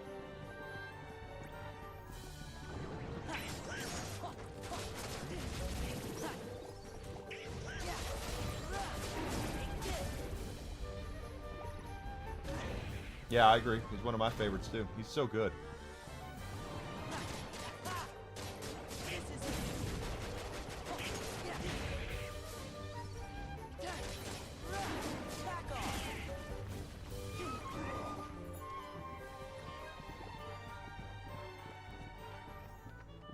He is a great, fantastic actor.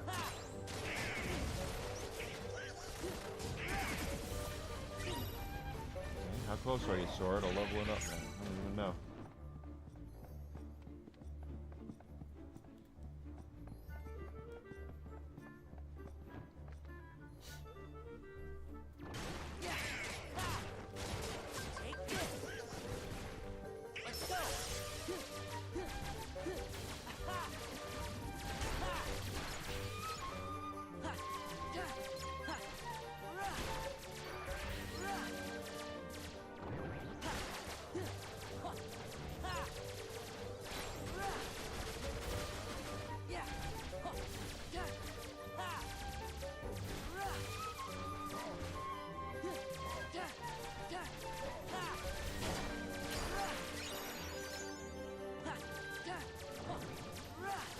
level 2 for Wisdom Form. Wisdom Form, I think, is the hardest one to level, just simply because, well, outside of Master Form, or not Master Form, but Ultimate Form, or whatever it's called, because that one starts out as, it's a randomly, you randomly get it. He could. He could totally stop now if he wanted to.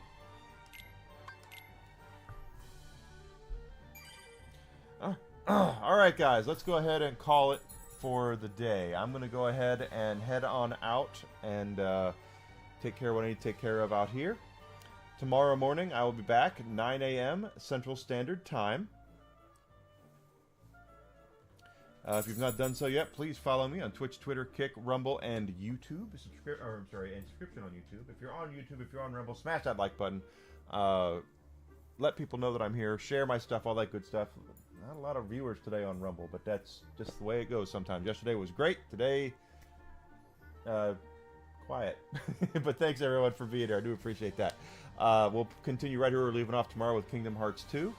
That'll be my last day before my little mini vacation I'm taking this weekend and beginning of next week. So don't forget to check out my merch store. I do have, I'm sorry, let me try that again. Not asking to spend any money with the follows or anything like that, unless you'd like to. If you'd like to, you can sub on Twitch, you can sub on Rumble, you can sub on Kick, and there's also Rumble rants and all that. That goes to directly help me, as does my Fourth Wall store. Go to Fourth Wall, look for Evil Enigma. You'll find my stuff there.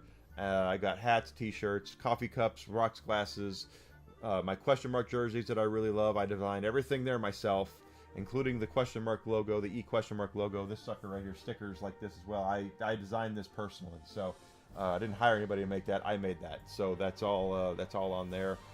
That also goes to directly help me. That would be really, really good. So. Not asking you to do that, but if you can, it goes to help and puts games in here so we can continue to stream some cool stuff, right? That's what we want to do. So, I'll see everybody tomorrow morning at 9 a.m. Central Standard Time. Holiday Road music, that's right. Holiday Road. It's not, hopefully it won't be a National Lampoon's thing. Hopefully not. But I'll see everybody tomorrow, guys. 9 a.m. Central Standard Time, Chicago time, and we're going to play more Kingdom Hearts. Get through Beast here, go to the Olympus Coliseum, get all that stuff done, okay? So I'll see everybody tomorrow. You guys have a great rest of your night, and I'll see you then. Thank you so much. Stick around if you want to hear a cool song.